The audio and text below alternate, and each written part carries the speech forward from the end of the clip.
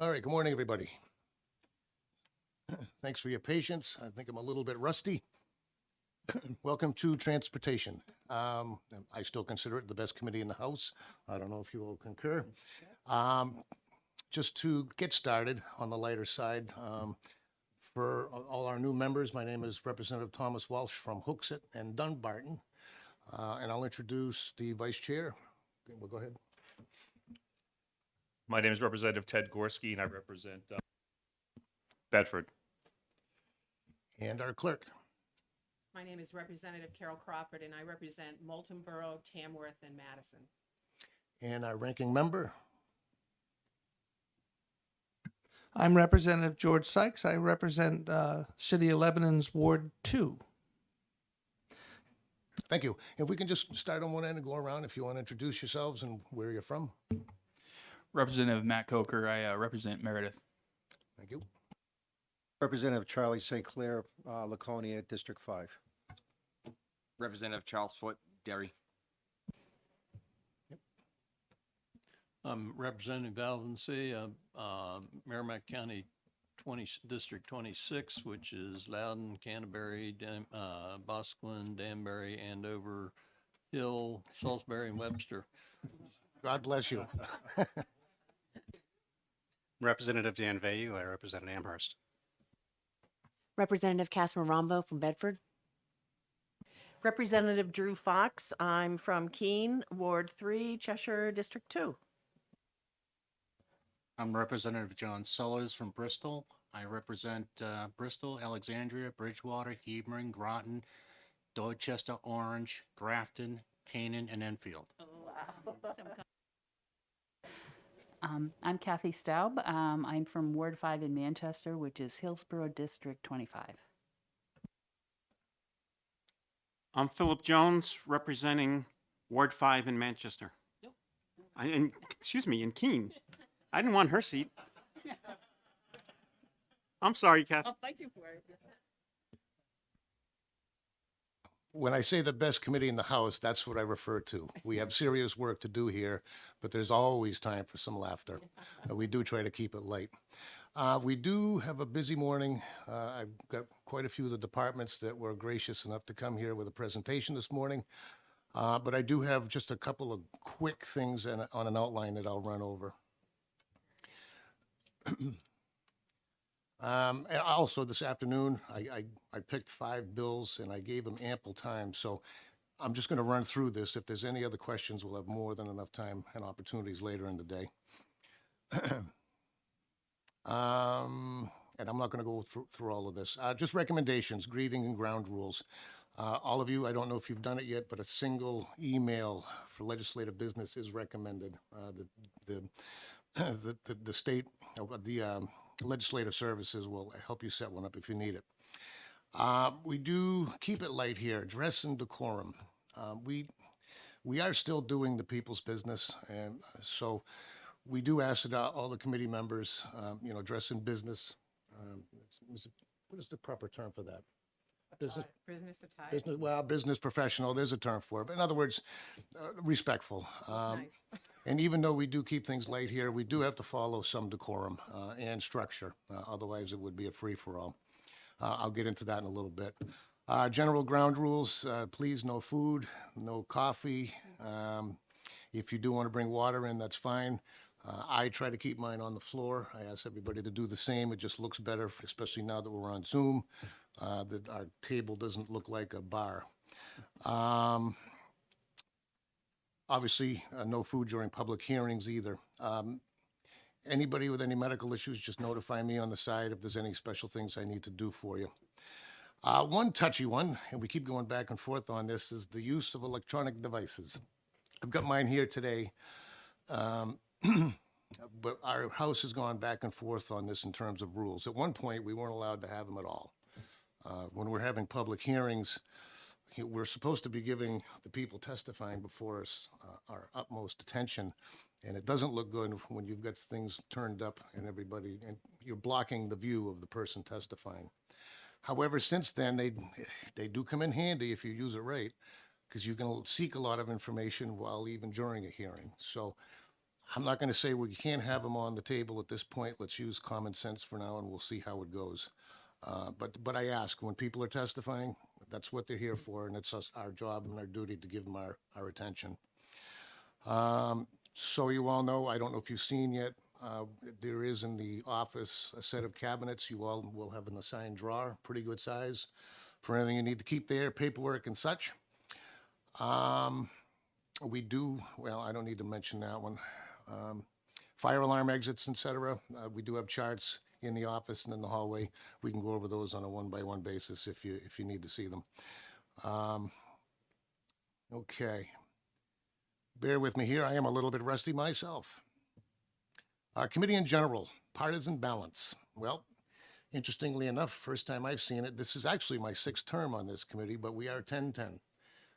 Even. All the committees, with the exception of rules, I believe, is an even split this year. Today, committee seating, I did assign these seats for today. I don't think there are any issues, but I may make an adjustment or two before next meeting. But it is my prerogative. And it was the speaker this year that asked for mixed seating. I did the best I could mixing it, but when you've got a few in the front, that kind of takes the ability to go even, every other impossible. Typical bill topics. I'll touch on this one for a second because there's a lot of confusion. In transportation, we deal with motor vehicle law for the most part. A lot of people still think that we deal with the monies and funding. That's actually public works. So unlike Washington, for example, we specialize in just the motor vehicle law itself, not the money and not the maintenance of our roads. Second committee work, that's what we call early bills. By the way, we do have 7 early bills this year. So for an example, if it deals with some monies, we will vote on it, and if it's a positive motion and it succeeds, then it'll go to, say, finance, for example. So we do have 7 bills that are going to require the attention of 2 committees. I'm sure you've all seen between the orientations, the calendar, watch for notices. The deadline for me to get everything in the schedule or in the calendar is Wednesdays. Tuesdays is our day, and so I will try to keep everything on Tuesdays. But always keep an eye on the calendar weekly just to make sure things don't change. And I think I'll go over the public hearing and executive session. I believe we've got some time afterwards before we get into the public hearings that I've scheduled this afternoon, because I know we do have a lot of people that would like to do their introductions. And so I've called in today the faces that you will most usually see in transportation. We've got Department of Motor Vehicles, Department of Safety, Department of Transportation, I believe. They were invited. I don't see them yet, but Marine Patrol, and we have, who else is coming? What else did I say? Fish and Game. I did invite them as well. We do every now and then get their input on OHRV bills. And I do have a couple of surprise guests if we have time for introductions afterwards. So with that being said, I'm going to turn it over to Director Marasco from the Department of Motor Vehicles.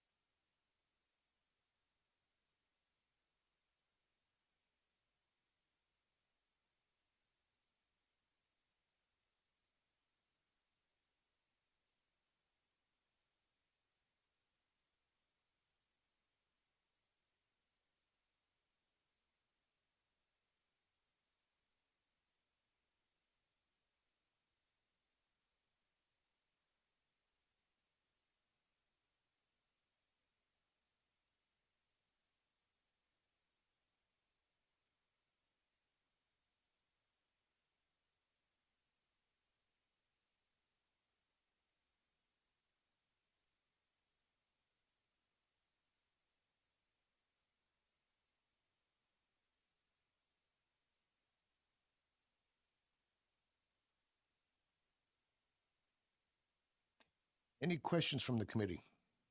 Representative Sykes. Thank you, Mr. Chairman. Director Marasco, can you make this slide presentation available to us? Okay. Because it's got a lot of dense material in there, and it would be nice to have it as a reference. Yeah, and actually, I have to say something too. I did see somebody come in the room. For anybody watching online, I do apologize, and I'll take the hit. I didn't make sure the room was set up for, with a microphone for a PowerPoint presentation. But there was no legislative activity going on. It was merely an introduction by the department to our new members. Any other questions from the committee? Representative Jones. And, excuse me, Thank you, Representative Jones, if you could answer the question on the microphone, that'd be great too. Thank you. It's very simple. Because of our economic problems, a lot of it is being blamed on lack of truck drivers being out there, and many states are facilitating the CDL process. I know you talked about the mobile earlier, and that sounds very good, but is there anything else that New Hampshire is doing to facilitate getting a CDL license? Yeah, there's a question, Representative Jones. Thank you. There are many things that are going on the CDL front. Expansion is one of them, to make it more convenient geographically throughout the state to allow people to get there, take their CDL exam. The mobile vehicle is going to be very good. Having a full 8 CDL examiners to do the testing is going to be very important. The other thing that is being rolled out nationally, and is a credit to Administrator Jeff Oberdank, is a new testing model for CDL that makes it more seamless, a modernization model. And New Hampshire was leading the way on that, thanks to Jeff's hard work. So that also is going to benefit the CDL community. The other thing is we're working with Bob Scully. We have regular meetings with Bob and NHMTA to figure out how we could be doing better for industry. And I think that, is there anything I'm missing on the CDL front beyond those items, Jeff? Yeah, I would just, what I would say, and I belong on a number of national committees with AMVA, and one of the things that we talk about when we get on the calls is that New Hampshire is a pretty rare bird when it comes to CDL. Some states have up to 6 months wait time for a CDL test. I mean, imagine if your company is needing drivers. It's made it a place, we know for a fact that other companies are registering their vehicles and moving some of their operations here because of our CDL operation. You can take the test, and you can take the knowledge test, and after the nationally mandated 10-day waiting period, you can get a test on day 11. That is unheard of nationally. Thanks, Jeff. Thank you. Any other questions from the committee? Seeing none, thank you again very much.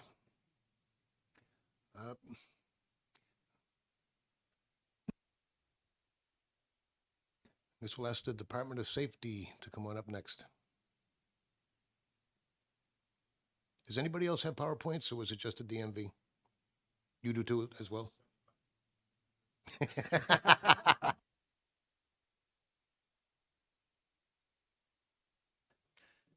morning, Mr. Chairperson, members of the committee. For those of you who don't know me, I'm Lieutenant Jay O'Leary. I'm the commander at Troop G. It's nice to see some of the faces, or all of the faces from last session. Please don't hold my last session against me, as it was my first one. I am going to breeze through just a quick overview of what our troop does. I think it's important because we will be working together along with industry leaders that you'll see that'll testify. And essentially, a lot of the House bills you'll be voting on this session will be the one that'll be enforcing them. So I just want to kind of give you some oversight and introduce you to some of our subject matter experts that will be providing testimony. I don't consider myself one of them, but so we are headquartered here in Concord, and to talk about the relationship that we have with DMV very briefly, we're actually located in the DMV itself on the first floor here in Concord. Everything that we do, for the most part, outside of our federal motor carrier enforcement, directly relates to something that's occurring at the DMV, whether it be through enforcement of the dealer inspection rules or through driver education or pupil transportation. Essentially, we're the legal arm of those types of programs, the DMV programs.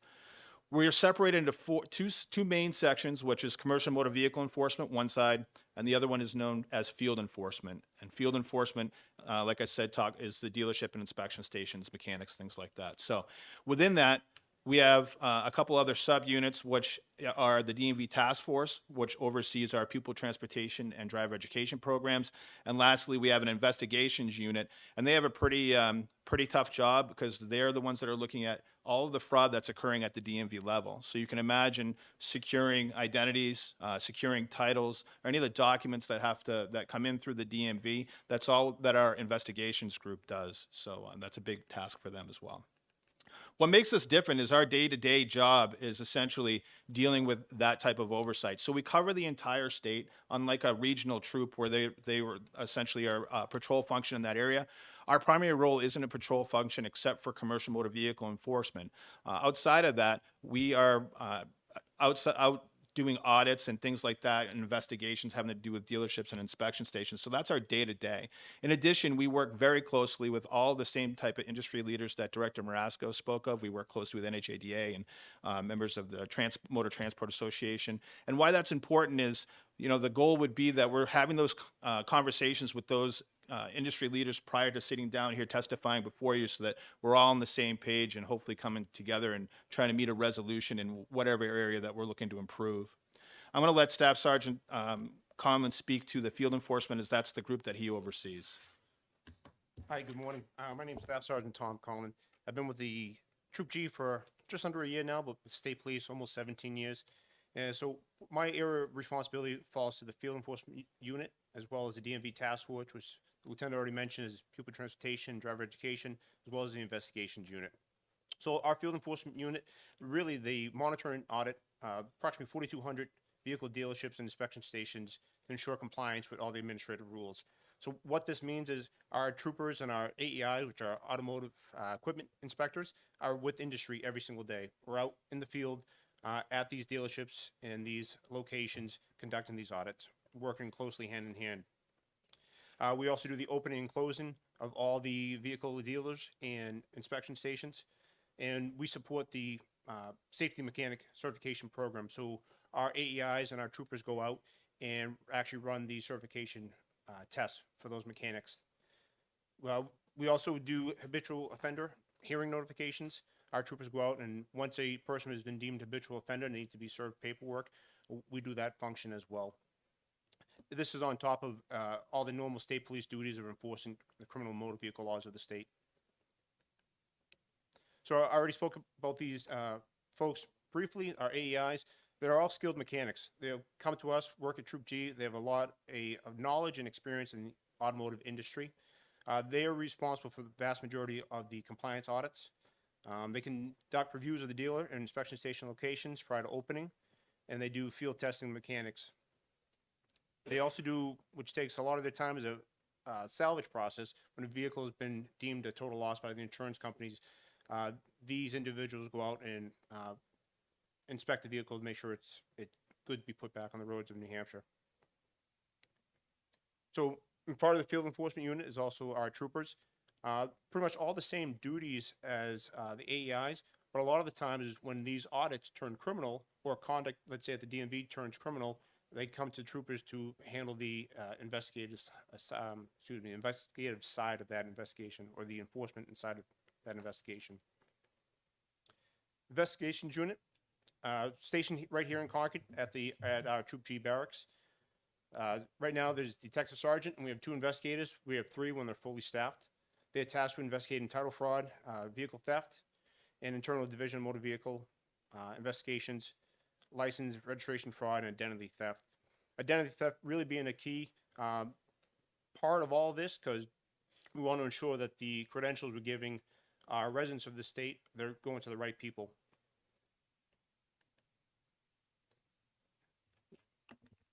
So next up, I'd like to introduce you briefly is Trooper First Class Rick DuPont. He oversees our driver education section.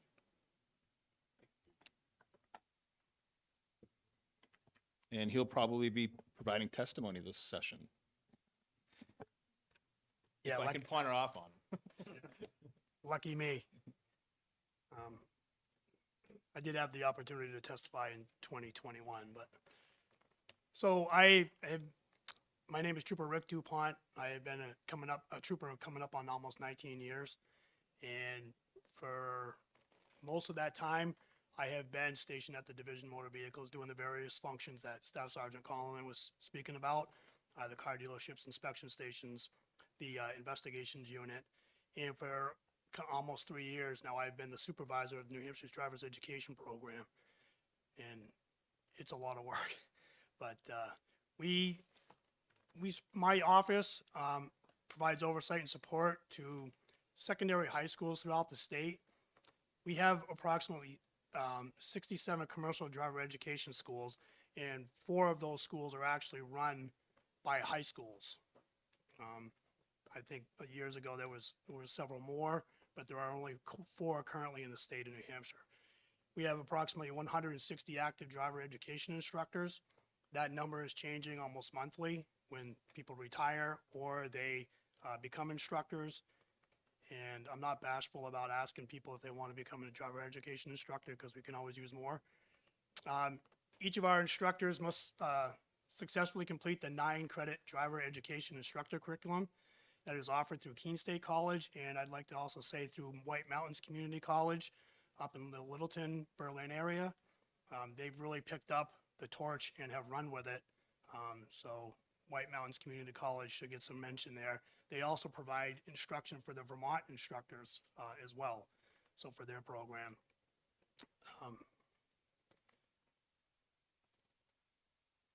So the unit also completes driver's education documents for new students. We conduct administrative hearings if we find that a school or an instructor is not remaining in compliance with the 3100 rules. And we also conduct biannual compliance audits of driver licensed schools. We try and hit half of the schools every other year to make sure that they're staying in compliance. And for the most part, I mean, I'd say like 99% of the schools are staying within compliance. The driver education curriculum is one of the things that we oversee. Instructor recertification and renewal of our instructors. As I said, we have approximately 160 of them. Each of our instructors, after they're either college educated or they are Department of Education approved with their life experience. So our educators are really high-level educators in the profession. They also have to take professional development and have to have 51 hours every 3 years. Just like a teacher would have to have some professional development, our driver ed instructors also fall under that requirement. And my office actually oversees the approval process for that development. Next up is Trooper First Class Greg Hildreth. Trooper First Class Hildreth oversees our pupil transportation unit, and I suspect he'll probably be in here this session as well. Morning, members of the committee. My name is Trooper First Class Gregory Hildreth. Some of you may remember me from prior testimony. I've been with the Division of State Police 17 years. I've been doing pupil transportation for about 4 years. I oversee basically, I'll give you a quick rundown on it. I'm also going to leave my business card with you guys, just so if you have any follow-up questions, you're welcome to reach out to me. But there are about 130 school bus companies in the state of New Hampshire right now. The changes monthly. Some come in, some decide to close their doors. But that's about the number of companies. Those range from large companies like First Students, STAs, Durham School Services. I'm sure you've all seen those. And then you get your smaller companies that you might not even be familiar with that might only run one vehicle. So my unit's responsible for making sure that those people driving those buses, right now we're anywhere between 3,000 and 3,500. We're closer to 3,200 right now for this year as far as drivers go, but we need to conduct their background checks per law to making sure that these drivers are qualified to actually drive. We also regulate and check on school bus accidents. There's a regulation in the rules on the SAFC 1300s that require any school bus accident, regardless of how significant or minor, to be reported to my office within 24 hours.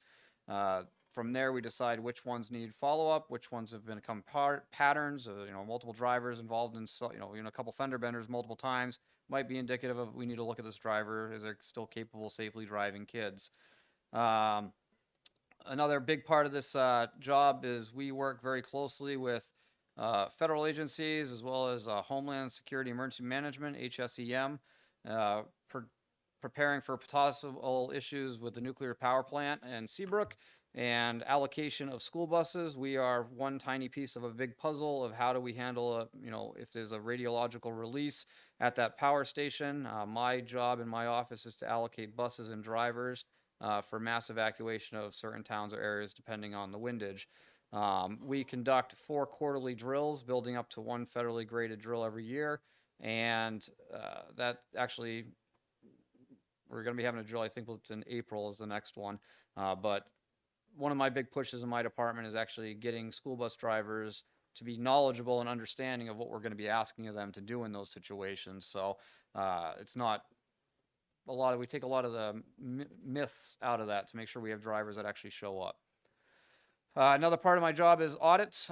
We actually follow up. It's in the rule to follow up on actually checking the equipment of the buses. So we can do this multiple ways through random audit, where we just go to a location and go and check a specific number of random buses selected out of the fleet.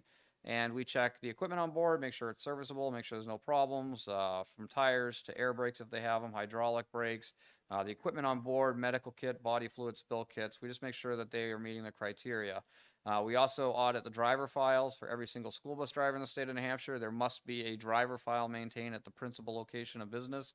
And that ensures when I open that up that I can find that they are background checked, if they are required drug testing, that has been done, that they have the proper amount of training hours annually. It just gives me a quick preview to make sure this driver is in compliance and they belong on the road.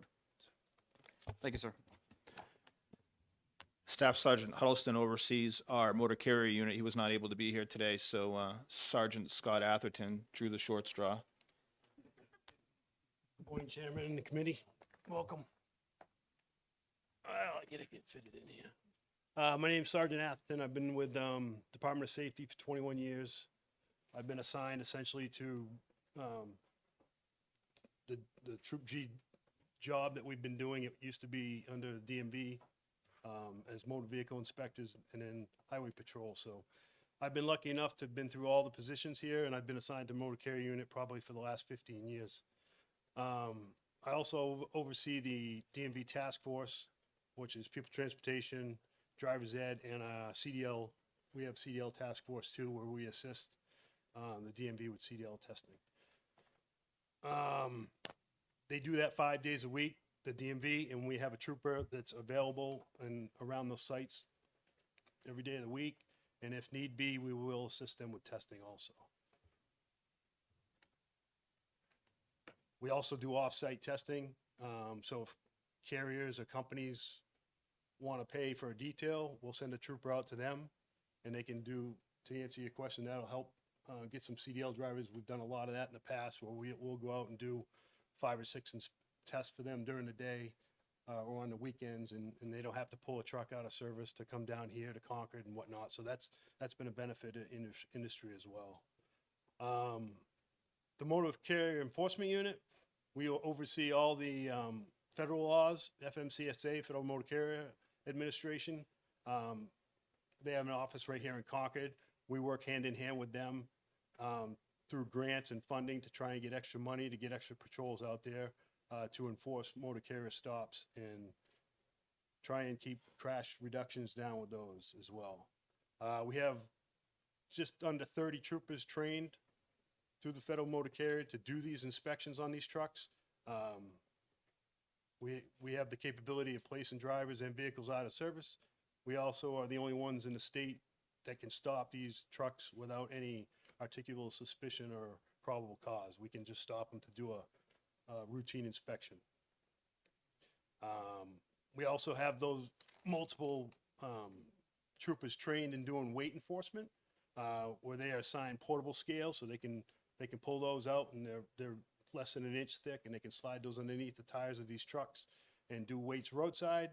We also have semi-portables that I think we have 3 or 4 of those that we'll set up at different locations throughout the state, where we can pull multiple trucks over those during the day and save a little bit of time with that, as well as our fixed scales that we have down in Wyndham on both the north and southbound side. We're trying to get some what they call weigh in motion scales that we can put. We've been working with DOT to try and get these that we can put into the pavement, and troopers that can be nearby can get a rough readout if a truck may be overloaded, that way not wasting the truck's time for stopping them and weighing them when they're not overweight, and the trooper's time weighing, because we'll weigh trucks and they won't always be overweight, we just try and judge them. So hopefully that's something coming down the road that we'll be able to offer to the state, and it'll save some time for industry as well. We also assist other agencies, our troopers, with crashes involving commercial motor vehicles. So if a local town gets a bus crash or a truck crash, a lot of times they'll reach out to Troop G for assistance with those. And we will go out and take care of the motor carrier inspection side of that, so they don't have to deal with that. I think I covered most of that. So there's 3 different weight enforcement laws that we enforce. Obviously, the interstate highway systems, 93, 89, 95. There's a certain law for that. It's a flat fee out there for those. And then we do the non-interstate roads, Route 3, 104, all the non-interstates. And those side roads and non-interstate roads are 2 cents a pound. So the fines can be a little more steeper on those roads compared to the highway. And also the additional weight. So a lot of these trucking companies can register for additional weights, which will make them they'll be able to haul heavier. And we have more of a leeway there with their weights. But if they're not certified, we'll go back to the non-interstate and the interstate laws. So that's what we do with that. We also have a new entrant group. I think we have 1 full-time and 2 auxiliary troopers assigned to that. They're responsible with working hand in hand with the feds, where they'll go out and audit companies, make sure their books and all their driver files are kept like they should be. That takes a lot of time, and it's a lot of one-on-one with the company. That new entrant group also offers a course the first Thursday of every month. It's free. I think they hold it at the Department of Safety, sometimes a DMV if needed, where industry can come to us, and they can ask questions. We kind of go through a PowerPoint to try and help them, because a lot of these new industries might be smaller. They might not know what's their responsibility as far as the federal guidelines. So we do that the first Thursday of every month for them. And that's a brief overview of what we do at Troop G. Does anybody have any questions? Any questions from the committee? Seeing none. Thank you very much, gentlemen. Thank you for your time. Let me see. We're going to take 5 minutes or so, if that's okay, Commissioner. But the Department of Transportation will be up next.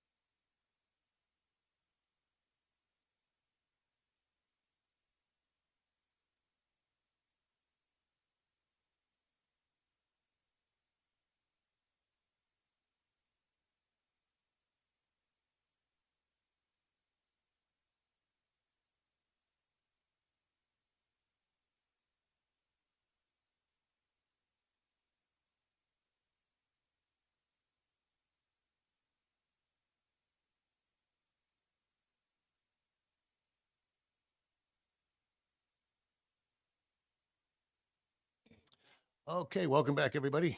As I said, next up, welcome Commissioner Cass and company from the Department, New Hampshire Department of Transportation. Good morning. Good morning, Mr. Chair. Thank you for having us.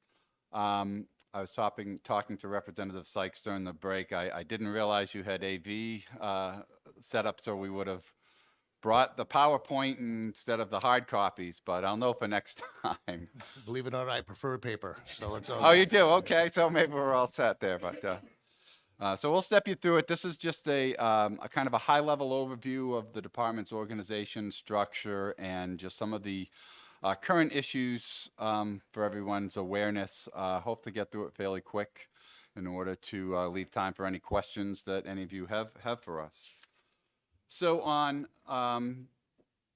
page 1 of the presentation, we start off with the department's mission, which is transportation excellence, enhancing the quality of life in New Hampshire, and the DOT's purpose, which is a fairly lengthy purpose statement, but I like to summarize it in terms of delivering quality transportation projects and services in a timely and customer service manner.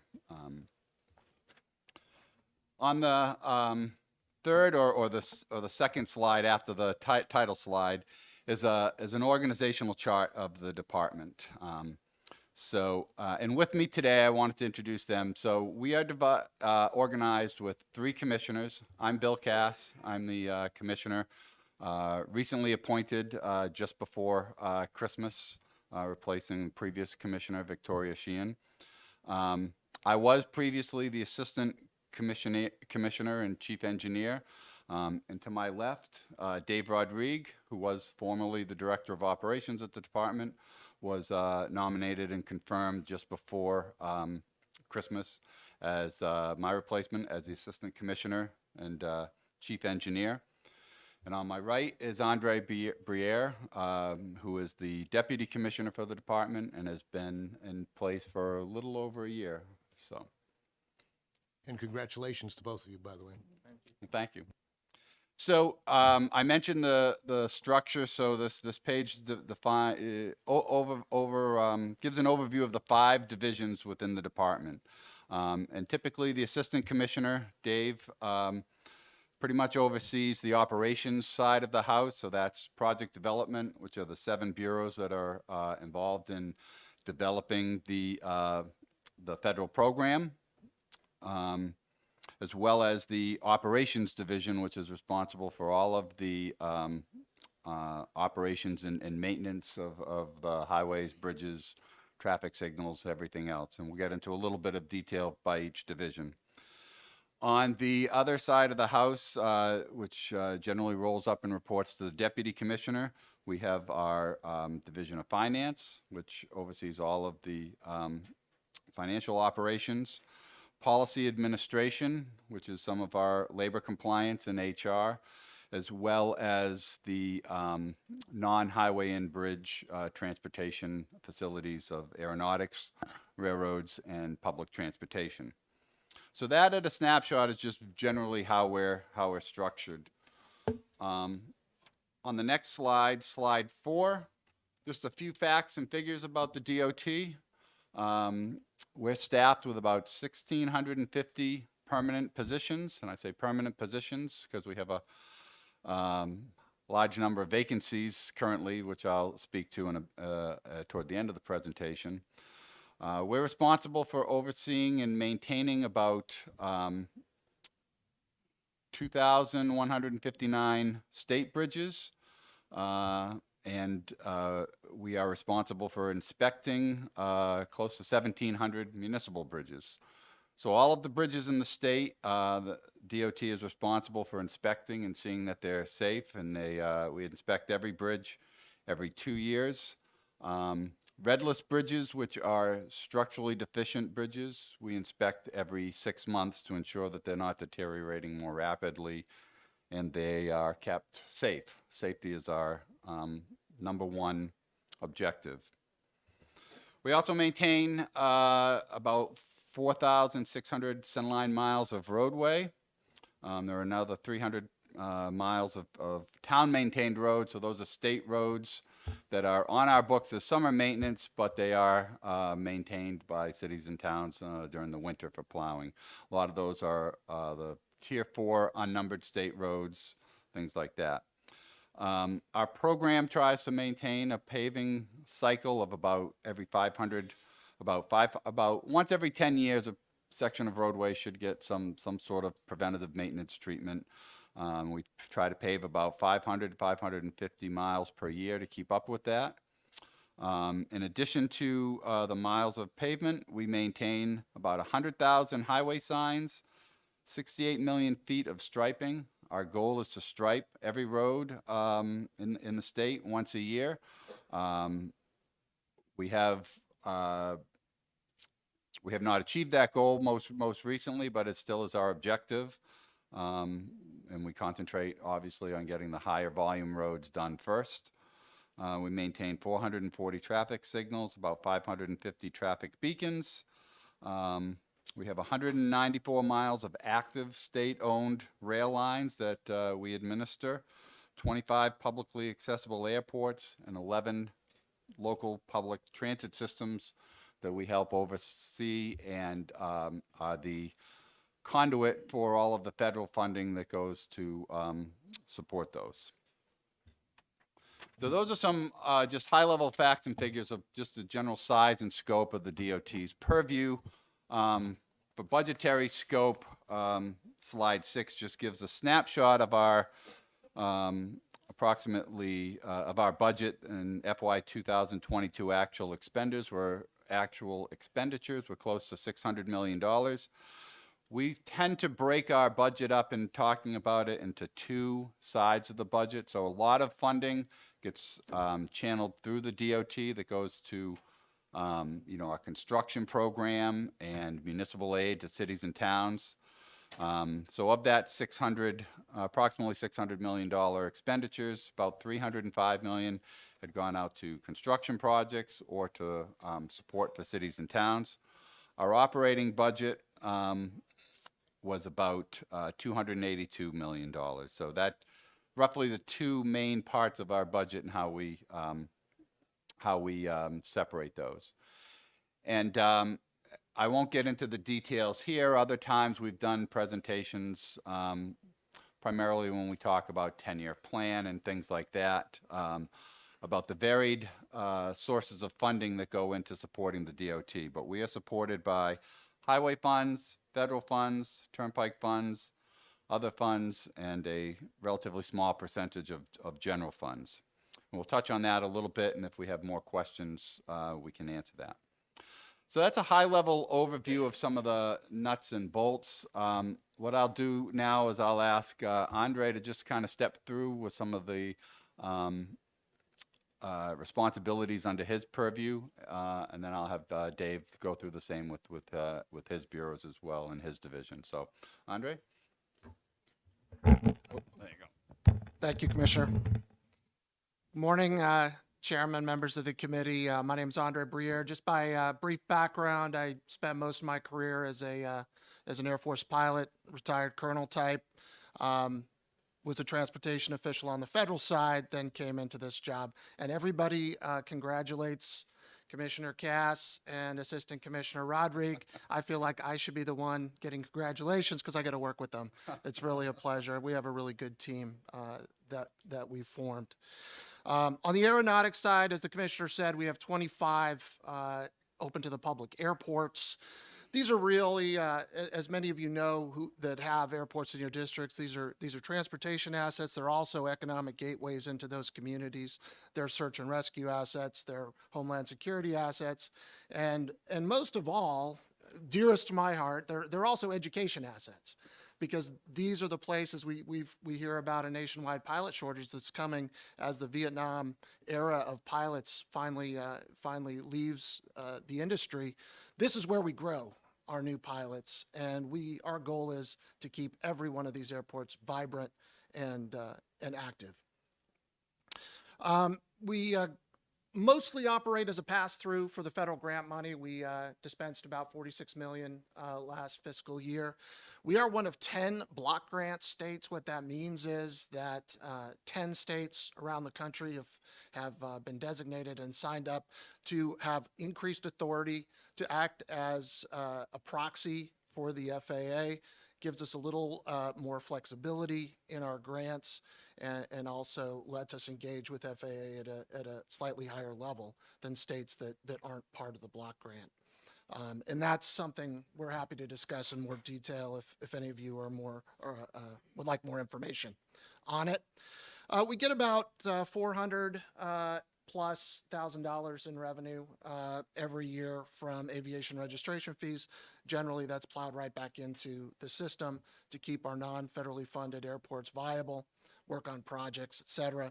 The one capability you don't see in this aeronautics section, we were also privileged earlier in the spring to brief the governor and executive council on our growing UAS capability. That's the drones UAS. We at DOT don't take pictures of people, we take pictures of things. So this is runways, roads. It's a great emergency response asset for us if if a significant event happens on our highway system or our airports or as we're constructing things. This is a much cheaper, more effective way for us to get that capability versus contracting it out. So we're very proud of that capability and that is growing. But we do have a wonderful briefing given by our great aviation team. If any of you is interested in getting that, we're happy to come one-on-one or as a group to present that to you. On the rail side, we do have 6 active operator agreements. As Commissioner Cass also said, it's about 194 miles of state-owned rail line. We also have 333 inactive miles of rail line. What we do with that, we're trying to be creative at all times. We have a couple of tourist railroads, as you know, along with 4 freight services that we contract out for. We're always looking for things to do with those inactive miles in order to preserve it for potential future use, but also make sure that citizens of New Hampshire get the most use out of it. Some of them that you're probably aware of are rail trails. Some other are kind of the rail bikes you see in certain services around the state. We're growing that capability as well, just so they can use that line. We just completed a rail trail plan in cooperation with our other colleagues throughout state government. That will be forthcoming and also provided to you in the coming weeks. On the public transit side, we have 11 local public transit providers. As you're aware, the event since 2020 did have an impact on ridership, evolving commuting patterns. We're still tracking that. Generally speaking, we see a steady increase in ridership, not quite at pre-2020 levels, but we're getting there. What you do see in just about every municipality around the state and around the country are slightly different return to work patterns. In the greater Boston area, you do see concentrated increases almost to 2020 levels in the Tuesday through Thursday timeframe. But that's evolving. We have our eye on it, and we have great partnerships with our public transit providers. We're also really expanding into the on-demand service for our elderly and people with disabilities around the state. We've recently, not recently, I guess it's over a year now, hired mobility managers to further streamline and integrate all those wonderful options that our seniors and people with disability can access to give them easier one-stop service when they need a ride, whether that's to groceries, medical appointments, anything like that, to make sure we keep those communities connected. And that's our goal. So that's my aviation, rail, and transit portfolio, just briefly hitting on the next slide. Our administration is responsible for our executive office, keeping the commissioners and directors moving in the same direction, coordinating the funding that we do for that we have to give to outside agencies to continue doing what we do. We have a small but mighty public information section headed by Richard Arcand, who a lot of you will see on MUR from time to time. And we also, under the direction of the commissioner, focus on management strategy, top to bottom review, making sure we're using our funds and assets in the most effective and efficient way we can. On the finance side, we have an excellent finance section that deals with budget formulation, financial operations, all the things you would expect. I thought, coming from the federal side, that I thought I knew colors of money and how complex those could be. I didn't know anything. The numbers of colors in the rainbow of money that our finance section has to deal with is staggering, and they do a very effective job at it. Finally, our policy and administration also deals with typical human resources. We have a very strong relationship with DOP. We operate hand in hand with them on everything from personnel system modifications, redesign, to operating as a test bed for them. We are a large agency, so we are really proud and value that partnership we have with DAS and DOP. And we also make sure we keep all of our contracts in compliance with federal laws with our federal compliance section, and our internal audit also helps in that regard as well. And workforce analytics are something the commissioner will touch on more as we go through our presentation. But that is my portion of the presentation, and thanks for your attention. We're happy to provide any of those briefings to you if anything piqued your interest. Next, I'll have Dave Rodriguez go through the operations side of the house. So good morning, Mr. Chair, members of the committee. Thank you so much for having us today to give you this overview of the department. I'm going to start by describing our project development division. Our project development division is responsible for planning and designing and constructing transportation projects. The division includes the Bureaus of Highway Design, Bridge Design, Bureau of Environment Planning and Community Assistance that works with a lot of the municipalities and helps them in delivering the municipally managed projects and so forth. And also includes, what else am I missing? Bureau of Materials and Research that helps make sure that we're specifying the right materials for our projects, and then also helps to make sure we test the products that the contractors provide to make sure they meet our specifications. The project development division delivers the 10-year plan. We have a current 10-year plan, the 23 to 34 10-year plan, and as soon as this June, we'll start developing the next 10-year plan. That 10-year plan is developed on a 2-year cycle.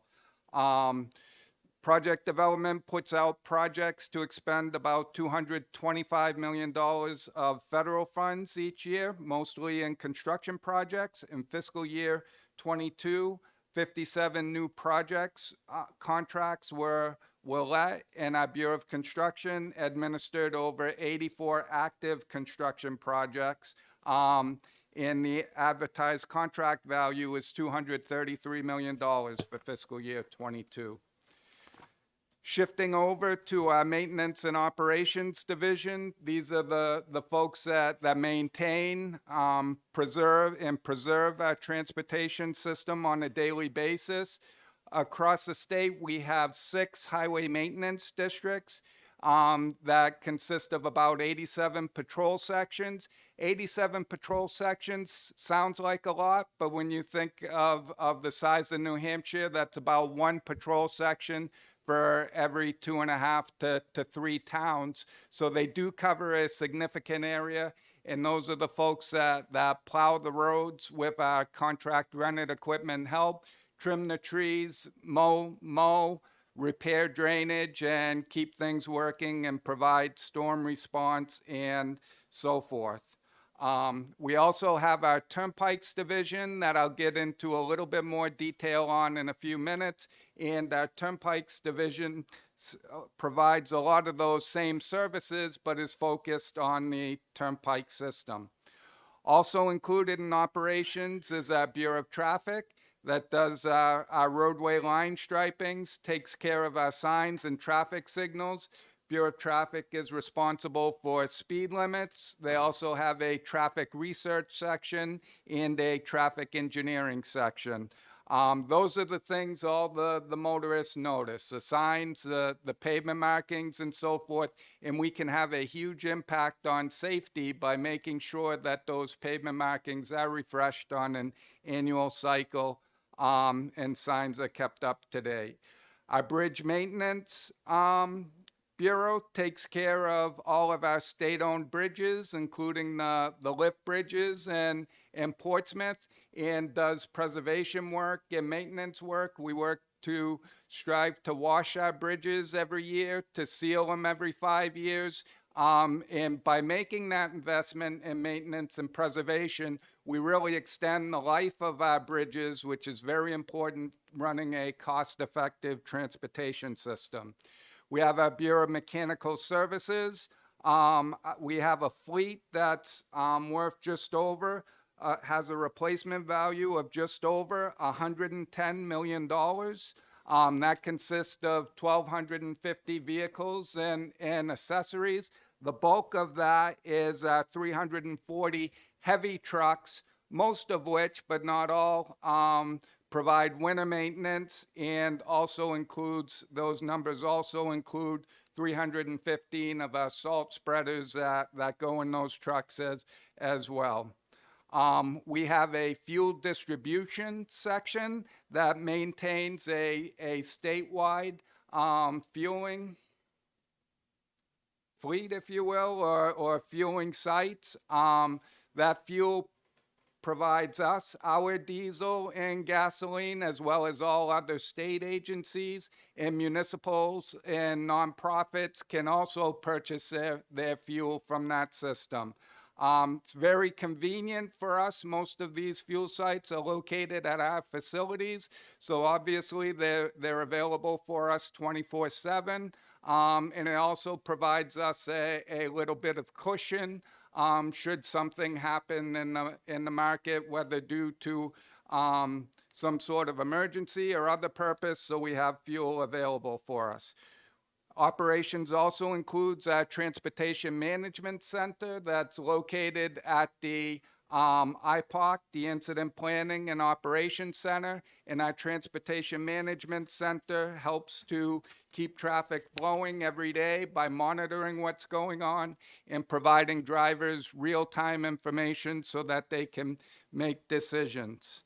I'm going to get into just a little bit more detail about the Highway Fund. When a lot of people hear the Highway Fund, they think of DOT, and it's important for us to explain that the Highway Fund does not exclusively go to DOT, and the Highway Fund is not DOT's only funding source, although it is the most significant funding source. Unrestricted revenue in the Highway Fund is comprised of the gas tax or road toll and registration fees collected by Department of Safety. Also, federal construction reimbursements, Gavi bonds, and TIFIA proceeds flow through the Highway Fund as well. The Highway Fund is our primary source of funding for our operating budget. And revenue from the Highway Fund is also appropriated to other agencies, including Safety, the Judicial Branch, and the Department of Justice. In 2022, 59.7% of the Highway Fund was appropriated to DOT, 26.7% to other agencies, and 13.6% to municipalities. A little bit about the turnpike system. It includes three turnpike segments. It's 89 miles long, includes 172 bridges, 7 toll facilities, and the most important thing about the turnpike system is it's an enterprise fund, meaning the tolls that come in from the turnpike must be spent to operate, maintain, or expand the turnpike system, and they can't be spent on anything else that the department or others would like us to spend those funds on. So the turnpike is self-funding. The revenue pays for operating and maintenance costs, debt service, renewal and replacement work, very important. That's that maintenance and preservation work that helps to preserve the length and let us run a cost-effective turnpike system, and capital improvements. And in fiscal year 22, we had 112 million toll transactions. They yielded $123 million in total revenue. So, I'll push this over. I'll pause there for a minute just to see if there are any questions. I have a few issues and challenges that I was going to kind of go through, but we've covered a lot of detail. So I just, if there's any questions about the operations of the department, maybe we can pause for a minute there. Well, I see Representative Sykes. Thank you, Commissioner. There's a management strategy with respect to road repairs and so on, where you spend the biggest bucket of money on less damaged roads that will extend their life much further. And you sort of not ignore, but, put off the really heavily damaged ones because it costs so much more to do such a small space. Do you take a look at that kind of concept in the 10-year plan? Yes, absolutely. And a lot of our, program investments are, driven by our asset management approach and our asset management program. Andre talked about some of that, that group with some of the asset management strategy. But we have, for a number of years, since around 2014, really been focused on, particularly on the capital program, particularly through the 10-year plan, preservation and maintenance first and foremost, taking care of what we have. And, part of that is through a balanced approach, keeping good roads in good condition while still trying to address the backlog of roads and pavement condition that are in poor condition. We have found, and nationally, some of those asset management type approaches have also, kind of proven true that, a focus on strictly worst first, taking care of just the worst first, you never catch up. And, since we've really focused on this asset management strategy beginning in 2014, I go back to 2014 because we also had some additional revenue through SB 367 that allowed us to, address particularly, some of the unbuilt roads and some of the more rural roads. We have data that shows that our pavement condition statewide, system-wide, has been consistently improving, and the number of redless bridges has consistently been declining. So our pavement condition is up. The structurally deficient redless bridges are down, which I think speaks to the success of our asset management strategy, exactly what you're asking about. Yep, follow-up? Well, it's not a follow-up, Oh. a different question, if I Oh. may. Okay, have another one. Thank you, Mr. Chairman. Several years ago, this committee, I think it was several years ago, this committee and this House passed a bill that changed the fee structure for aircraft registrations. And one of the concerns that some of us had at that time was that it would adversely, they were trying to lower the prices to make some airports more competitive with other airports in other states. And I wondered how that sugared out over the last little bit in terms of revenues. Yeah, thank you, sir. It's one of my big questions too when I came on board. And the bottom line is, we've reached an equilibrium, and I think we have a good pace now where we're utilizing those funds in the most effective way we can, helping, as I mentioned earlier, non-federal funded airports.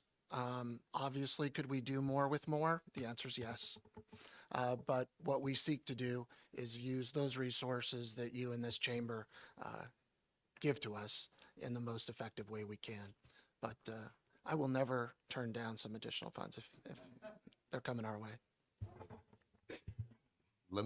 Does anybody else have a question? Let me, in all fairness, Representative Jones. Thank you, Mr. Chairman. Gentlemen, one of your unrestricted revenue funds is the gas tax. And obviously, as society is turning over to EV, there's going to be a declination there.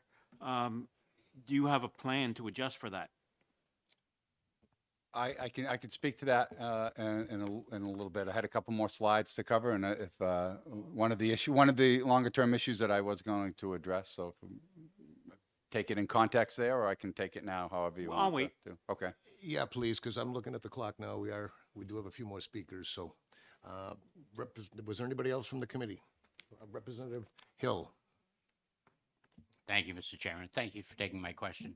I'm wondering if you could speak briefly about the renumbering exit numbers system and where we are with that.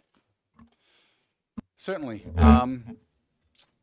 There is nationally, the standard is to have exit numbers on the interstates and freeways correlate to mileage reference numbers. New Hampshire has never embraced that, and we have kind of put off complying with that for some time. We're a tourist-oriented state. We don't have real long sections of interstate that where it may be more beneficial and things like that. So over the last couple of years, because of that federal mandate, we have brought it up through the 10-year plan. We have proposed a couple of projects, mainly because to show good faith to the federal requirements that we were bringing it up as an issue. The last two times that it has come up through the 10-year plan with the Executive Council and through the Governor's office, it has not been embraced or not been endorsed. So we're at a, I think Andre's word was an equilibrium there. There's a case to be made on both sides of the issue. I am not it's not an issue that I think we're going to fall on our sword over unless Federal Highway has some more stringent requirements.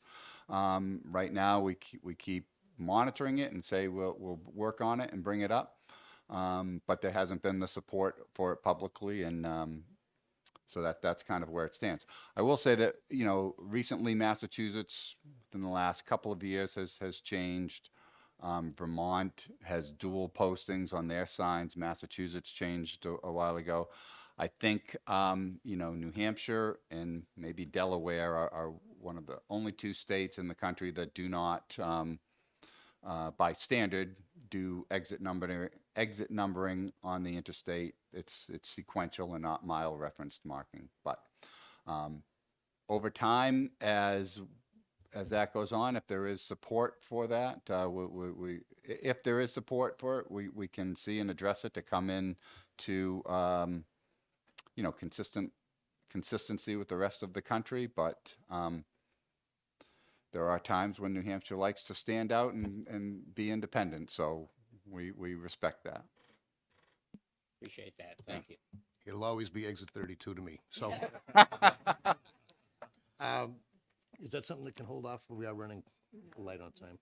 Representative Sellers, too. Oh, Representative Sellers had one? Okay, I appreciate it. We can get all the information we need. These gentlemen are always available and here quite a bit. So, if you wanted to finish up your presentation. Very that'd be great. quickly, and I'll go through some of the issues. So I'm on slide 14.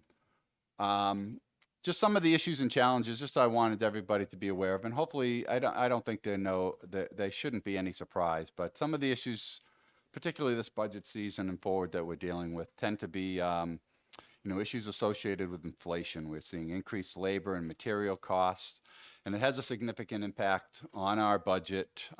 Most of the additional needs that we have identified in the budget process, for example, tend to resolve around inflationary impacts, particularly for materials type of purchases. We use a lot of fuel, we use a lot of salt. Those are some of the larger commodities, and those have all gone up by 50 to 100%. So they have real impacts on the budget. We are also impacted by supply chain issues and past budgets and past things. We have had support for equipment and other commodity purchases. Particularly on the fleet, we have had a struggle in the last 2 years fulfilling some of those purchase orders. So we have a number of a certain amount of funds obligated that are in process, but we're finding that the industry, they just can't deliver and they just can't fulfill some of those purchase orders. In addition, we're seeing increased costs of trying to buy equipment and stuff like that. So those are issues. The biggest issue that we've been confronted with in the last year coming out of the pandemic, and I don't think we're unique compared to the rest of the state, has been, workforce shortages and the amount of vacancies that we have. So we have been dealing with historically high vacancy rates at the department in the order of 22, 24%. So that's one of approximately every 4 positions in the department is vacant. With the historically low unemployment rate and with the some of the compensation rates that the state structure offers, we're having difficulties attracting and retaining employees. And in particular, I heard some of the discussion with DMV was attracting and hiring snowplow operators, which require CDL licenses. We did have, and you may be aware of it, at the beginning of the fall, through the fiscal committee and through government council, we did get approved, along with Department of Safety and others, a recruitment and retention bonus of about $5,000 per employee. So that has helped at least stem the tide. I don't think it's brought a lot of new employees in, but it has helped, I think, stem the tide. So we have found since that passed that, our vacancy rate has kind of stagnated at around that 24%. And that some bureaus, some areas are higher, some areas are lower, but that's a department-wide average. So it is an issue that we are continuing to deal with. Hopeful the tentative collective bargaining agreement will also be a positive impact on some of that as well too.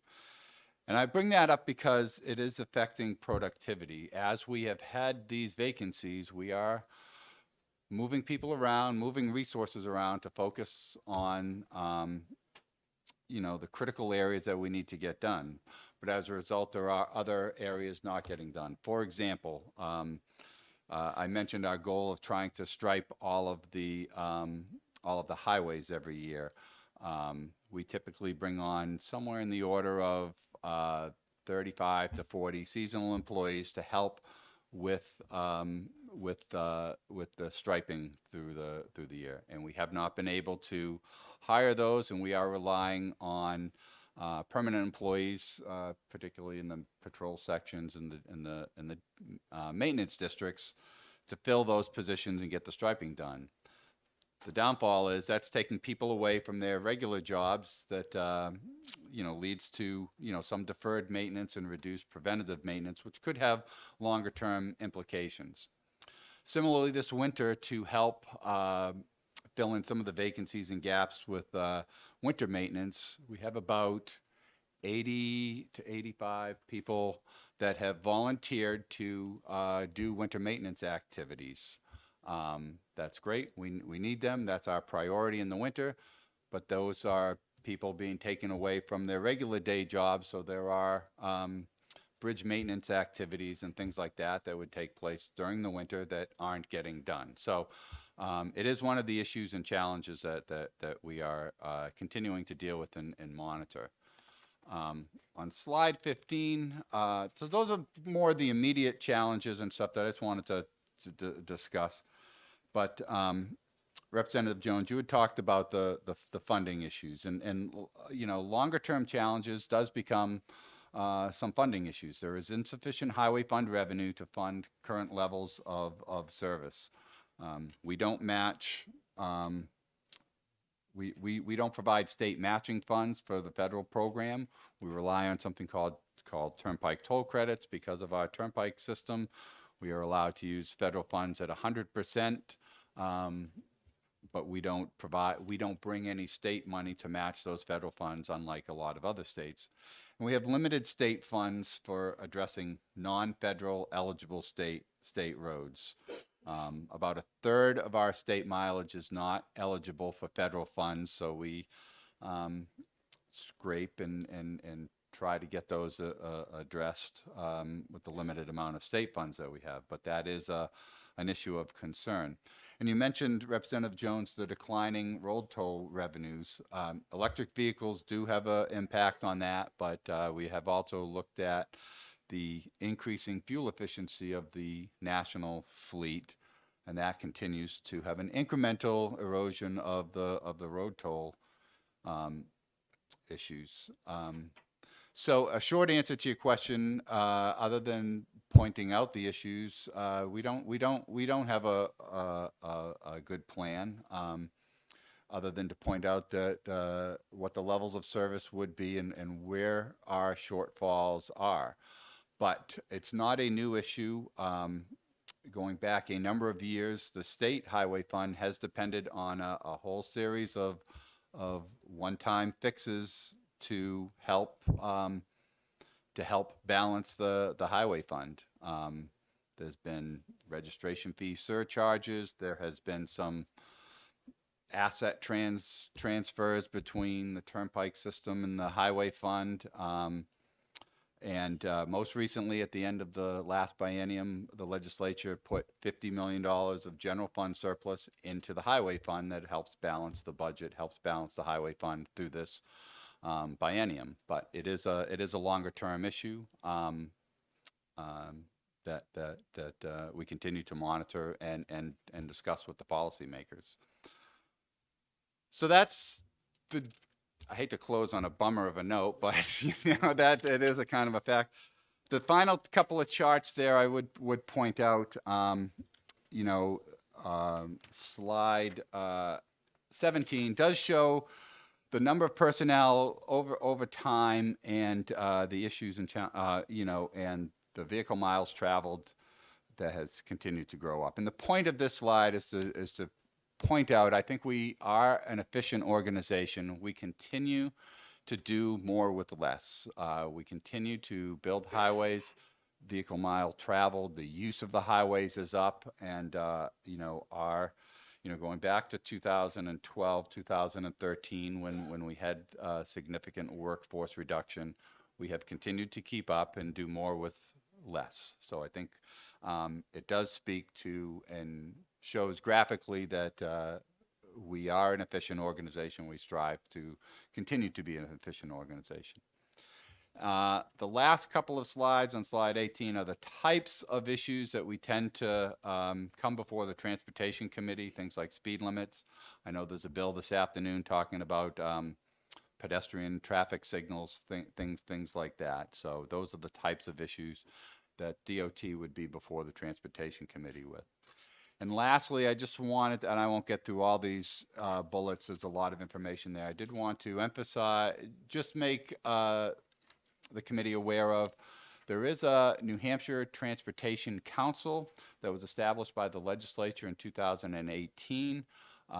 It has representation from House Transportation, Senate Transportation, as well as industry experts. And the goal of that committee is to help make recommendations in dealing with multimodal transportation issues, transportation services, and other alternative transportation needs. So new and emerging technologies, the Transportation Council can be a resource to help the Transportation Committee or help other committees, research and get information.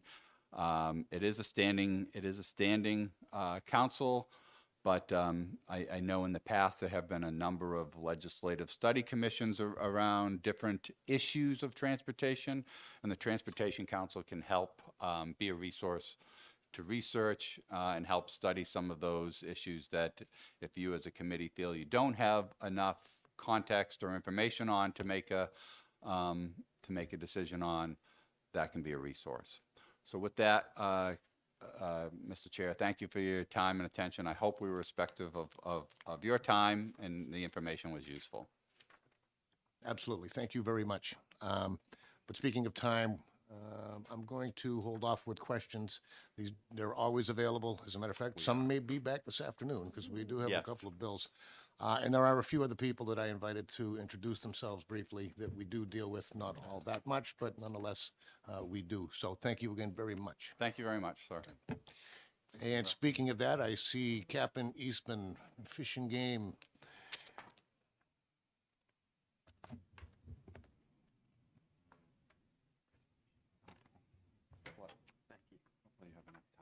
Oh, yeah, definitely.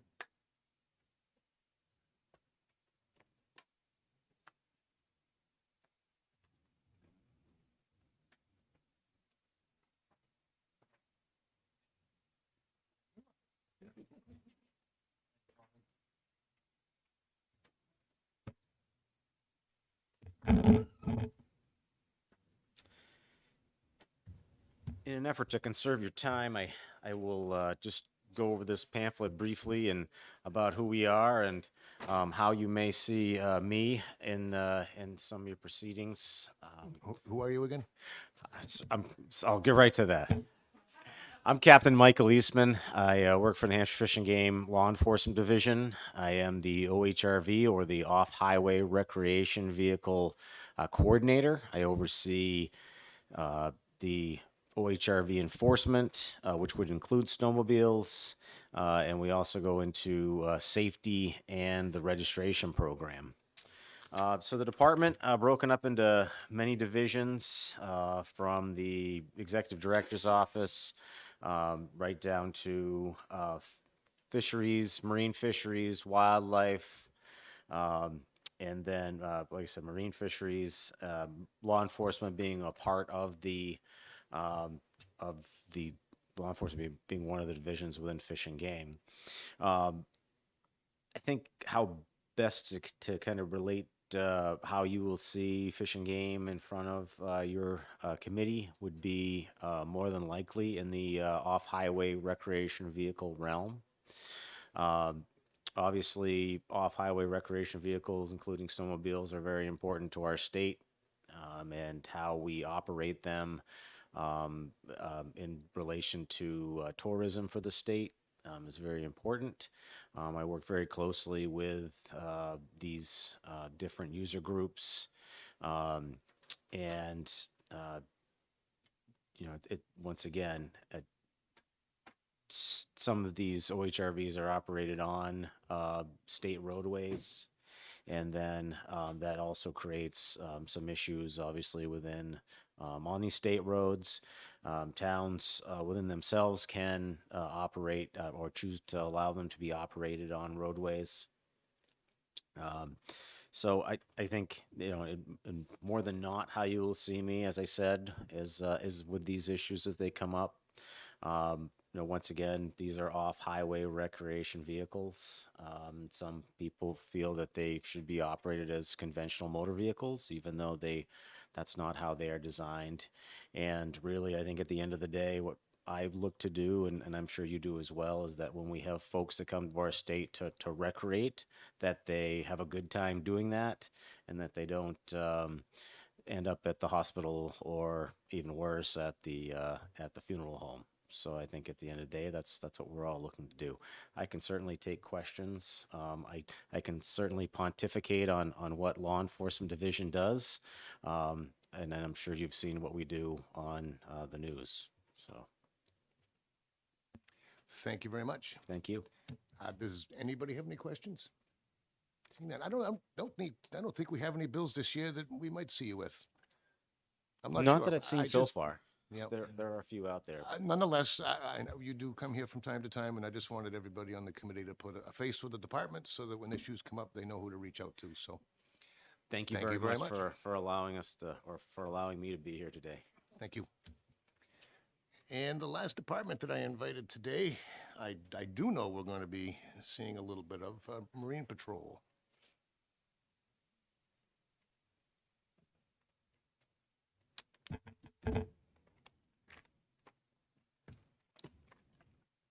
Thank you, Chairman. Members of the committee, thank you so much.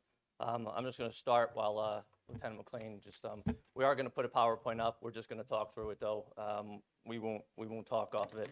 We also have some handouts only because mainly at the end of it, it has our contact information. So if you wish to have any questions or do anything afterwards, we will try to do a condensed version of this, but absolutely, we're open to any questions that you may have. I'll just give you a quick introduction of myself. Lieutenant Dennis Wade, I'm the unit commander at State Police Marine Patrol. I've only been over there since May, so I am learning a lot. It is a very busy unit. We certainly do a lot, and a lot more than I ever knew, I can tell you that. We also have an extremely great staff, very hardworking, very dedicated, not just to their job, but I would say to the mission of Marine Patrol. And once Lieutenant McLean's on, I'll have her introduce himself too. I also have, and some of you may well know, retired Captain Tim Dunleavy, who was in the position prior to me. He is retired, but he has been nice enough, just like many other state employees, to go back and work part-time and keep all his knowledge, give me all his knowledge that he has. So he is in the back, certainly, if we have any questions. And I brought both of them to make sure we can answer any questions that you do have. State Police Marine Patrol is obviously we are the main agency within the state for the responsibilities of protecting our waters, making sure they're safe, making sure they're enjoyable, and making sure that the people who not only live here or live on the lakes and use them every day, but those who come to New Hampshire, especially during the summer months, can enjoy them. Our legislative responsibilities include certainly law enforcement, boating education, our navigational aid system, and our mooring system, and I'll also add in our commercial licensing and commercial vessel inspection unit, or I shouldn't say unit, but our section. So these things keep us quite busy throughout the year, and our law enforcement unit, even though you would think it was just the law enforcement officers out there, the Marine Patrol officers, it is all included with our maintenance and support staff. I will say this about Marine Patrol is each unit does not work independently. We all work together. Without one of those three sections right there, we wouldn't be able to get our job done every day. Our maintenance crew does a phenomenal job of keeping our 66 vessels that we currently have in inventory up and ready to go every day, all day long, including today. I will say this, and you'll see this later in one of the photos, is we do have 3 maintenance positions. Right now, we only have 1 filled. 2 of them, shortly after I came on, decided to retire. I'm hoping that wasn't because of me. Our supervisor mechanic was around for 35 years. Luckily, similar to Captain Dunleavy, he is in the process of trying to come back to us to do some work for us. So our one mechanic who has been left for the last several months is doing a phenomenal job. He's one of those guys you walk in the office every day and he's always got a smile on his face, even though he's doing the work of 3 people. Our support staff, obviously, we have our own budget within Marine Patrol. We do our own hiring, we do our own training, and with all the new law enforcement duties out there and training that's required by the state and the federal government, we need to keep track of all that. So there is a lot to do, and our entire team works together every day. our law enforcement, our Marine Patrol officers work around the state year round. And I say year round. While I was in the back there, I was just checking.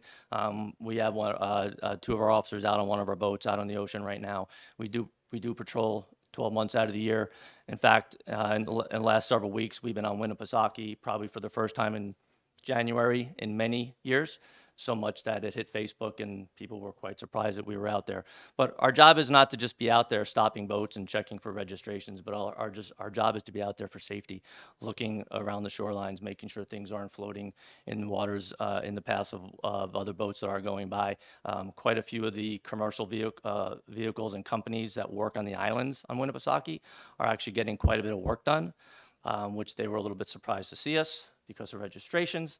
But we're not about out there just enforcement. We're about there about education. So we've had some contact with them.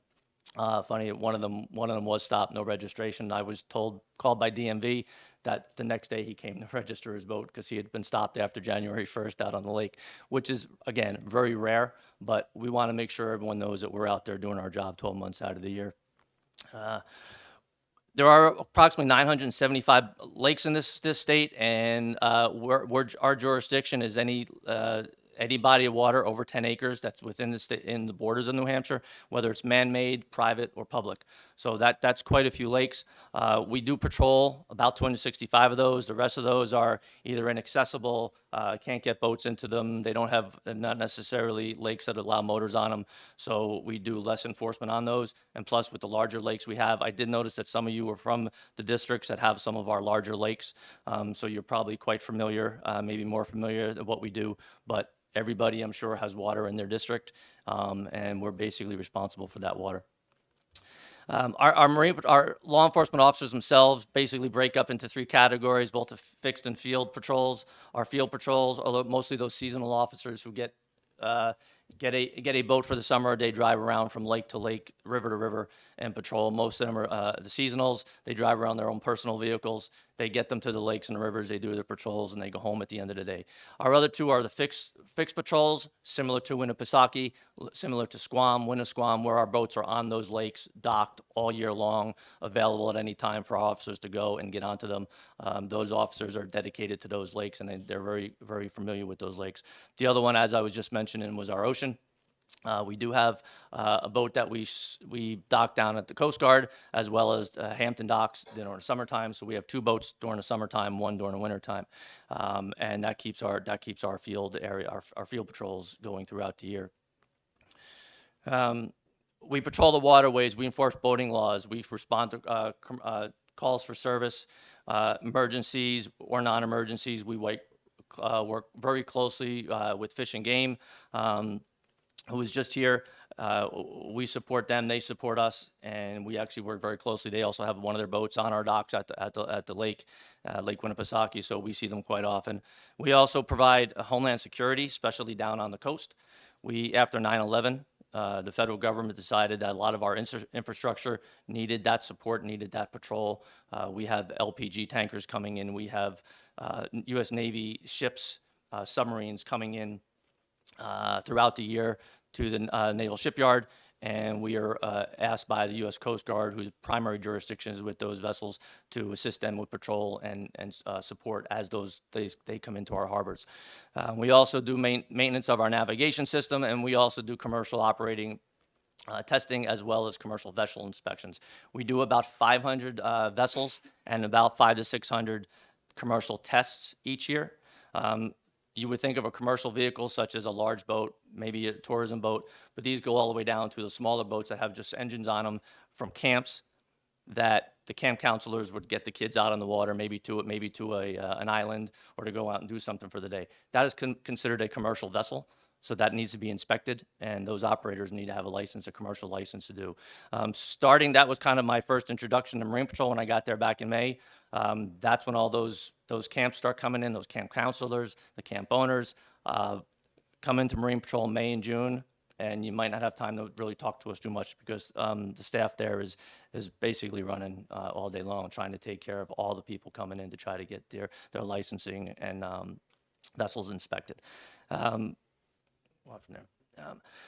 Obviously, I talked about the seacoast. There's only 20 miles of shoreline between Massachusetts and Maine, that New Hampshire, but we have about 158 miles of shoreline. So if you go up the lakes, up the river, there is quite a bit to do. On one of the few patrols I've been able to do out there with Sergeant O'Connor, who is our ocean supervisor, we probably touch maybe 25% of the areas that we have to patrol down there. It takes quite a bit, and you don't just drive at a high speed up and down the river. You have to take it slow. You have to really do your patrols. So this takes quite a bit of time to do. We work very closely, and I mean very closely, with the United States Coast Guard.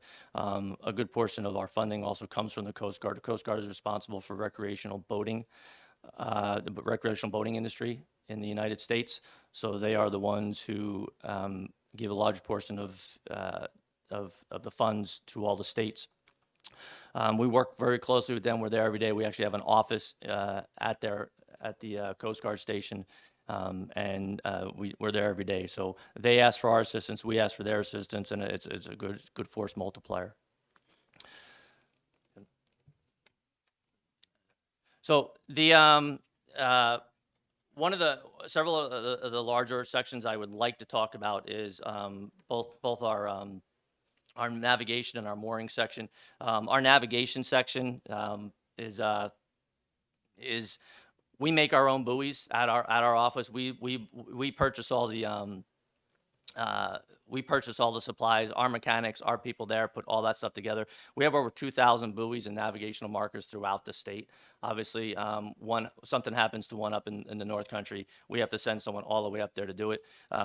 And I know I'm kind of getting off of this, but I know you're shorthanded. I know you're short for time, but I want to hit some major points. And the reason I wanted to bring up the navigation and going up the north, we don't have a lot of manpower to go up and do that with.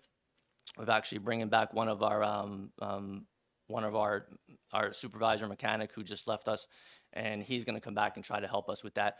Last year when I got there, I realized a lot of the officers were out dealing with moorings and navigational buoys, trying to fix them, get them put back into the water. That's taken time off of the officers' time to be actually on the waters patrolling. So we're actually going to try to bring them some part-time seasonal help to specifically go and do that. One of my sergeants last year had to take an entire day drive up to Lake and Bagog to fix 2 buoys and to come all the way back. So there's a lot of these little these things that a lot of people don't see that we're trying to work on and try to use our manpower the best we can. We have over 2,000 both buoys, lights, and regulatory signs throughout the state on mostly the larger lakes, but you'll also see them on the smaller lakes.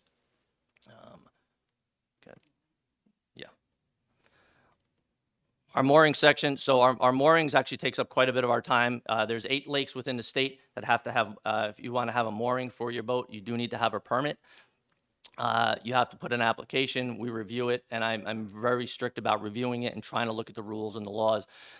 The little preamble in the front of the law for moorings actually states that the legislature actually put this law into place so moorings are not dotting our shorelines and causing a navigational hazard, or as well as just a visual issues. But at the same time, if you own a boat and you don't really have a dock system, or you have very poor shoreline to do it, you need a place to put that boat. So this takes up a lot of our time during the summer. There's about 5,000 moorings out there within the state. We get about 2,500 applications each year, and then you renew every year through our system. Last big portion of it is our boater education. So last year we handed out about 8,000 boater certificates. They're not licenses, they're boater certificates. You can either take this class in person and take a test at the end of the day, or you can actually study online and take it on and come in to a proctored exam. You can also do a test out, which we only had about 6 of those last year, meaning you think you have enough knowledge to do this, you've been doing it for maybe a lifetime, and you can come in and you can test out. We also have a 14-day agent program, which if you're a visitor to the state, you've never really been on the water, but you decided you want to rent a boat, you can come in one of our permit agents, mostly the marinas, look at the computer, study a little bit, and you take a test at the end, and you'll receive a 14-day certificate, which is only good for those 14 days while you're here in New Hampshire, so you can safely operate our boat. Our biggest thing is just safety and education. That's what we're there for. Although we do enforcement, obviously we want to make sure everybody's safe. There's a lot of young kids, a lot of new boaters out there. And if you've, my first experience on Lake Winnipesaukee, if you've never been out there on a boat, you may look at it from the hills and the mountains driving by. I suggest you go out there someday, and it's a whole new experience if you're actually out on the water.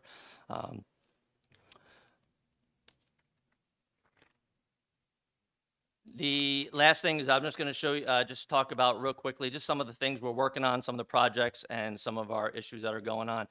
There is a bill currently in to have a committee put together to study the vessel numbering rules as well as registration fees. So currently we take in money through registration fees that are dispersed to other agencies. By the U.S. Coast Guard regulations, that can't be done. They are working with us to try to get that done. There are several other states that are also having that issue. So we've actually talked directly with U.S. Coast Guard and these other states to try to come up with a solution to try to find, and mostly this is environmental services, search and rescue for fish and game, and Port Authority down in the Portsmouth area. So we're trying to work on that. They're going to be trying to come up with a study committee to do that. We do have a large dock project at our building. Our dock down at our building is 30 years old. It's not cheap to replace. We put it out once. We've had to rebid it. And we're hoping to get that done for next winter, whereas our entire dock system is going to be taken out and changed up. Recruitment and retention, like everybody else talks about, I think we're good at retention. I think we're having a hard time with recruitment. Currently, we only have about 26 seasonal officers. That's historically low in this unit. We have numbers of, we used to be in the 80, 90 to 100 number range of seasonal officers. Now, last year we had 26. We're probably going to be in that range again this year with 10 full-time officers. So not a lot to go around to patrol in the state. And the last thing is we are doing a program with the troopers on the road, many of whom actually started with Marine Patrol, so they have the knowledge. They're coming back in. They're helping us do patrols. That's augmenting our patrols a little bit. It's been a huge success. Last year was great. We're trying to improve upon that this year.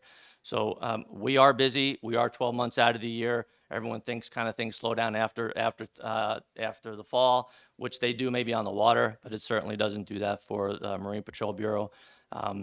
You do have handouts. On the bottom of that is our phone number as well as our email address. We're available anytime, any questions. I'm more than happy to answer those for you.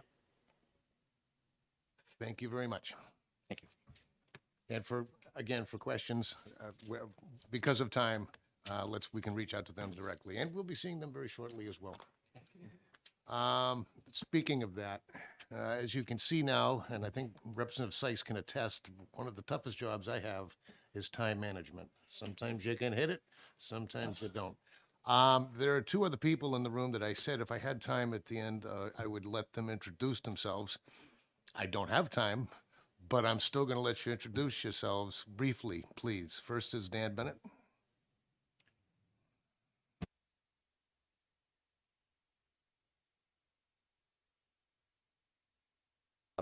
The lucky position of being the lobbyists who sit between you and lunch. So I will be brief. My name is Dan Bennett. I'm with the New Hampshire Automobile Dealers Association. We're a trade group for the motor vehicle industry in New Hampshire. We represent about 560 businesses, about 15,000 employees. We are car, truck, motorcycle, snowmobile, ATV, construction, farm equipment, franchised and independent members. So we are the big garage mahals that you see, and we are the little string of lights guys. So we cover the entire motor vehicle industry. We also, you'll see periodically, you'll hear from me very frequently during the session. You'll also hear from our team at Dennehy and Boulay, who assists us with some things. A cornerstone issue for NHADA is roadway safety. We'll be here very frequently talking about safe roads through annual inspections, through driver's education, motorcycle rider education, and also just generally the distracted driving law. We're here very frequently on. So we have two programs I'd want to mention to you. I do have a handout that's going to summarize all this stuff, and importantly, it has my contact information, my cell phone number, email, any information that I can provide for you. We have a complaint program that helps resolve AutoCap. It's called AutoCap. It resolves complaints between consumers and dealers that are in our association. The AG's office actually sends about 200 or so cases a year over to us, and we resolve them because they're actually just not staffed to handle it. So we handle it for them. So if you have a constituent concern, this is a great program to get them some aid. Typically, it's just a miscommunication issue. A salesman misstated something, and the owner didn't know about it, or the customer just didn't really get what Tires for Life really means. So communication, connection can solve a lot of differences we've found with great success. So it'll be of real value to your constituents. We also offer an education program. We scholarship about $100,000 a year to young technicians that want to move into the automotive industry to work on vehicles. Technology is emerging at a tremendous pace. Cost of education, even through the community college, we've got 20 high school programs, 5 community colleges. We help get folks through the system, pay for classes, pay for tools, so that they can kind of become the lifeblood of our workforce. We believe in a homegrown workforce, and that's why we support the program through our education foundation. We have a number of agency partners that we work with, most frequently Department of Safety and DMV, who you heard from earlier. I'm sad to see that they're not here to hear my comments, but I think it's good that they're not here because it means I mean them. I've worked with the DMV for over 20 years. Never in their history have they been firing on as many cylinders as they are right now.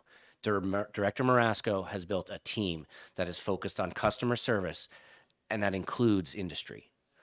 They're doing some tremendous work and some tremendous innovation out there. So I give them real kudos. Please know from our seat, there's the DMV is in a great place right now under his leadership. Lieutenant O'Leary, who you heard from Troop G, is a great individual to work with. He's accessible, and Troop G is solution oriented, and that's what industry needs. So we really thank them for that. I'm glad they were here to present to you. So other than that, at the end of the day later on, you'll be hearing from us on a few bills. I will hand out the information that has my contact information, anything that I can assist with, connections that I can make with a business in your local community. They are the true experts. I can be of assistance and provide some information. So thank you for your time. Thank you, Mr. Chairman. And thank you. It gives me some thought, and I do want to give you a better opportunity. So I can still schedule something, an extended orientation in the future if you'd like another opportunity. But I think once you start talking with everybody, we'll probably be fine. Thank you again, and we'll see you soon. Field trip? Now we're talking. Thank you. Just to be fair, Mr. Tom Presol.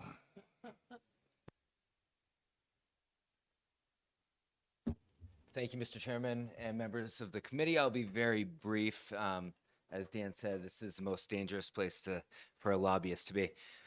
So my name's Tom Presol. I'm with Demers and Presol. We're a lobbying firm here in Concord.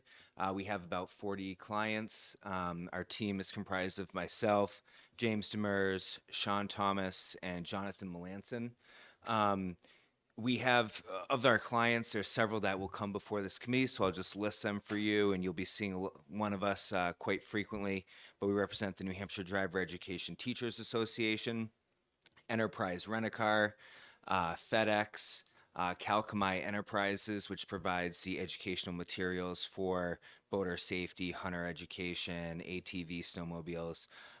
We also represent the New Hampshire Police Association, the New Hampshire Troopers Association, and I'm sure there's others that I've forgotten, but we will be here before you. So just wanted to introduce myself. If you ever have any questions that we might be able to help you with, we will try to find the answer within reason. Thank you very much. Thank you. And they are both very good resources. It's not what you normally think of a lobbyist. They actually can find the answers for you if you need them. One more second, and then I know we got to get to lunch. Just for everybody's knowledge, I did finally just get the official list. We have 23 bills. Not too bad. Last year we had 52, I believe, including our retained bills. So No problem. We're gonna have a good year. The other thing, we've got a few new members. Of our new members, because I just wanted to touch briefly on how the public hearings work. Are you on town boards or been in the meeting setting before? Any of those? Okay, so they all kind of work the same. The whole idea is that we're here to listen to the public, seek information, ask questions. We don't get involved with debates. We don't go back and forth with the people testifying. It's not a time for us to be giving our speeches, although people like to do lead-off comments occasionally. All questions go through the chair, as you can see. And it's just, again, keeping the structure that we need during the public hearings. Any questions, I'll answer them on the side if you need, or I'm a firm believer that the best way to learn is to watch and do. And so we'll be doing that this afternoon. I picked 5 bills. I gave more time than they probably need. I can get pretty aggressive when I do schedule public hearings, but I figured today I'd give them more time than I think they need, just to give us more opportunity to maybe ask and answer questions, or at least get to know each other. So have a good lunch. Sorry we're a few minutes late. The 1 o'clock is the next hearing. I'm glad you mentioned that. Vice Chair Gorski is going to be doing those. I'm double booked. I'll be at another meeting at 1, but I'll be back as soon as I can.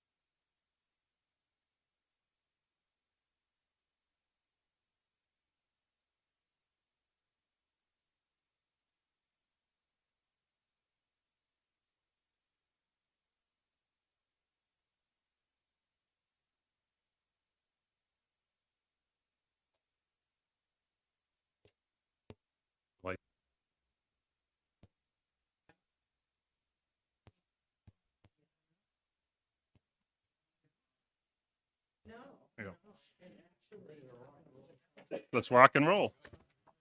Good afternoon, everybody, and welcome to our public hearing on HB 54-FN, which is relative to antique car inspections. And the chair recognizes the sponsor, Mike Moffett.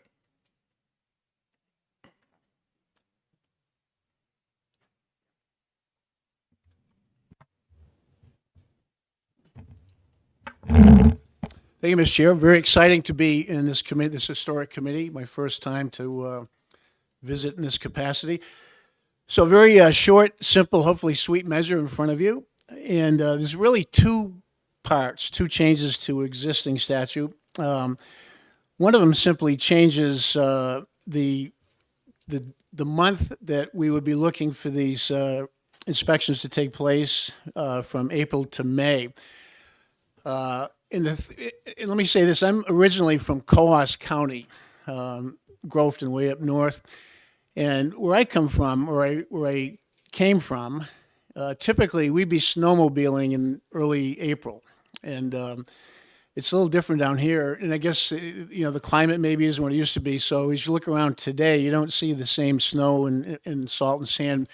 But again, coming from up there, I'm used to early April being still winter sometimes. You never know. I mean, it's happened down here as well. So the thinking being from pushing this back from April to May with older antique vehicles that maybe aren't rust-proof, the way that other vehicles are, it just might be a little easier on some cars and some venues for certain reasons to push it from April to May. So there's that. And then the second part, the other part of the change that we're looking at here has to do with the need to reinspect a vehicle that just hasn't been used much. Most antique, older type vehicles, you see them in Memorial Day parades or whatever, but they typically often just don't get used. They're not driven that much. So we put in the metric of 5,000 miles in the preceding 2 years. And so we think that makes a little bit more sense. So this bill will now be the property of this committee. And if, of course, those numbers, you can change it as you will. But that's it. That's the two pieces of the statute that we like to update and hopefully improve. Thank you very much. Any questions from the committee? Representative O'Hara. Thank you, and thank you for taking my question. How did you come up with the 5,000 miles? Just inquiring. Sure.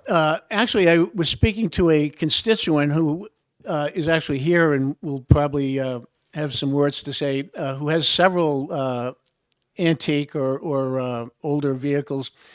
And so that metric, that 5,000 mile figure reflects conversations I've had with him and others. And like I said, that obviously is something that you could change one way, could make it greater or less depending upon, the sentiment of the committee. Representative St. Clair. Thank you. Forgive my ignorance on this, but an antique vehicle only becomes an antique vehicle with a designated antique plate, or is it after it's 25 years old? Thank you, Representative. That's a great question. And to make sure you get the best answer, I'm going to defer to the next person to testify who actually has antique vehicles in several different states. And I'm sure he'd be happy to speak to how an antique vehicle is defined. It's a great question that I'd like to understand a little bit better myself because, I may have an antique vehicle myself someday. And I want to know what it takes to be an antique. So that's not a great answer, but that information is coming at you in just a couple minutes. Thank you. Any other questions from the committee? Representative Sykes. Thank you, Mr. Chair. Representative Moffett, how do you envision the confirmation of the 5,000 miles? Who would be responsible to do that? Sure. When a vehicle is inspected, typically, as you know, registered or inspected, there's a note made of the mileage from the odometer. So that information would be documented in the paperwork that would go, the inspecting agency, whatever, would make that notation. And again, the following speaker, who's been through this process many times, could also speak to that probably a little bit better than I am. Representative C. Thank you, Mr. Chairman. I was just curious if the inspection requirements were different for antique vehicles as compared to regular vehicles, newer ones. Thank you, Representative. Another excellent question. And for the third time, I'm going to, in all candor and all honesty, I'm going to defer to someone who's been in that world for a long time. And that's an excellent question. And I will find that answer. If you don't get it in the next 5 or 10 minutes, I will find that answer for you, Representative. Representative Vayu. Thank you, Mr. Chairman. Thank you for taking my question. How many times can you use the 5,000 mile exemption? Is it limited to one inspection cycle, or can you just keep carrying it forward if you haven't driven it more than 5,000 miles in 10 years, or you're not required to go in for an inspection? Thank you, Representative. That is another excellent question. And so the wheels are turning here. That raises an excellent question that I don't know if that needs to be in statute, or perhaps it should be in terms of, how often would this, this 5,000 mile rule apply? We will get you an answer today on that. And again, as I said before, now that this committee owns this measure, when you think, it's been some excellent questions, and there will probably be more as you look at this and discuss it in this hearing and beyond. So if you flag, questions like that, again, that's something that the committee certainly could add to the language and address that. Excellent question. Representative, I actually have a question regarding antique vehicles. Do all of them have odometers? Thank you for your question. I am sure that the real antiques that go way back before odometers were invented did not have odometers. And that, as to when odometers came into being, I'm going to guess some of the duty experts in this committee maybe know that. But again, that's a great question. We'll get that answer. And the gentleman to follow me may have that. And like I said, if he doesn't have that, we will find that out today. Thank you. Any other questions from the committee? Representative Sellers. Thank you, Mr. Chair. Do you know how many antique vehicles New Hampshire has? Another great question. And my batting average on answering these questions is not great. And I don't know how many there are, but I am curious, and these are things that we will find out today. Excellent question. Representative Jones.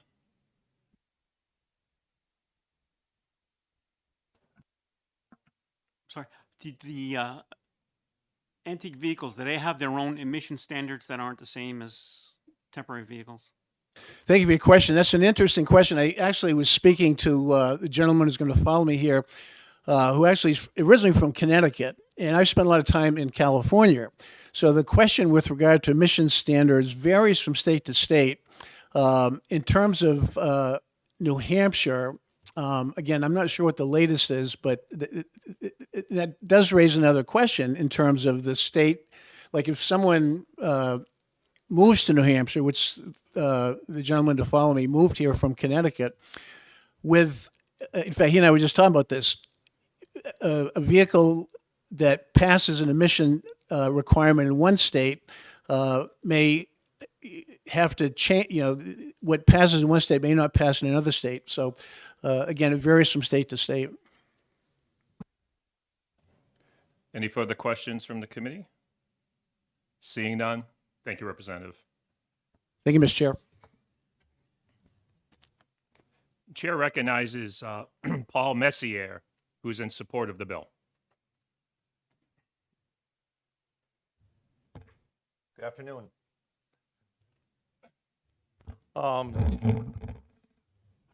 Yes, I'm the gentleman Mike was talking about. I moved into New Hampshire a few years ago, and one of the things I've experienced with not only trouble getting the car properly inspected, but I don't like running my cars when there's sand and salt on the road. I volunteer at the New England Racing Museum up in Loudon by the track, and I have worked at a lot of car shows, gotten involved with a lot of car people in the state.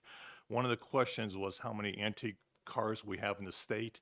I really don't quantify that. However, I can honestly say since I've been in New Hampshire, I have learned of 3 car collections that have excess of 100 cars.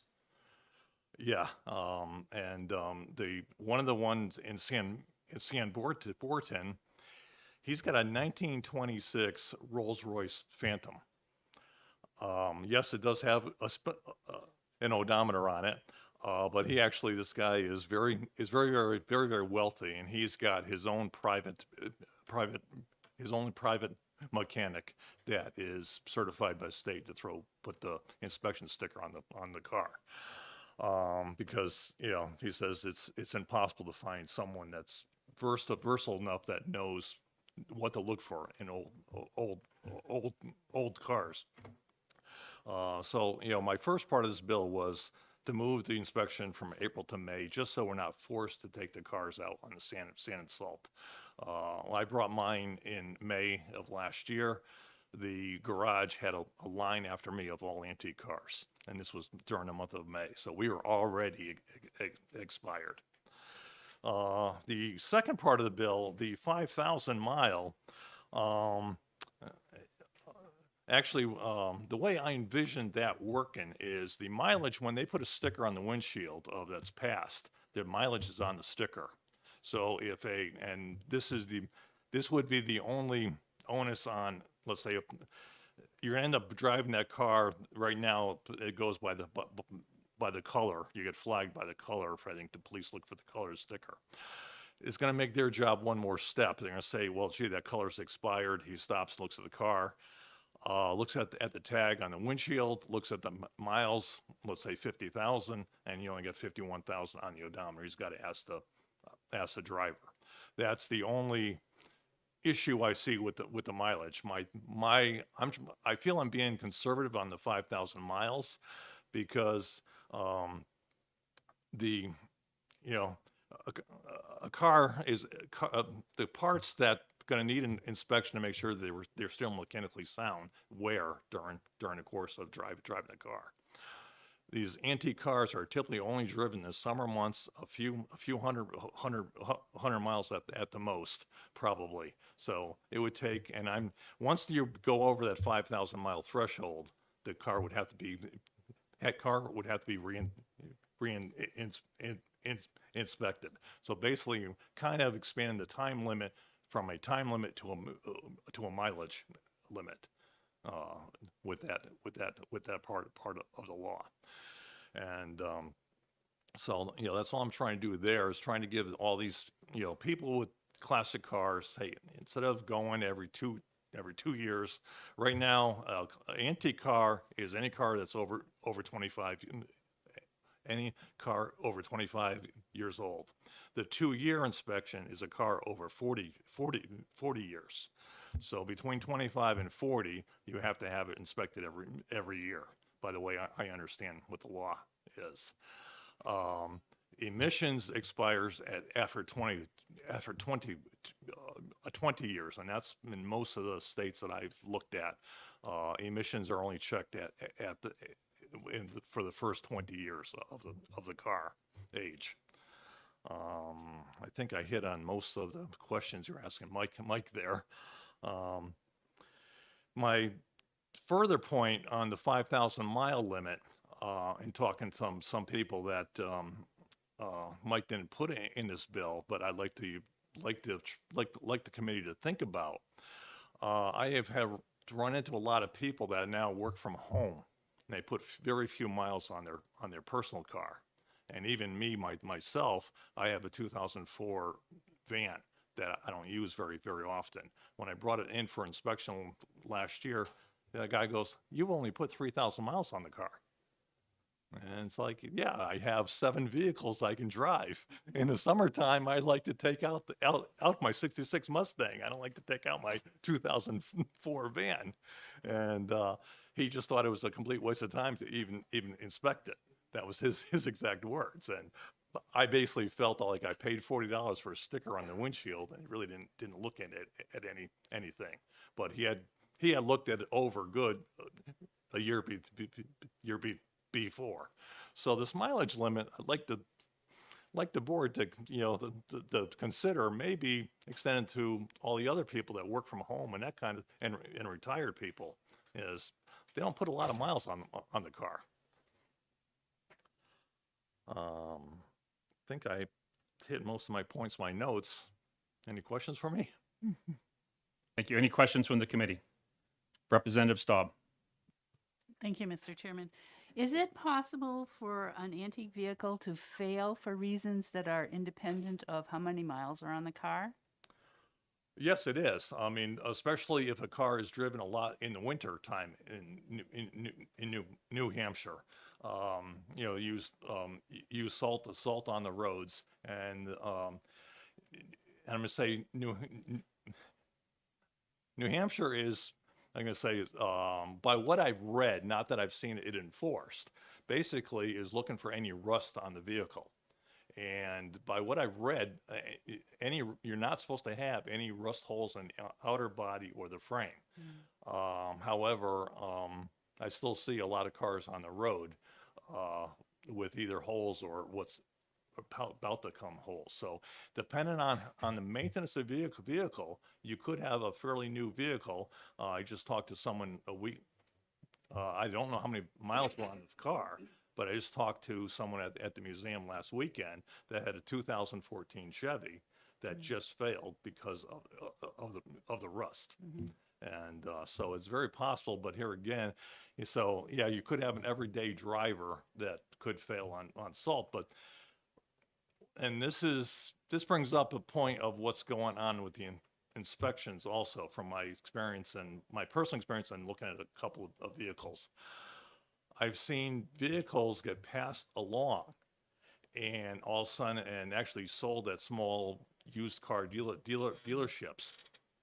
And then the buyer a year later finds out it failed because there's a big hole in the frame that the other dealership threw a pass sticker on. Unfortunately, there's always a few bad apples, put it that way. And in this case, there was and I have a picture if you'd like to see it. There was a big hole in the frame that the dealership had tarred over and sold it. And now this guy paid $5,000 for a car that's basically junk. So this kind of stuff does happen. There's no perfect system out there. And to me, it should be flagged in the car, either in the Carfax. In this particular vehicle, I actually ran the Carfax out of curiosity. There's no flags in the Carfax or the vehicle inspection reports that it had a rust problem. Rust that disables a car from being driven on the road does not happen in a year, does not happen in 2 or 3 years. It's at least a 3 to 4 year thing where it's going to get worse and worse and worse. Where I feel is the mechanic's responsibility to put a notation. There should be a flag on that car that there's a problem coming, and there isn't. So I can honestly say, going from a state of Connecticut, which has no inspections, to up here, I don't see any differences. Thank you. Any further questions? Representative Vayu. Thank you, Mr. Chairman. Thank you again for taking my question. We've had testimony in the past that inspections tend to look at wear items, and they're not always dependent on mileage. It can rubber items like brake lines, windshield wipers, tires, rubber seals can all deteriorate over time. Brakes can seize up over time. how do you prevent somebody who's maybe stored their car for 2 years, hasn't driven it a single mile, from assuming that the car is just in great condition because I haven't driven it in 2000, in 2 years, and I can just take it out on the road because I don't legally need it. Well, that's why on the on the mileage limit, I kept it fairly low. I think 5,000 miles is very, very, very low. I think as opposed to like a 10,000 mile limit. But here again, if we're looking at a car of an antique car is not driven very, very often. If it's kept out, and I doubt if anybody with an antique car keeps it outside, those rubber components, it's the weather that gets to them, and the UV rays from the sun.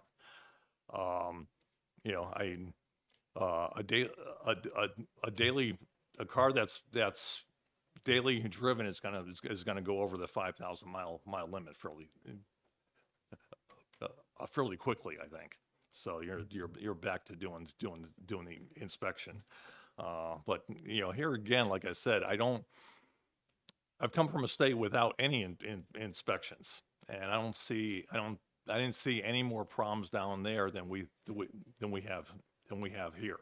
So that's where I'm kind of on the fence. What is the goal of inspection? I mean, I think the first primary goal is to keep our roads safe, but there's a lot of states without inspections that I don't think have any better or worse safety as than the state of New Hampshire.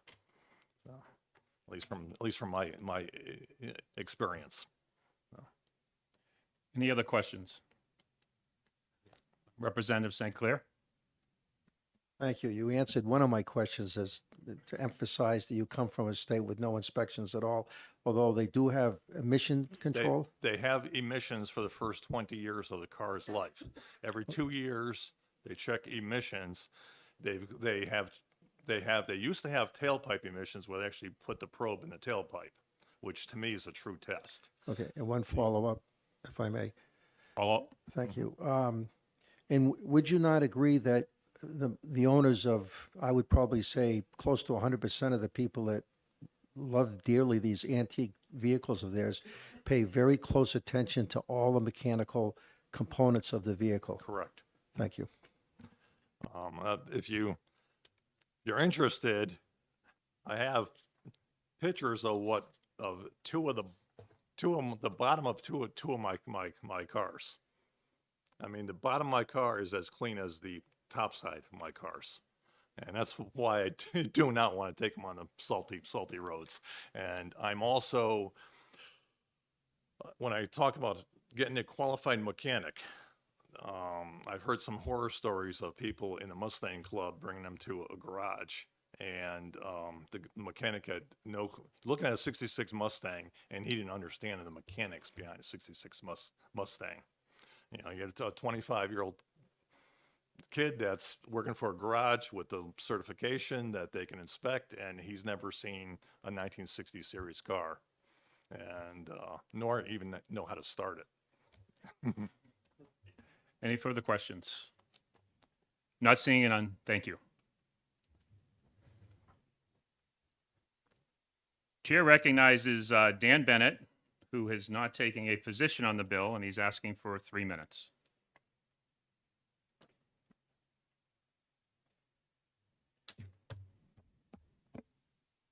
Thank you, Mr. Chairman, members of the committee.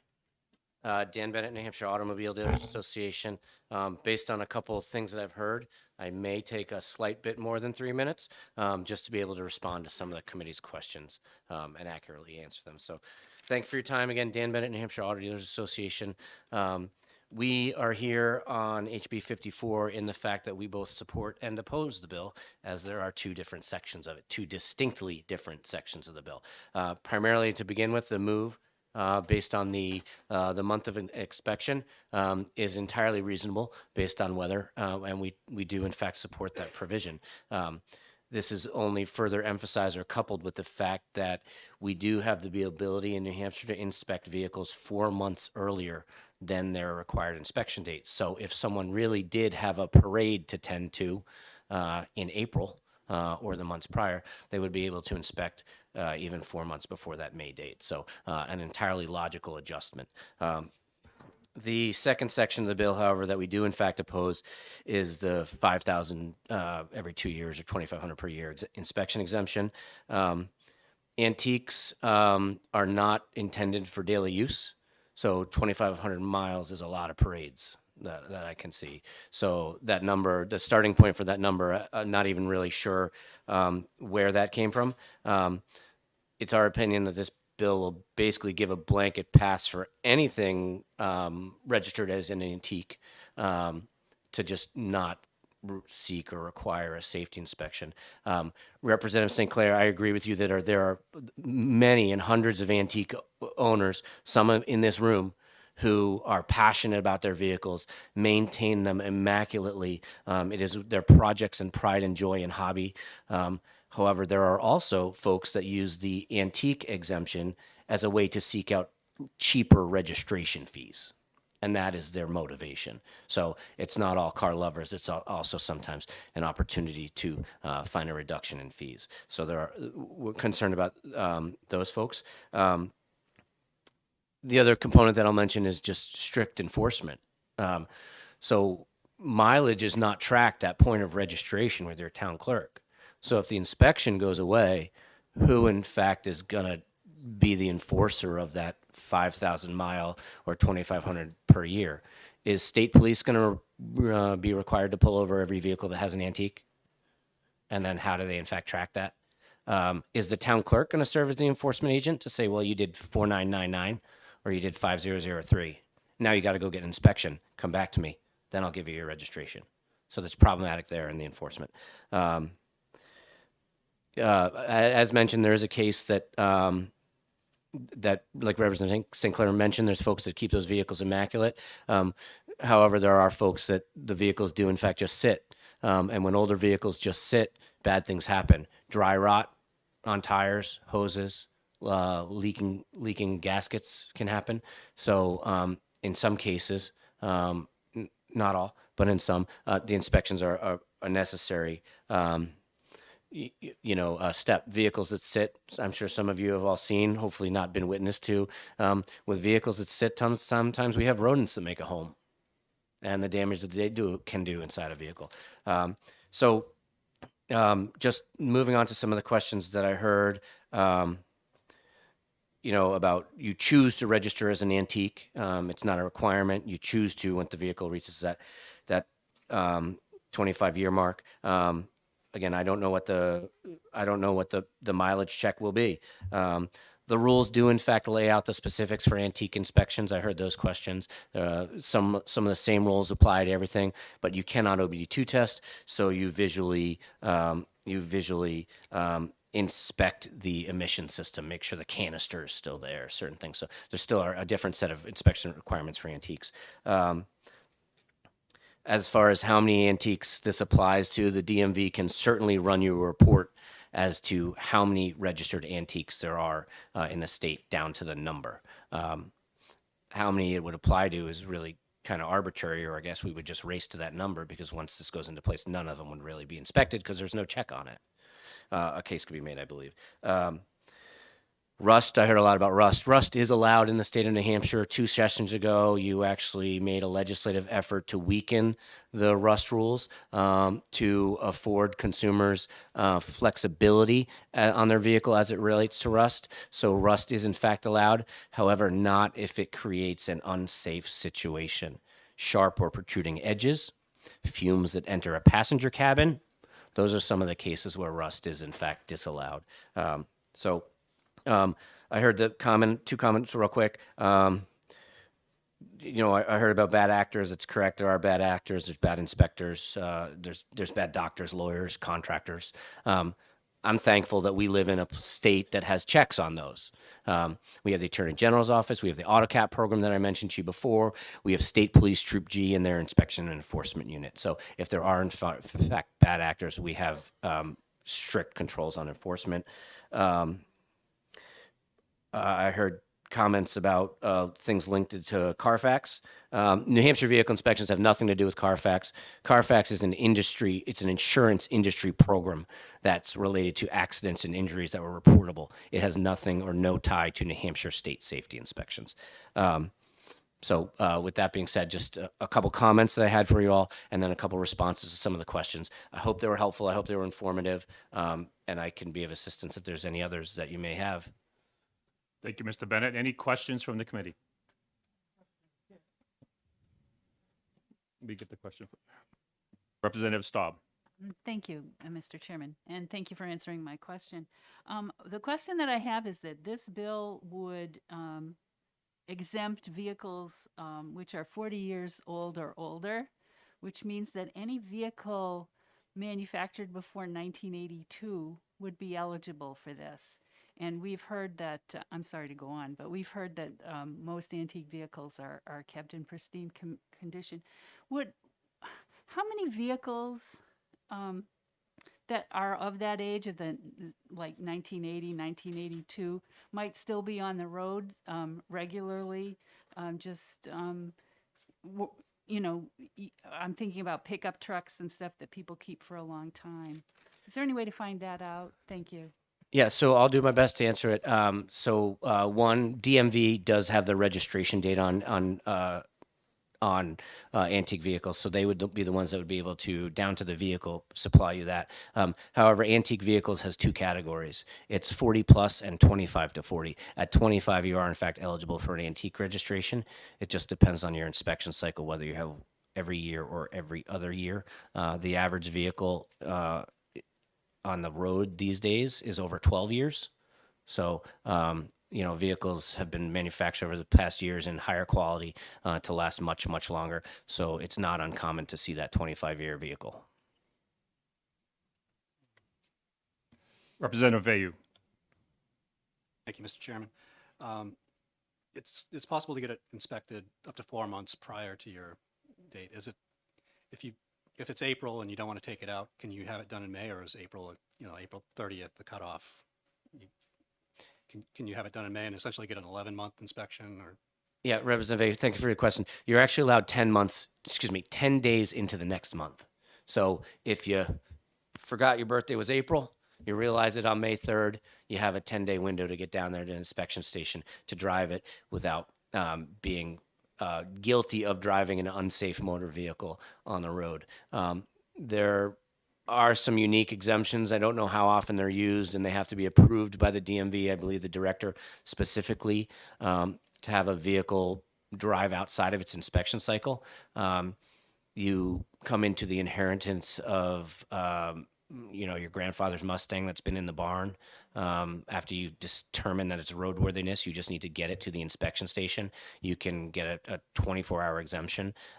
It's a very narrow provision of the law. I don't know how frequently it's actually used or it's actually been issued, but 4 months prior, 10 days into the next month is the root answer to your question.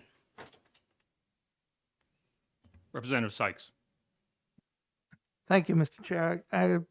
I'm curious to know from you if the DMV is on the list of pink cards that we got. No. All right, so with that understanding, is it possible for this committee to learn from the DMV the numbers of antique vehicles on the road, the numbers of antique vehicles that may have failed inspection? Because that would have a bearing on our discussions. Yes, we can get that. Okay, thank you.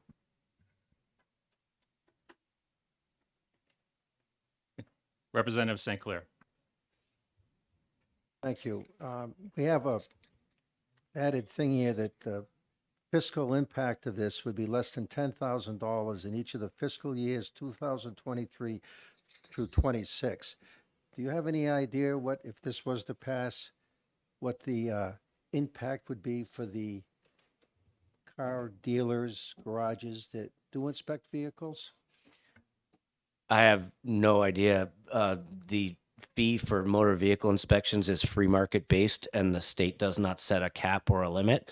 So it is up to the business to make the decision as to what their inspection fee would be. So there's no straight calculation I could do where I could take 10,000 vehicles times 199 and give you a number, because it's, like I said, it's free market based. The shop charges what it charges. Follow up? Have you heard from, I'm pretty sure you represent that group of businesses. Have you heard of that they're against this, or they're no support or any concern at all?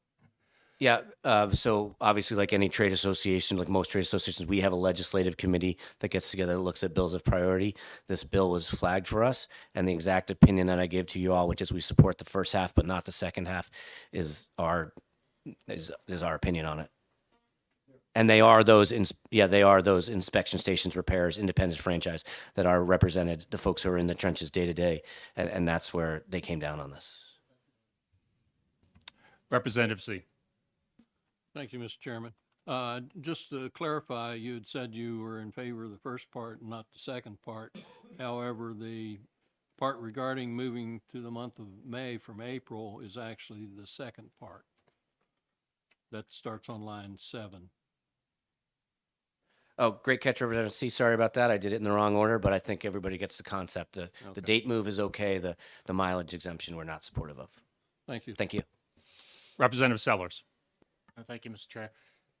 So if I understand the way this is written right now, I'm just trying to figure this out. If I had an antique car and I drove it 500 miles one year, 500 the next, and I'm supposed to get it inspected every 2 years, or could I do another 500, 500? Is this a rolling 2 years or rolling 5,000? Anybody can update me on that?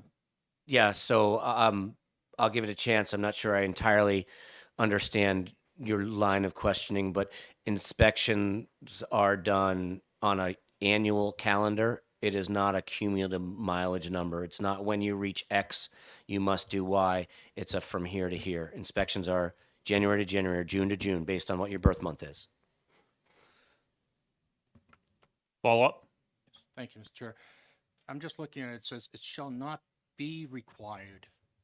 All right, and that's what I'm getting at. If the vehicle has been driven less than 5,000 miles in the preceding 2 years. So I'm just. I think I see where you're going. So I guess a case could be made where there would be a scenario where you could drive 500 miles in year one because it was a really rainy parade season. And then the next year we had beautiful weather and you slammed on, another 5,000 miles in year two, you'd be at 5,500. Hence this exemption would not apply. Because at the end of your 2-year cycle, I'm just saying that's what I believe is being proposed here on paper. At the end of that 2-year cycle, you'd be above the 5,000 mark, so you'd be back into the current existing system. I believe how this would function, but as I hope we never get there. So, Representative Sykes. So I'm not expecting an answer from you, Mr. Bennett, but. Thank you. Conversely, one could drive 500 miles a year, and in 10 years, they'll only finally meet the 5,000 mile requirement. Does this bill envision requiring the inspection every 2 years, regardless of mileage? I don't know that I read that into this. I'll answer it anyway. My read is that you would never have the vehicle inspected ever. Thank you. Any further questions for the committee? Thank you, Mr. Bennett. Thank you. We do have someone here from the DMV that might be able to answer Representative Sykes' questions. Jeff Hubbard, would you like to maybe follow up on the question that Representative Sykes had? Since you kind of waved at me.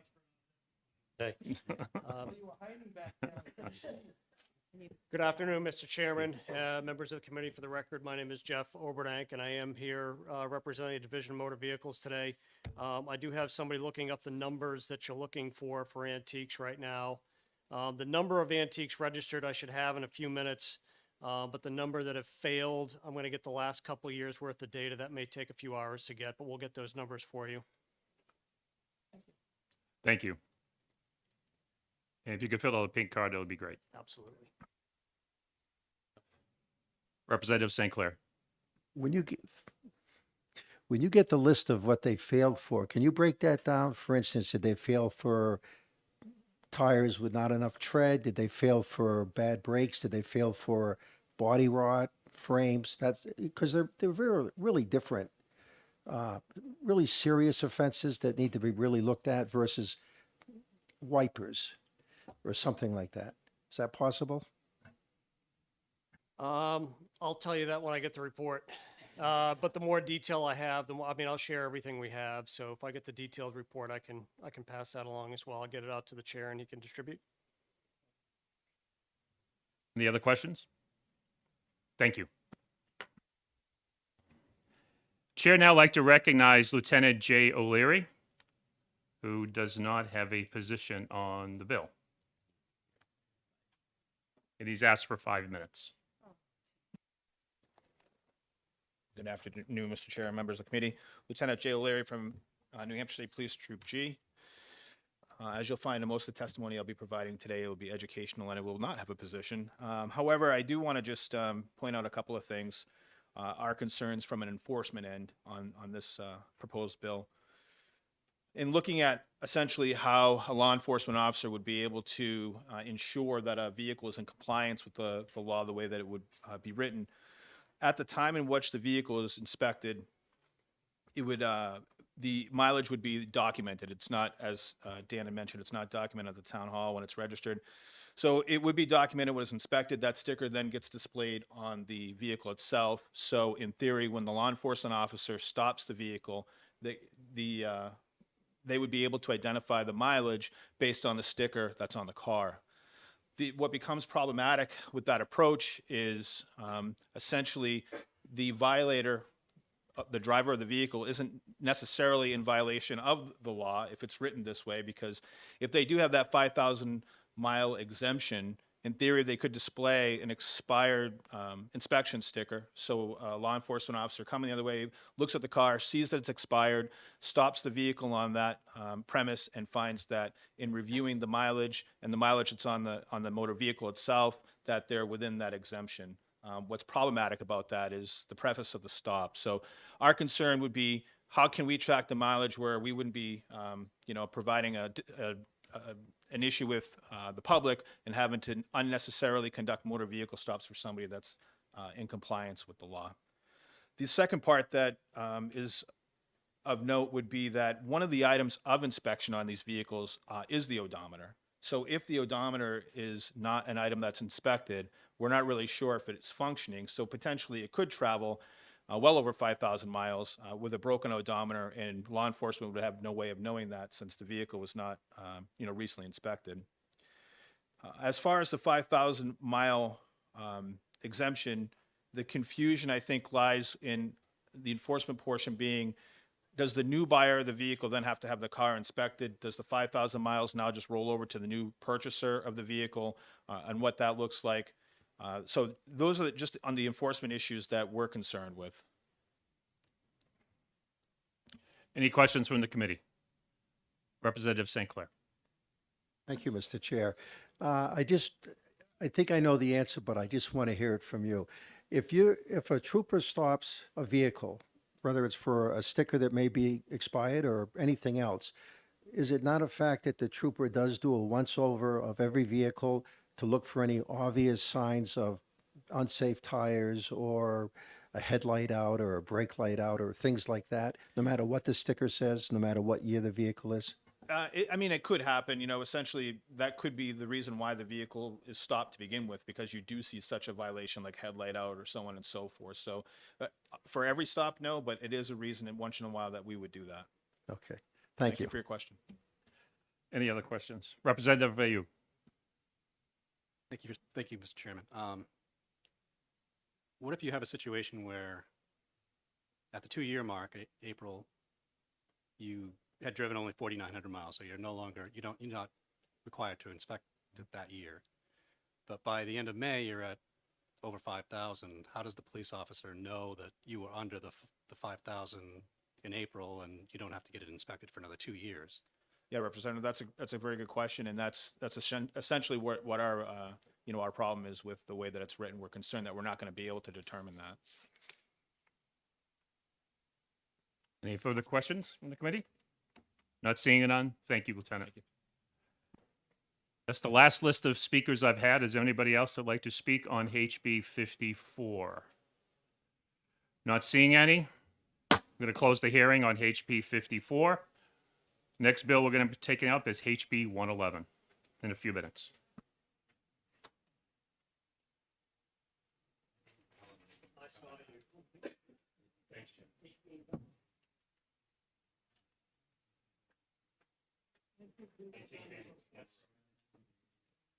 Good job.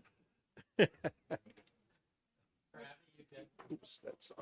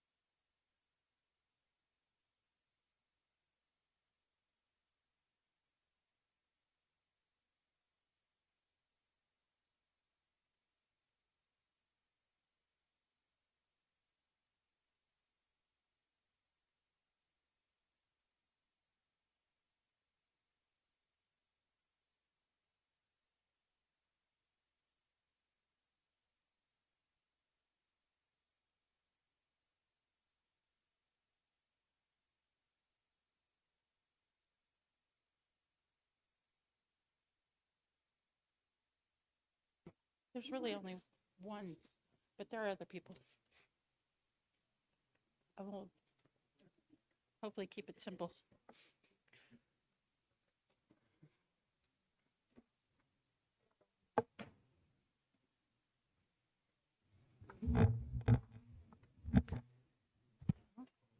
Oh, that's fine.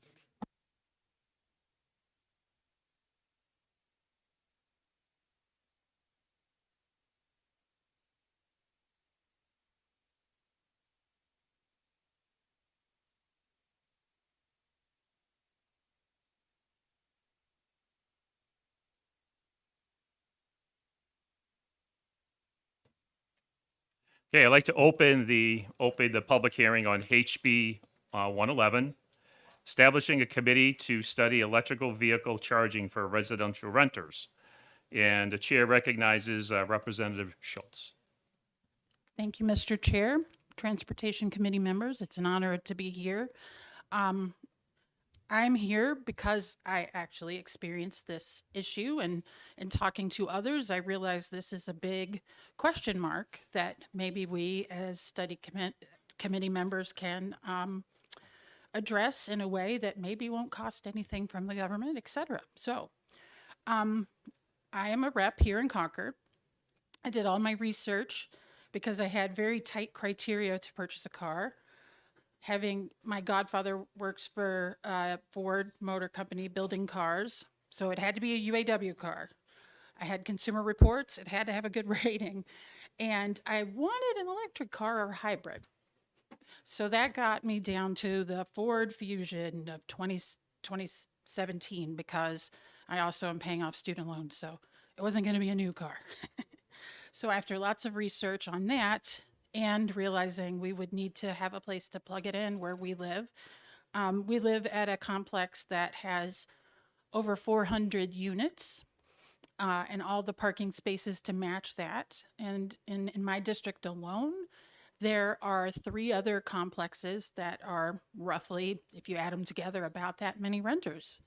And none of them, and as far as I know, none in Concord have any sort of ability for charging. We were willing to pay for it ourselves. We approached the landlord in that way, and we were willing to leave behind whatever infrastructure we had with that, including connecting it to our utilities, because we do pay our own electric bill separate from the other renters. And we also were paying for a parking space that was covered and had its own electric plug-in for everybody that had one of those. The answer I got from the landlord, and I think they're pretty good landlords, was, no one's ever asked for this. Let me ask. So then the management company came back and said, could you write a memo? And the answer I had at the time is, well, we're about to lose this deal on this great car. And so we bought a non-hybrid 2017 Ford Fusion. But knowing that this will continue to be an issue, I thought the next time I could file a bill, this would be a great study to have. And get ahead of questions that a lot of hotels, rest stops, lots of other areas of the state have already thought this through and have charging stations. And as more and more demand, and I suspect many to most cars, if not all cars at a certain age, will be electric. So this is something that I think would be helpful to the community in general. It could be helpful to to people who have 1 or 2 apartments to rent potentially. It gets ahead of an issue that is coming, regardless of your view of fossil fuels and electric cars. That is as simple as it gets. So to bring together the stakeholders, utility companies, if that's something that is needed, certainly there are groups that lobby for tenants and for landlords. And you guys are the expert on transportation and cars, not me. So I definitely would welcome other stakeholders that would be helpful. And just to pull people together in a bipartisan way to have the conversation. And then that memo can get written and be helpful to subsequent renters and landlords who are facing this issue. That plain and simple. Thank you, Representative. Any questions? Representative Hill. Thank you, Mr. Chairman. Thank you for taking my question, Representative. Absolutely. Nice to see you again. Good to see you. I'm curious if you are aware of any of the Senate 3 members that you list here who would be willing to serve on such a committee. It's funny you mention that because I paid so much attention to some of my other bills. I filed all of the bills I'm sponsoring at once at midnight the day we could file. And there are definitely, you will hear other people that are interested. I'm certain I can get 3 folks. I know of at least 2 Democrats I could get, and I would love to hear any Republican suggestions on the right, maybe a transportation committee member in the Senate. Quick follow-up. Follow-up. Thank you. Thank you, Mr. Chair. I'm wondering if you explored, I think we have, how many electric vehicle committees already established? Are these issues that are coming up in any of those? Are you aware of? I don't believe so. And honestly, I thought this bill would go to the committee that handles landlord and tenant law, but that is a wisdom that's above my pay grade. Any other further questions from the committee? Representative Sykes. Thank you, Mr. Chairman. Representative Schultz, it's your intention that this would be a committee, not a commission. And the difference being committee is just members of the House or Senate. Then they can ask experts to come in, but the experts would not be called out as part of the study bill. Absolutely. I saw this more as a formalization of step above ad hoc committee that anybody that is a rep could set up.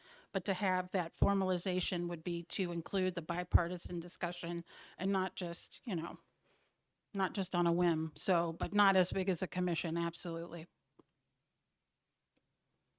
Representative C. Thank you, Mr. Chairman. Just curiosity, and you may not know the answer. Do the various car brands have compatible connectors, or do they just use 120 volts AC?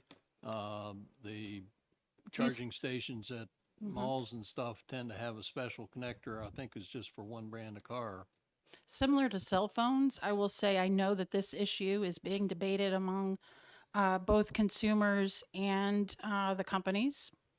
I hope that there will be some standardization, but you know, there's a lot of pieces of this that I think need to be considered that I'll just say that's a debate that's bigger than this study commission or study committee. Should not use the word commission. I just said the word commission. That this very modest study committee would not be probably settling any debates around hookups. I do know, though, that there are programs, some sponsored by companies, some by maybe the federal government. There used to be, anyway, programs to assist people to have hookups. I don't know the answer to those questions right now, though, and I think that's great to include on the agenda for this modest study committee. Just for the committee, we heard testimony in last term regarding this specific question regarding connectors with the different electrical vehicles, and they're all different. Here's what I do know, if you don't mind, Mr. Chair. I do know from my research that there are hookups for that car that I was purchasing, and I assume for the other types of electric vehicles as well, that would work well with what my apartment complex had at our covered parking spaces, given that we each had an electrical outlet that was standard. It is adaptable, as far as I understand it, that the equipment overall for individual homeowner use is fairly user-friendly, and I don't think it's that expensive either. So there are types that become more permanent, like if it were instead of a covered parking space, the types that would be, for example, solar-based, that would be at the non-covered spots that are not reserved, at least in my complex. Some have reserved parking spaces at complexes per apartments. That also would be great to have, and those would be more permanent and work with the utilities as well. But to some degree, some of them would. This is an evolving thing, but no doubt I'm not the first resident in Concord that rents to want to have this. Any further questions from the committee? Representative Rombo. Thank you, Mr. Chairman. Thank you, Representative Schultz. This morning during our committee orientation and we had department introductions, the DOT was talking a little bit about the New Hampshire Transportation Council, which I admit I'm still learning about. And talked about being an opportunity that the council can serve in lieu of legislative study committees or commissions for studying emerging technologies and modes to improve transportation going forward. I'm just wondering if there is overlap or if there's a way, would the Transportation Council be useful or helpful in this scenario? I would say so. I think what would be missing in that conversation and why having a modest, not quite too formal study committee would be that we could more formally invite both the landlords and tenants in a way that maybe just speaking to our state's department. Maybe they would do that, I don't know, but it also would ensure the bipartisan discussion, because I think having diversity of thought is only going to make the end product more user-friendly in what this study committee comes to recommend. Thank you. Any further questions from the committee? Representative Jones. Two questions, if I may, Mr. Chairman. First, thank you for coming, Representative. You mentioned the 110. I believe there's two forms. There's the fast to slow charge, which is a 110, which takes about 8 hours, and the fast charge, I believe, is a 220, which takes about 2 hours. So that's something that this committee should look at. And the other question is, are you aware that the manufacturers are, because they want to sell EV cars, they're offering the free infrastructure in public places? I haven't heard of it yet in private places, but it's something you might want to look into. it would save you some money, and that committee could look into it. Absolutely. And that was something that I was aware of, as well as I knew, at least when I bought this car 2 years ago, when we were in the middle of COVID, it was a part of, I think, one of the stimulus packages to look at certain incentives to be made available to places that might have electric vehicles in their parking lots. And I think that those are good points for that. And I think, there's just a number of pieces we need to get ahead of on this. And honestly, even after the study report is written, I'm sure that it will evolve in a much bigger way than our modest study committee will need to address. Any further questions from the committee? Not seeing none. Thank you, Representative. Thank you so much. At this point, the chair would like to recognize Representative Chris Schultz. That was you. Okay, well, never mind. We're ahead again. Chair now recognizes Representative Rebecca Williams? Mick Williams, who supports the bill and has requested 5 minutes.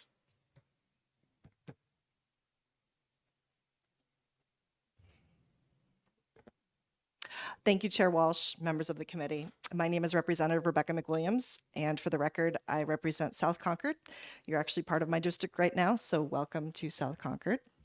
I am a member of the Science, Technology, and Energy Committee, so I felt that it was important to come in front of you and just have a quick discussion about the future of EVs and where we're headed as a state. Specifically, 30% of New Hampshire rents. So 1 out of 3, look around this room, 1 in 3 is a renter. What that means is eventually they'll probably be driving either a hybrid or an EV in the future. And so we need to do something to set the groundwork now to figure out how that's going to work. Certainly in my district, I have folks who are in all kinds of interesting renting situations. Some of them are in duplexes and some of them are in apartment buildings with, like what Representative Schultz talks about, 400 people with outdoor parking and some of it covered, some of it not.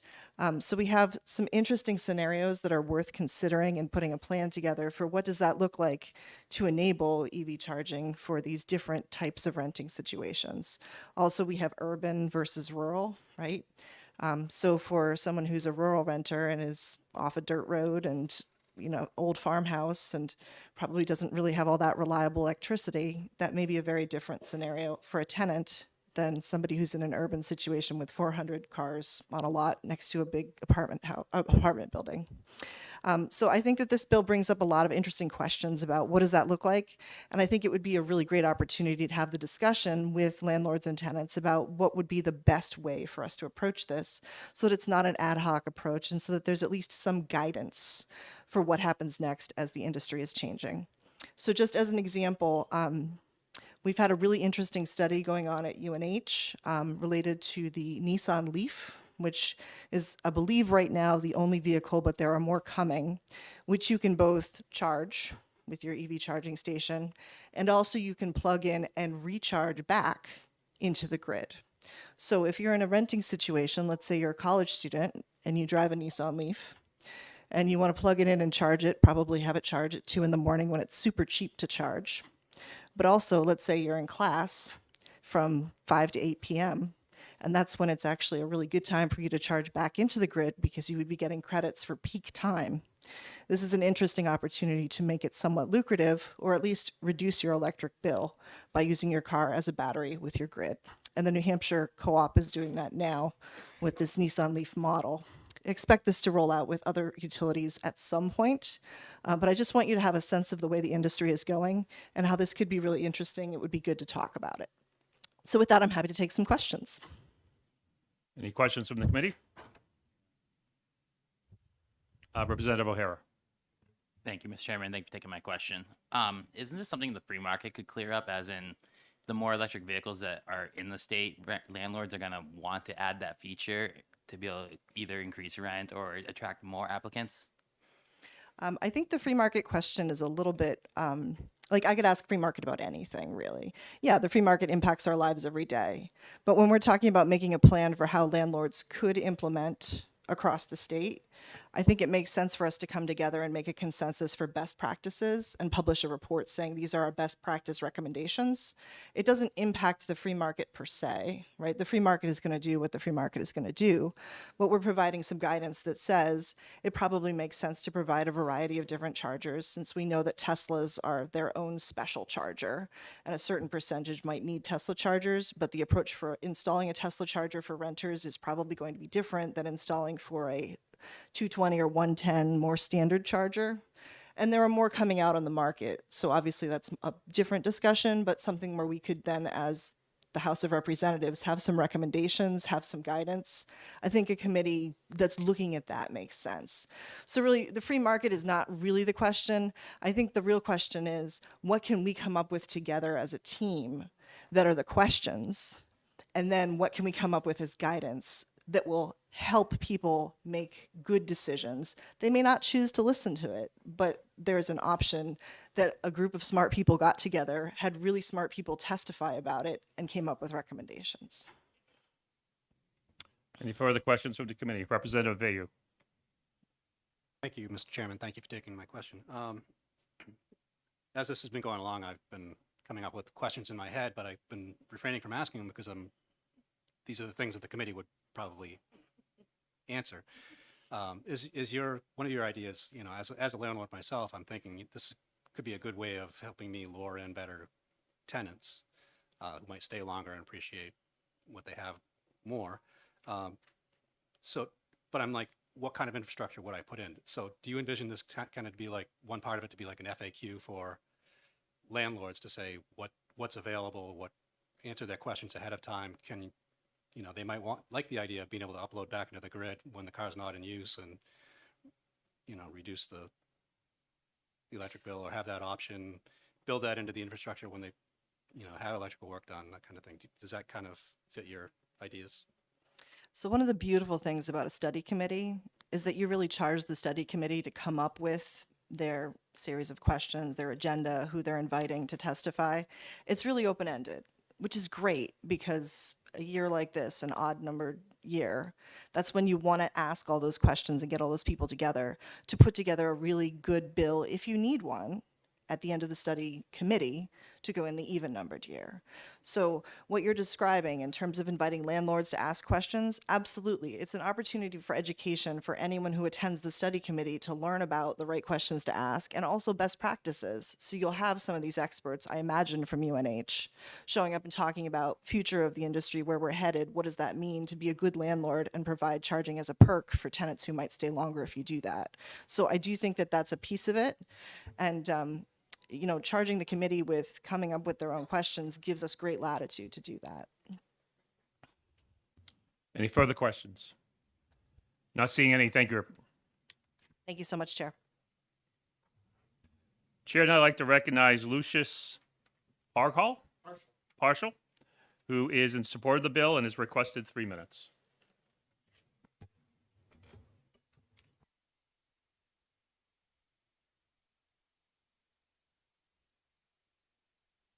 Backwards. Thank you so much. For the record, Lucius Partial, Cheshire 8, and having driven a Nissan Leaf for a couple of years, I want to say the first line of charging for me and for most people is charging it at home. You don't want to park your car downtown and walk a couple miles home. You want it there when you need it. My Nissan Leaf, there was a question about what kind of charging devices we use. In my garage, I have the same hookup that I have in my basement for my dryer, a 3-prong. It's either 1030p or 1430p, the same thing you have in your dryer. And when you buy your electric vehicle, it usually comes with a cable that you plug right into there. So there's no question, there's no problems with, you know, with universality in that case. And lastly, I would just say that I think that this makes good sense, because one of the things that we're all definitely aware of is the price of electricity right now. And if we can flatten that curve, as our former speaker said, if we can flatten the curve of what we consume, and most of our consumption is around 5 o'clock, we're not using in the middle of the night. If we can do that through these electric vehicles, the end result has to be, if we believe in the law of supply and demand on the free market, then we would see a reduction in our electric costs. So on 3 counts, I fully support this bill. I'm available for questions if you have. Thank you. Any questions from the committee? Not seeing any. Oh, Representative Sykes. Yeah. Thank you, Mr. Chairman. So is it correct that at the present time, other than the New Hampshire Cooperative, that except for very specific programs, most of the electric supply companies do not have time of use rates? That is true. That would require smart meters, and most of our electric companies would not have installed smart meters. I do know there's a bill coming forward to install, for consumers to be able to install smart meters at their own cost, and they're relatively inexpensive. Just to follow up. Follow up. So my presumption is that, again, we're just talking about a study committee here. So this is one of the topics that a study committee could look into as well. Yes, it could be, and it would also depend upon whether or not you have utilities provided, or whether or not each apartment is metered on their own. So. Any further questions from the committee? Not seeing any. Thank you. Thank you. Chair now recognizes Chris Scotland, who has requested 3 minutes. He has written testimony representing CENH.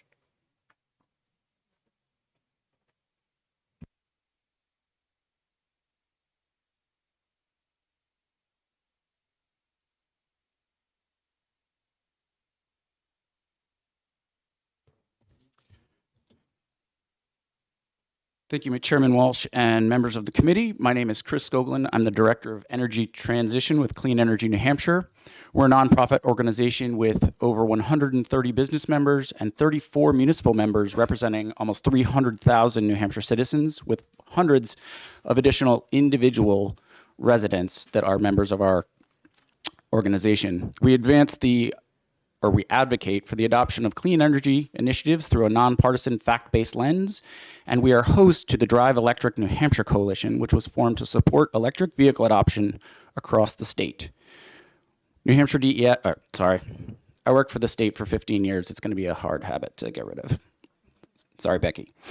Clean Energy New Hampshire takes no position on the bill as written, but offers the following information for consideration. EVs are more energy and cost-efficient technology. They convert 77% of the electrical energy they take back from the grid into moving the car or vehicle forward, where a conventional gas and diesel engine only converts 17 to 30% of the energy stored to move the vehicle. The rest is wasted as heat. This represents a significant cost savings to EV owners. EVs are currently a small fraction of the current vehicle fleet, but that is fast changing. In the next decade, it is expected that EVs on the New England roads will increase by over 30 times their current values, from 50,000 across all of New England to more than 1.5 million vehicles. This comes as the price for EVs falls, but also as more and more auto manufacturers switch over their platforms to all electric. The costs for EVs are falling and will soon compete with that of gas and diesel vehicles. It's forecasted by 2024 to 2025, EV prices will reach parity with existing gas and diesel vehicles, meaning the price that you are shopping for will be the same regardless of what platform you are looking at. This will increase as the supply chains improve across the entire economy. Currently, most EV charging by New Hampshire residents is done at home, but not all residents are suitable. And that's one thing that a study commission may wish to consider. This may not just be about renters.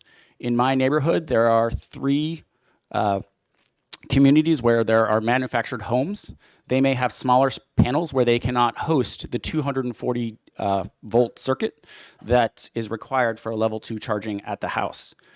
For my house, I have an EV. I charge it from midnight to 8 a.m. because I'm a good guy. Eventually, there will be time of use rates. In fact, to answer a previous question, not only does the New Hampshire Electric Co-op have time of use rates, but Liberty and Unitil have theirs approved by the PUC and are rolling them out. Eversource is in the process of having theirs filed and approved.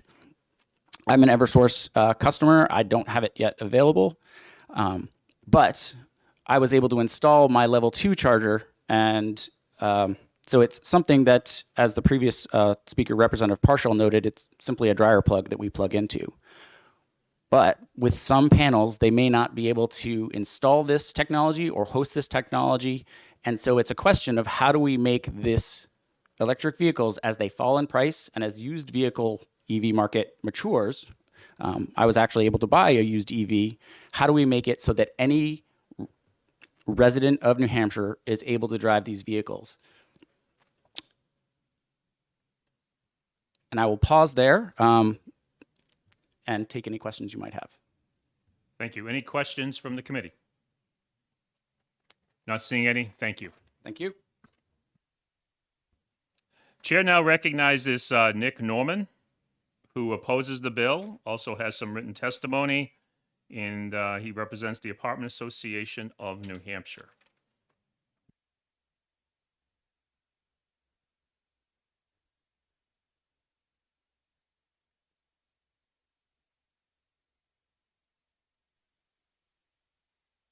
Off? Yeah. I appreciate the opportunity to speak to you. Thank you very much. My name is Nick Norman. I do represent the Apartment Association of New Hampshire and the Landlord Tenant Law Legislative Initiative. I'm the Government Affairs Chair for the Apartment Association of New Hampshire. We have an outreach of about 3,500 people on our email list that we communicate to weekly in the landlord community of landlords across New Hampshire.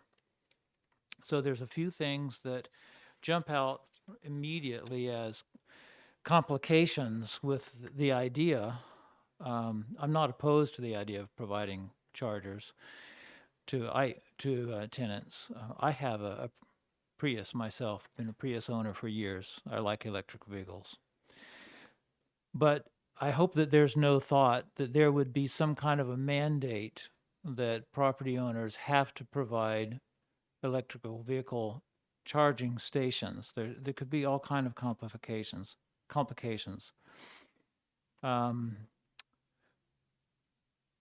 I notice in the way this bill is written that there is nothing that mandates the requirement to talk to the stakeholders. I've heard a lot of talk about talking to stakeholders, but there is nothing in this bill that mandates that at all. And in our experience, we've often seen commissions and committees come up with things that end up with mandates on property owners that become very expensive. And then all of that gets transferred into increased rents.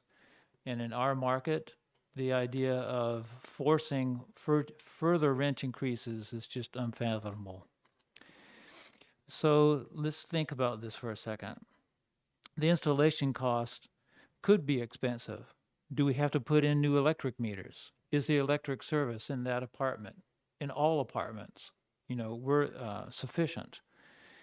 If we're going to make a station from a building out to the parking lot, so now we have to dig up the ground and install an underground cable? Are we digging up a parking lot to put in a charging station?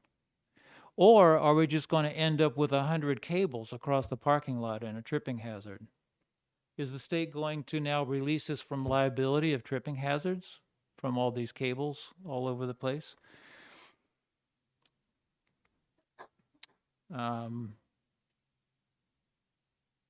Many landlords don't have any tenants that have electrical vehicles. In some parts of the country, particularly maybe up in the north where it's colder and it's more, in the mountains, it might not make sense to have electric vehicles.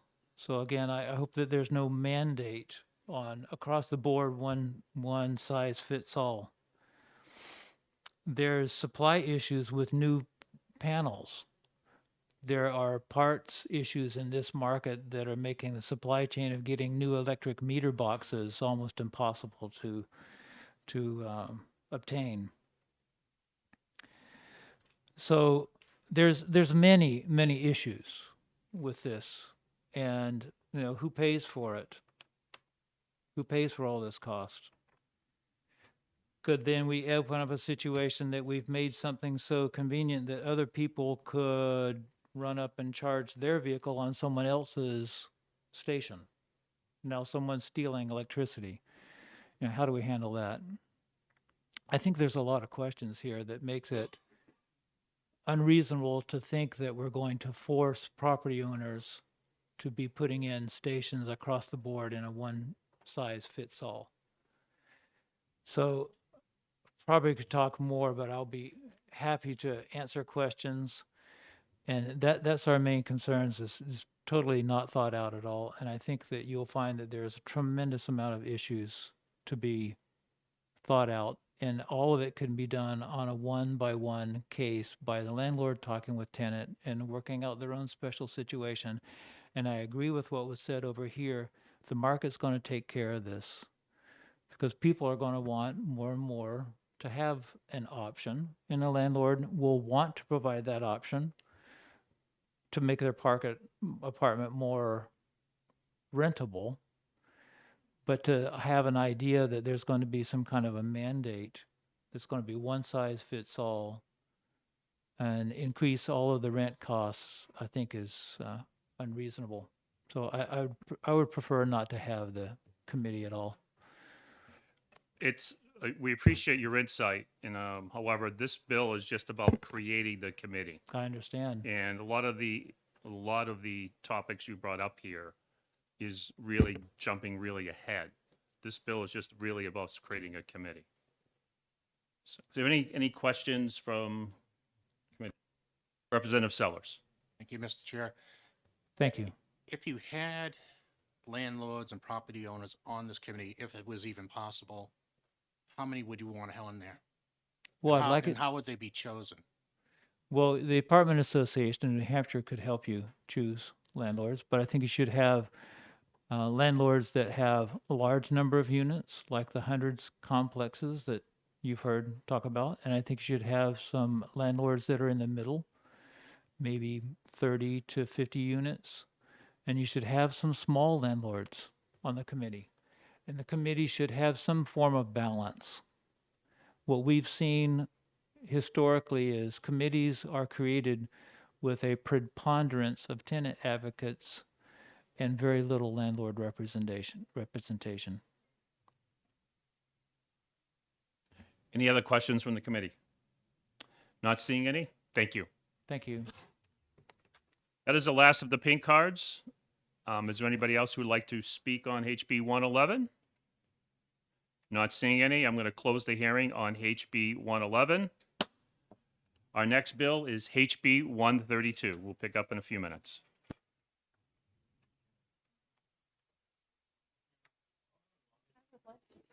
That would be great.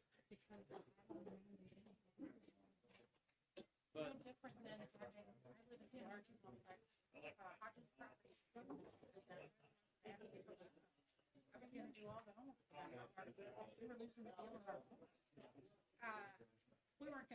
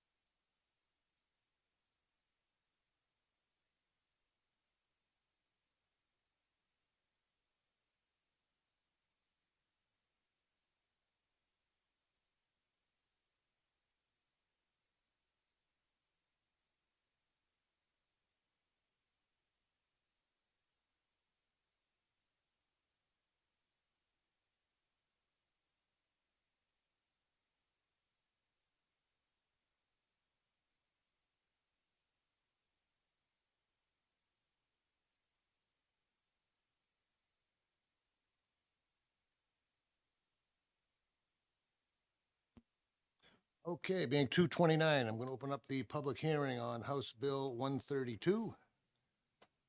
And I guess the prime sponsor, Representative Newman, and Ray Newman, you're going to open this up together? Okay. Floor is yours. Welcome. Thank you. Good afternoon, everyone on this committee. My name is Sue Newman. I represent Nashua Ward 2, and I serve on the Public Works and Highways Committee. And I'm Ray Newman. I'm also a representative. I'm on the Public Works Committee. Not Public Works. My wife is on the Public Works Committee. I'm on Criminal Justice. It's a little bit more interesting. Okay, just to be, I hope there's no comments. We really know where we go up here. All right, House Bill 132, relative to a tire disclosure. Generally, there's little history about pre-owned trailers to pass along to a buyer. A trailer's tire age, though, is something that is available and really should be passed along to buyers as they consider a purchase. The older a trailer's tires are, the higher the risk is for a blowout and/or a deadly accident. For background, the origin of this bill began November 21st, 21, in Troutville, Virginia, which is about 700 miles from Nashua. Maybe some of you have been there? No? All right. Well, we hadn't either until this time. We had left the previous day from Nashua to visit our children and grandchildren in North Carolina and Florida over that Thanksgiving.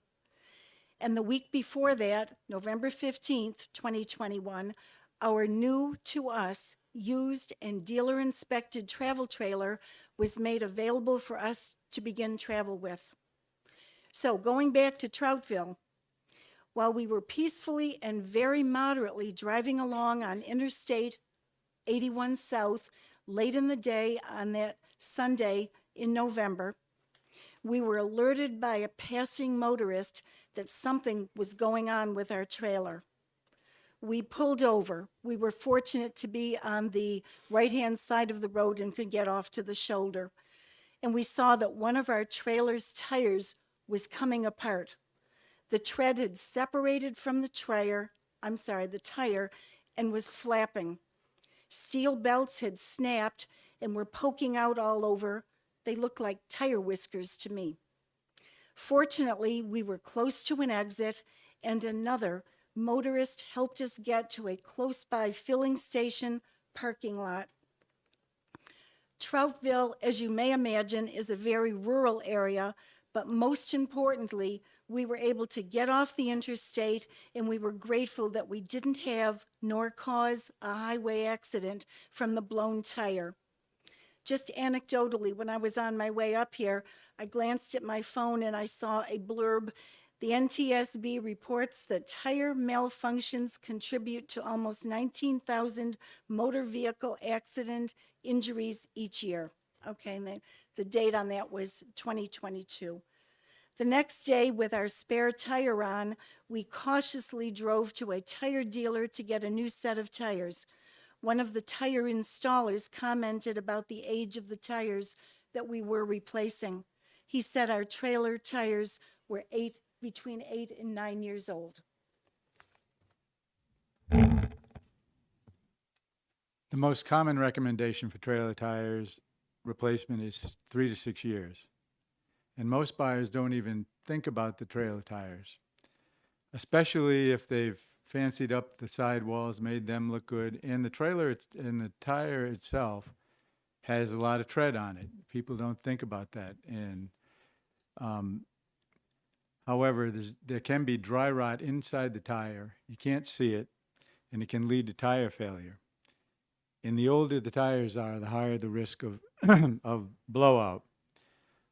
Another thing about trailers is that most tire trailers are subject to long periods of non-use in less than optimal conditions.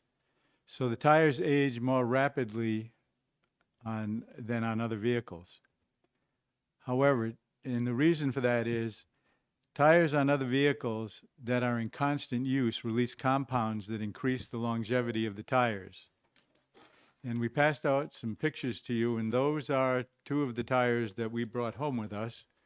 And we used, just to show you what the tires look like and some of the things, how well they looked when we bought the trailer at the time. And in the pictures we passed out, you see tires from the trailer. The pictures show damage of tire separation and on the undamaged tire, and tire tread on the undamaged tire, separation on the damaged tire, and tire tread on the undamaged tire. And it really looked good. And of course, they put tire black on it and whatever. But it was also inspected afterwards with an inspection, and that's another issue for us, but not pertinent to the bill. And on the tire, it shows the tire code and the vent spews. Now, the vent spews are the little pieces of rubber that you can see around your tire when it's brand new. They usually wear off in a few years. On these tires, the picture that says vent spews, you can see that those little tire, whatever you want to call them, vent spreads, are still on the tires, even those tires were 8 to 9 years old at the time that we got the trailer. Another thing to know is I learned a lot about what I didn't know about tire age. There is a code on every tire, but that code isn't made for consumers, because the code that you see is 0313. So you might think maybe that's January of 2013.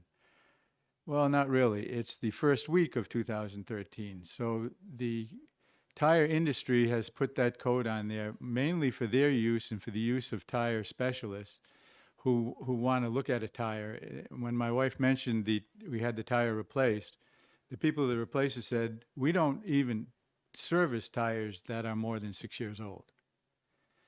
So, and you can get into in the later parts of the year things like 2213, which would mean the 22nd week of 2013. So that's what I learned about tire coating and age of tires, but most people don't even think about that. So. House Bill 132 is structured to put very little burden on trailer dealers. It only requires that the dealer shall provide to the buyer a written document disclosing the age and manufacture date of all the tires on the trailer. The written disclosure shall be delivered to the buyer before the buyer signs documents that complete the sale. Buyers will no longer need to determine tire age themselves. The information provided would allow buyers to factor tire age into their calculations as they go ahead or not with the purchase. This disclosure will help prevent the sale of trailers that have dangerously old tires. And we hope that there will be positive consideration for this bill. Thank you. Excuse me. Thank you. Questions from the committee? Representative Hill. Thank you, Mr. Chairman. Thank you for taking my question, representatives. I'm wondering if you considered having speed rating mentioned on that disclosure as well. There's a whole series of speed ratings that the tires are set up for, and I always figure most of the people driving by me are exceeding whatever the speed rating is on their trailer tire anyway. But I wondered if that was something you would consider adding. No, I'm not aware of that. I think we would have no objection to an improving amendment that might be added for that. But that is also on the tire, and it is there. But when you buy a tire that's specifically designed for trailers, they have a speed rating, and I see people exceeding the speed ratings, but we certainly took it into consideration when we were buying the spare that we had to have, because it wasn't much fun sitting down at that bottom of the exit as it was getting dark.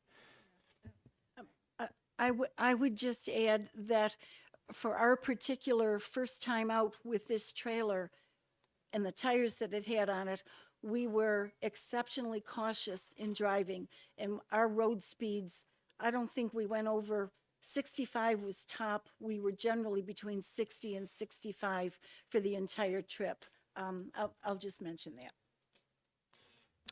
Any further questions? Representative Schultz. Thank you, St. Mr. Clair, sorry. That's all right. Thank you, Mr. You Chair. know what I meant. My good friends.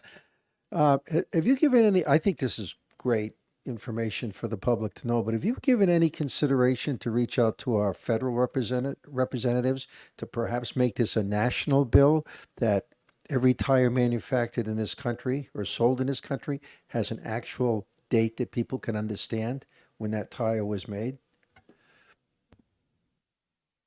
We have not reached out. I've thought about it, and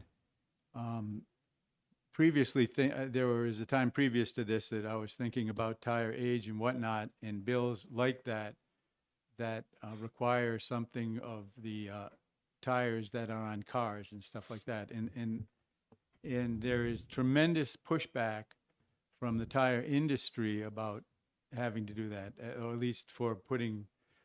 I mean, I think that there should probably be a maximum of 10 years because. And these are only for used, this bill only applies to used trailers, resale trailers. And so the bigger trailer businesses, they sell most of their stuff that are on new trailers. And so it shouldn't do a lot of impact. Now, I actually had to sign a bunch of small print documents before I bought the trailer. And if I had had this kind of information to me, it would have at least piqued in my mind that what are you going to do? We were constantly assured that we would never put unsafe tires on the trailer. And we ended up with what happened to us. So I thought that this information would be easily provided by any used trailer tire dealer without too much burden on them at all. Thank you. Further questions?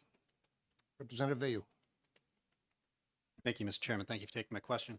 One of the questions I have, would this form have the safety standards spelled out on it? Because otherwise I might just grab the form and say, oh, that's great information. Thank you for providing it, and not know the difference.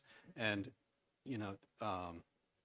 if it is a safety standard, would it be better to put it on the inspection requirements and then have recourse in the end if you are sold tires that are inadequate? Thank you for that question. I looked at it mostly as a disclosure of what the age, almost an exact estimate of what the age of the tires is. I totally understand what you're saying, and I don't disagree with that. But again, I didn't want to, I was concerned about what the dealers would be able to agree to. And I guess I looked at it that even when we were getting our trailer, had we seen something that said your trailers, here's the numbers on them, and they're between 8 and 9 years old, it would have prompted me to do a little more research. Even if I went to a tire dealer and said, what does this mean? How old are my tires? They're 8 or 9 years old. Is that good for a trailer? I guess anecdotally, again, when we were in Florida this past November, we talked to a professional trailer mover person. He moves RVs, boats, whatever needs moving around. And I asked him, so how old should travel trailer tires be? He said, he didn't skip a beat. I don't even think he stopped for a breath. He said no more than 5 years old. He said that's the bottom line. And there are no inspections for trailers in this state. And so when we said it was inspected, there was an inspection done for us afterwards that actually had a question about that on it. There were issues with the way the documents that we signed were presented. And so the information on the tire age, even though it was part of the inspection, was not checked. They didn't fill it in. So, but I do agree, this bill only says exactly, the only requirements it has is what's in the bill. But if someone wants to put an amendment on there to improve it, to put on speed ratings, or, I mean, it does say that this must be completed prior to the, to the sale. So they would get it and have to sign it. But I thought that a bill should not have those kind of specific details. Maybe I'm mistaken, but that would come into regulations, or the people that do the license insure to the dealer, they would determine, I guess, what that would be. Any other questions from the committee? Representative C. Thank you, Mr. Chairman. Quick question. You specify in here that this has to be a separate document rather than some part of some checklist. Could you elaborate on that? Yeah, that's true. The experience that we had was there was a presentation of inspection that was supposed to ensure that everything was in proper working order when you left the trailer dealer. And the reason we want this to be specific, maybe I've lost your question, is, well, just one more time, what it, The question had to do is why not have this as part of a checklist, a generalized checklist, instead of having to be a specific document? well, because I actually did get a checklist that they were going to use for the inspection. And it had 156 items on it. Entire was one of those little 156 items. So and most of the things on a trailer, other than the wheels, is not dangerous to you. It's not going to flip your trailer over. It's not going to flip your truck over. So we envisioned this disclosure to be by itself about tires, and specifically telling you the date, that how old they are. They're 8 years old, and using the tire code, they can easily see that, and they were January of 2013 or whatever it was. So we envisioned something that would stand out to the buyer when he's flipping through these, that says tire age disclosure, but we didn't try to put that in the bill. Further questions? Seeing none, I have one, just a simple one. Are you 100% sure that the tires were inflated correctly, or that you didn't pick up a nail or cut the tire on a curb, for example? No, we checked the inflation was correct when we left. I mean, we checked that before we go. But. Okay.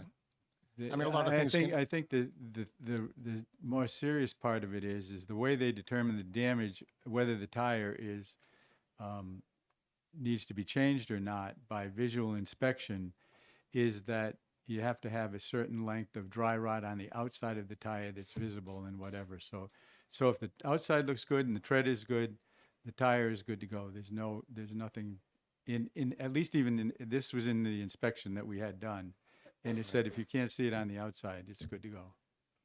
There's another witness I'll ask in terms of the inspection and the dry rot. Did you inspect the tires yourself on the trailer? Yeah, you can tell Yeah. about that. We visually, I mean, the trailer, when we saw it, it was parked, so the tires are underneath just like you would expect them to be. When I asked about tires and was told if it needs tires, when we go over it, you'll have new tires before you take it off the lot. Okay. Looking at the tires visually, they looked fine, and I could see there was plenty of tread. That's the amount of the inspection. I guess as to inflation, though, I will comment that when we had to get the spare on, we discovered that the spare, anyway, that was a whole other story, getting us getting the spare on, but we certainly recognize the importance of inflation. And when new tires were put on, I mean, we were watching every step of the way, and they corroborated and confirmed what the inflation rate was, and off we went. And another thing that was kind of interesting was that when the interesting thing was that when we got the I've lost my train of thought. Okay, I would, I guess going back to a previous question, the idea of a disclosure to give the buyer information. And I recognize that all buyers may not be aware of what an age should be on a trailer, any utility trailer that they could be purchasing. I would hope, though, that the disclosure would encourage them, prompt them to check it out further, somebody separate from a dealer, go to a tire place and say, what would this mean? I'm considering buying XYZ. The trailers on it are 8 or 9 years old. Would you do that? Is that something you would do? So the buyer can get educated as to how to move forward or negotiate with the dealer. My thought came back to me. The people constantly said you're gonna get safe tires. They never mentioned age, and they always sent you back to the representative you were talking to get verbally get information from them. When I went through all of the fine print for the documents, it had buried in about the 4th page was that you cannot trust any of the representations made by the person who's selling you the tire. Everything has to be written, and this is the only thing that covers the tires. So they didn't mention age at all, but they constantly said we wouldn't sell you unsafe tires. So we had a slight problem with that. Any other questions? Representative Jones. Thank you, Mr. Chairman. And thank you for coming, representatives. I've been a manufacturer's rep for years, representing many different types of manufacturers. And one was a rubber company and not tires. I don't pretend to be an expert on tires. But back then, when we were evaluating the rubber products, we would use the acronym STAMP, which stood for size, temperature, application, media, and pressure. Those are all things besides age, which can affect the life of a rubber product besides a tire. And do you think those should be considered? It would be nice if they considered all of those things. And then they would have to apply the consideration of those things to the tire in question on the trailer. And they might do that, but we think that when I brought the tires to the dealer to explain, and they actually did pay for the tires that broke the tires. There were some other issues that they didn't want to take responsibility for. But the very first thing they said, I said, because I had to go digging to get the result. They initially didn't give us the checklist result that I had gotten previously, kind of surreptitiously. And so I knew what the inspection was supposed to do. And when I actually saw what was on the checked tire list, there were some issues, and there was no mention of age, and there were a lot of things on it that weren't checked. So that was an issue. But the first thing I said, well, this isn't checked. How old should the tires be? What do you do there? Do you put the date there? And they say, oh, I'm sure they looked at it, but it should be 6 to 8 years. But the tires were 8 to 9 years. So there's an issue with dealers, but that has nothing to do with the bill. I think that it's a good thing to get more disclosure for people, especially for used trailers, because new trailers come with new tires. They come with all of that. So this only affects, so for the big dealers, it's not a lot of trailers. And it's only people that are licensed dealers. So it doesn't affect individuals that are selling trailers. So. Okay. Any other questions from the committee?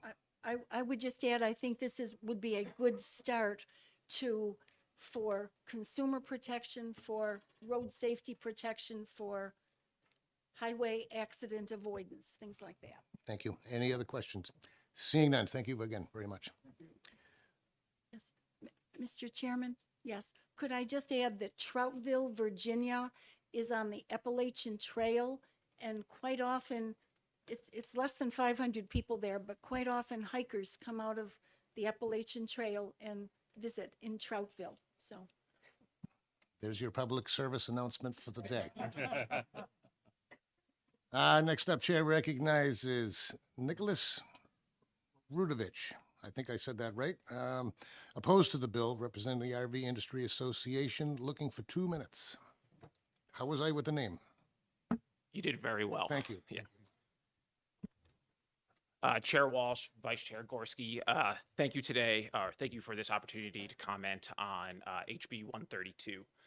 My name is Nick Rudowich. I'm Senior Manager of Government Affairs for the RV Industry Association.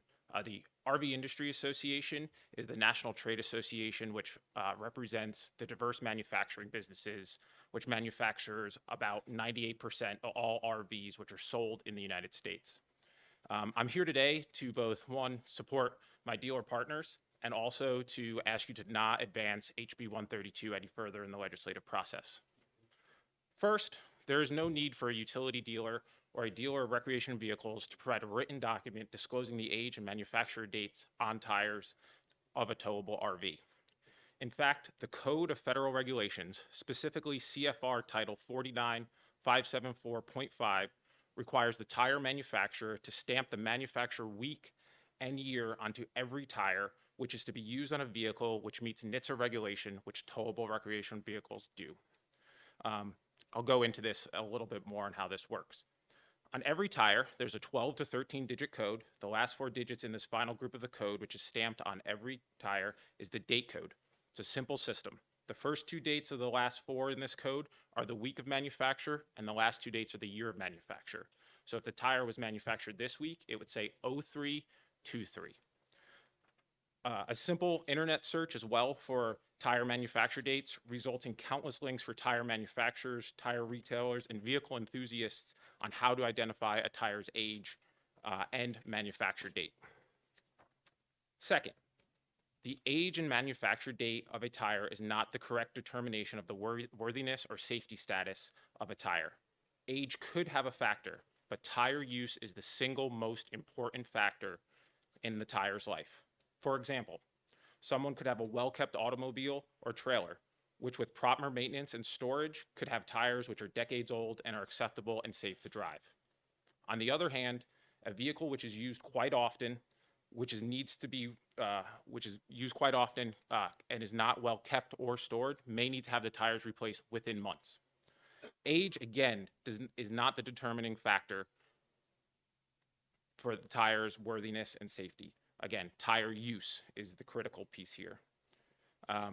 Furthermore, to answer a few other questions about blowouts and things like that, I think a few of the members of the committee have brought this up, but I'd like to bring it up too. And another factor, which is load.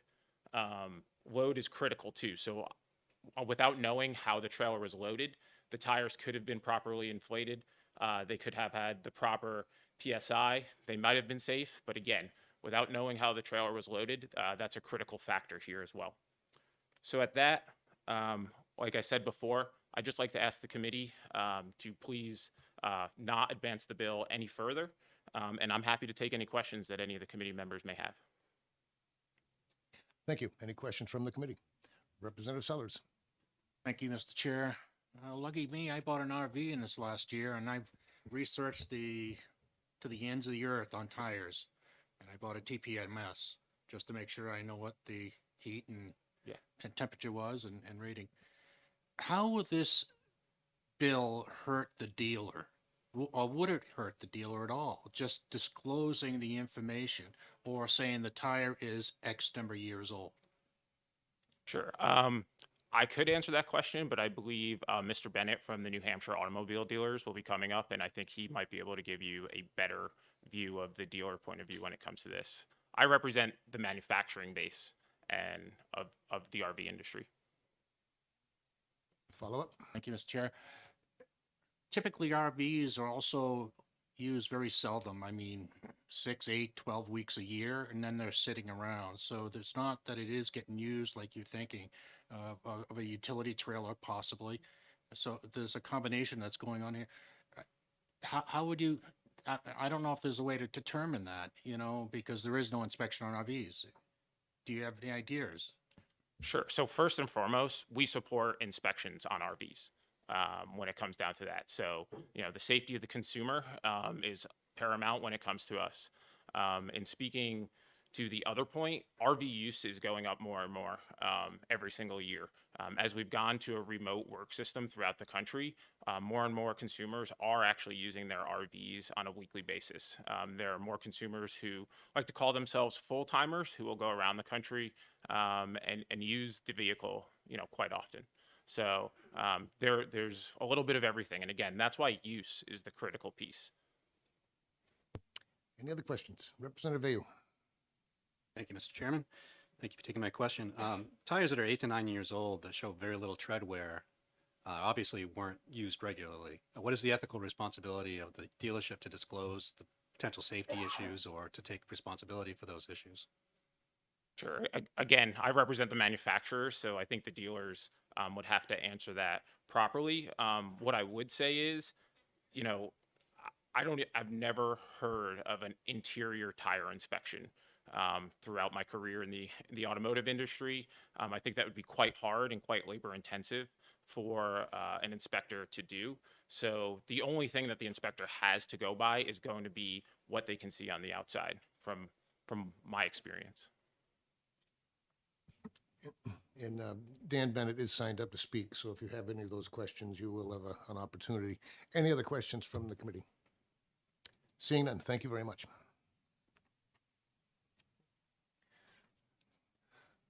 Well, speaking of that, Chair recognizes Dan Bennett, representing who is opposed to the bill. Looking for 3 minutes.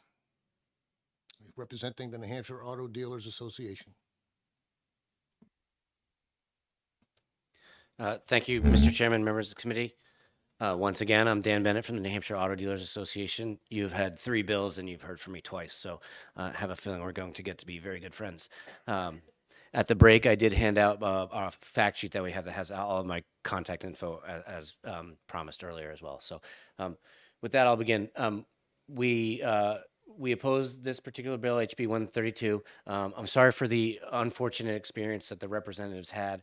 But unfortunately and respectfully, we do in fact oppose it. What I can do is recommend some very reputable trailer dealers in the state of New Hampshire that are both NHADA members and licensed by the New Hampshire DMV. So we can talk about that offline. Date of birth does not indicate condition. I'm in much better shape than some of my friends my age, and I am in much worse shape than some of my friends my age. It's about use, it's wear and tear, it's hours, it's a mechanical piece of equipment. So it's why we look at mileage or on a vehicle or hours on an engine in the case of snowmobiles or ATVs. So it really does come down to use. Blown tires can happen for a multitude of reasons. With this bill, like one that I mentioned earlier, I don't know how this bill will be enforced. Who is going to visit a dealership and trailer dealership and rip through every deal jacket to make sure that this disclosure was and is or given. So that's an issue. If a consumer has questions about equipment condition, they can always visit a reputable dealer or technician and have equipment inspected. It's just like getting a second opinion from your doctor. So you can always get a second opinion. We do encourage periodic review of inspection, especially during a busy trailer season, and especially at the start of the season when you dust off that trailer and right before you put it away. There's some preventative maintenance things you can do. Dealers actually sell bags. You can see them on campers. Some campers for their winter storage get completely covered. Some folks put them up off the ground, and some folks put protective bags really around the tire to prevent dry rot, and also an instance that I mentioned earlier, rodent deterioration. So those are things that we all recommend. When it comes to the disclosure component, the vehicle purchase process is a very paperwork, document, disclosure heavy transaction. Okay, it's not as heavy as buying a house, right, where the stack of paper is this high, but there's a lot of papers in a vehicle deal, right? So every time we add another piece of paper, it tends to diminish the importance of the others. Because then that's why it's called passing papers, right? We start shuffling, and some of those documents tend to lose their importance when we make it too heavy. So I caution about the paperwork intensiveness and the document disclosure component. Just as a point, we are sensitive to, other documents getting watered down. This isn't an inspection bill. We support inspections. We always have. We supported trailer inspections, even when the legislature opposed or removed. We used to have trailer inspections.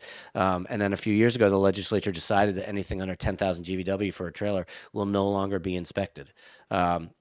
We weren't supportive of that. But this is a date of birth disclosure bill.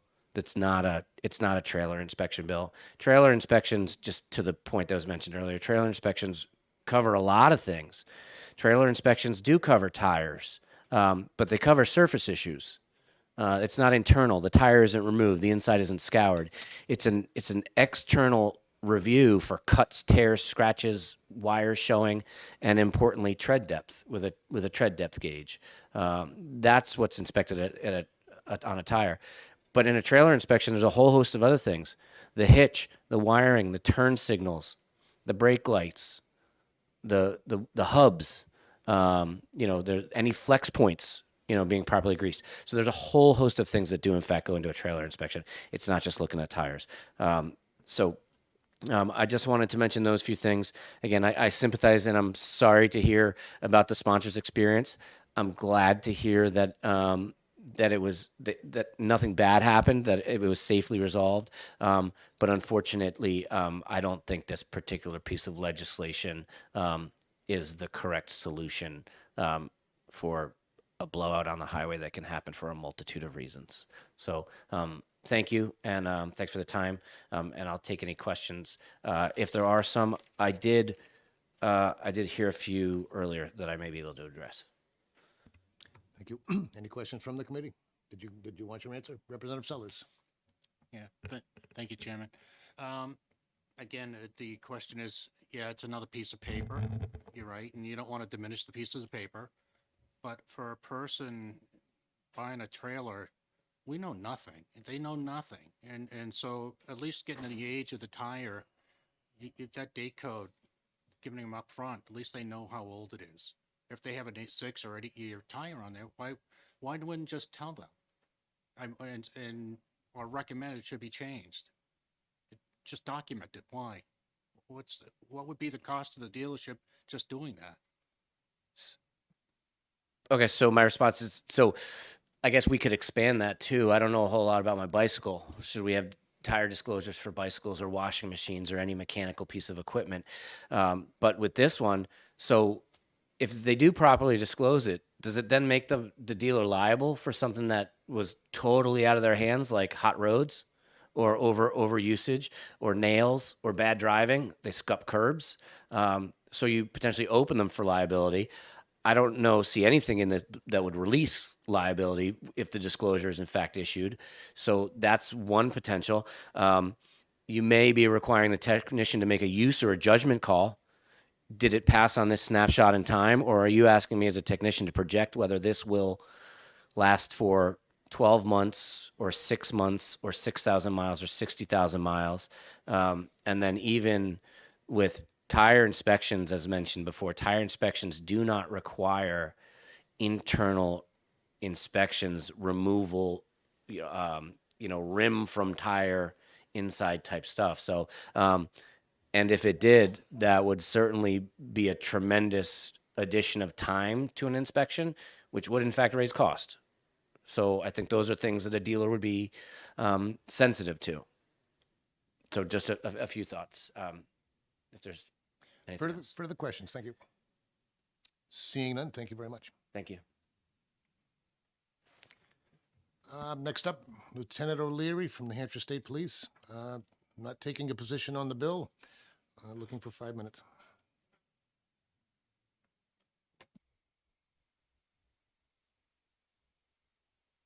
Thank you, Mr. Chair, members of the committee. Really appreciate a chair that didn't have sides on it.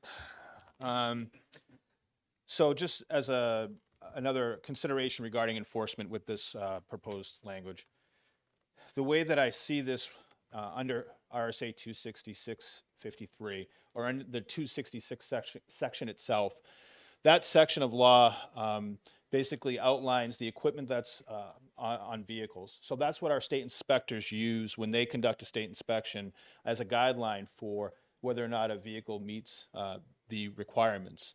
So as on our end, as far as state police is concerned, if we're going to enforce this, if this moves forward, I guess we would just need some clarification, as most of our motor vehicle dealer laws fall under the 261 section. And that's where essentially where we have a lot of our requirements that the dealers have to, give certain things, temporary plates, odometer statements, and things like that. So when our crew goes in to do an audit at a dealership, if they're missing that document, then that's something that we can address, administratively. The way that this is written, my perception is that this would fall on safety mechanics to ensure that that's in check. So we just want to make sure we put it under the right section of law if this does move forward, would be my request. Because the enforcement part would be, second to that, is this going to be a criminal law in which we're going to essentially arrest somebody for if they do not comply with it? Or is this going to be another document that we're just checking for when we conduct an audit to ensure that the dealer is providing what's required? And lastly, if it does move forward, our other request would be that where it talks about the tire age and date of manufacturer, we just ask that that would be in clear language, because sometimes what happens is exactly what would happen here. Potentially, you could have a dealer that would write the numbers or letters that correspond with it, leaving it up to the buyer to determine what any of that means. So we would just ask that the language be clear and what the age of the tire is. That's all I have, sir. Thank you. Questions from Representative Sykes? Thank you, Mr. Chairman. Lieutenant O'Leary, is this the kind of, for lack of a better term, regulation that might be better dealt with in rules rather than in legislation? Thank you for your question, sir. Currently, what we have in administrative rules, as members before me have spoken to, is that visual inspection of tires. I don't know that we could get any more strict on how tires are inspected other than what we have right now, other than, again, like Mr. Bennett had alluded to, taking the tire right off the rim. But even then, it's going to be difficult to determine. So administrative rule through that 261 law, we could probably get it in administrative rule that way. But outside of that, with our current inspection rules, it's not, I don't think, a good fit. Yes, sir. Thank you for your question. Further questions? Representative St. Clair. Instead of a whole another sheet of paper, wouldn't it just be as easy to just have one little line that says age of tires? And that would give, I'm going to look at a tire just to look at what it looks like. And if it's 10 years old, then I can think about it. But at least it would give the consumer just another little bit of information. And then if they want to freak out about the age, they can still freak out about it or not. It would be up to them. But just a little line. Thank you, Representative. I don't want to speak on behalf of the bill sponsors, but I assume based on what I've seen, with car sales, as the paperwork is required now, the reason why the odometer statement is a separate statement. It is to, put more emphasis on that. So adding a line somewhere, I'm thinking that their thought is it would be lost in translation, and they're looking to put emphasis on this item. Thank you. Thank you, sir. Further questions? Seeing none, I just have one, just to clarify.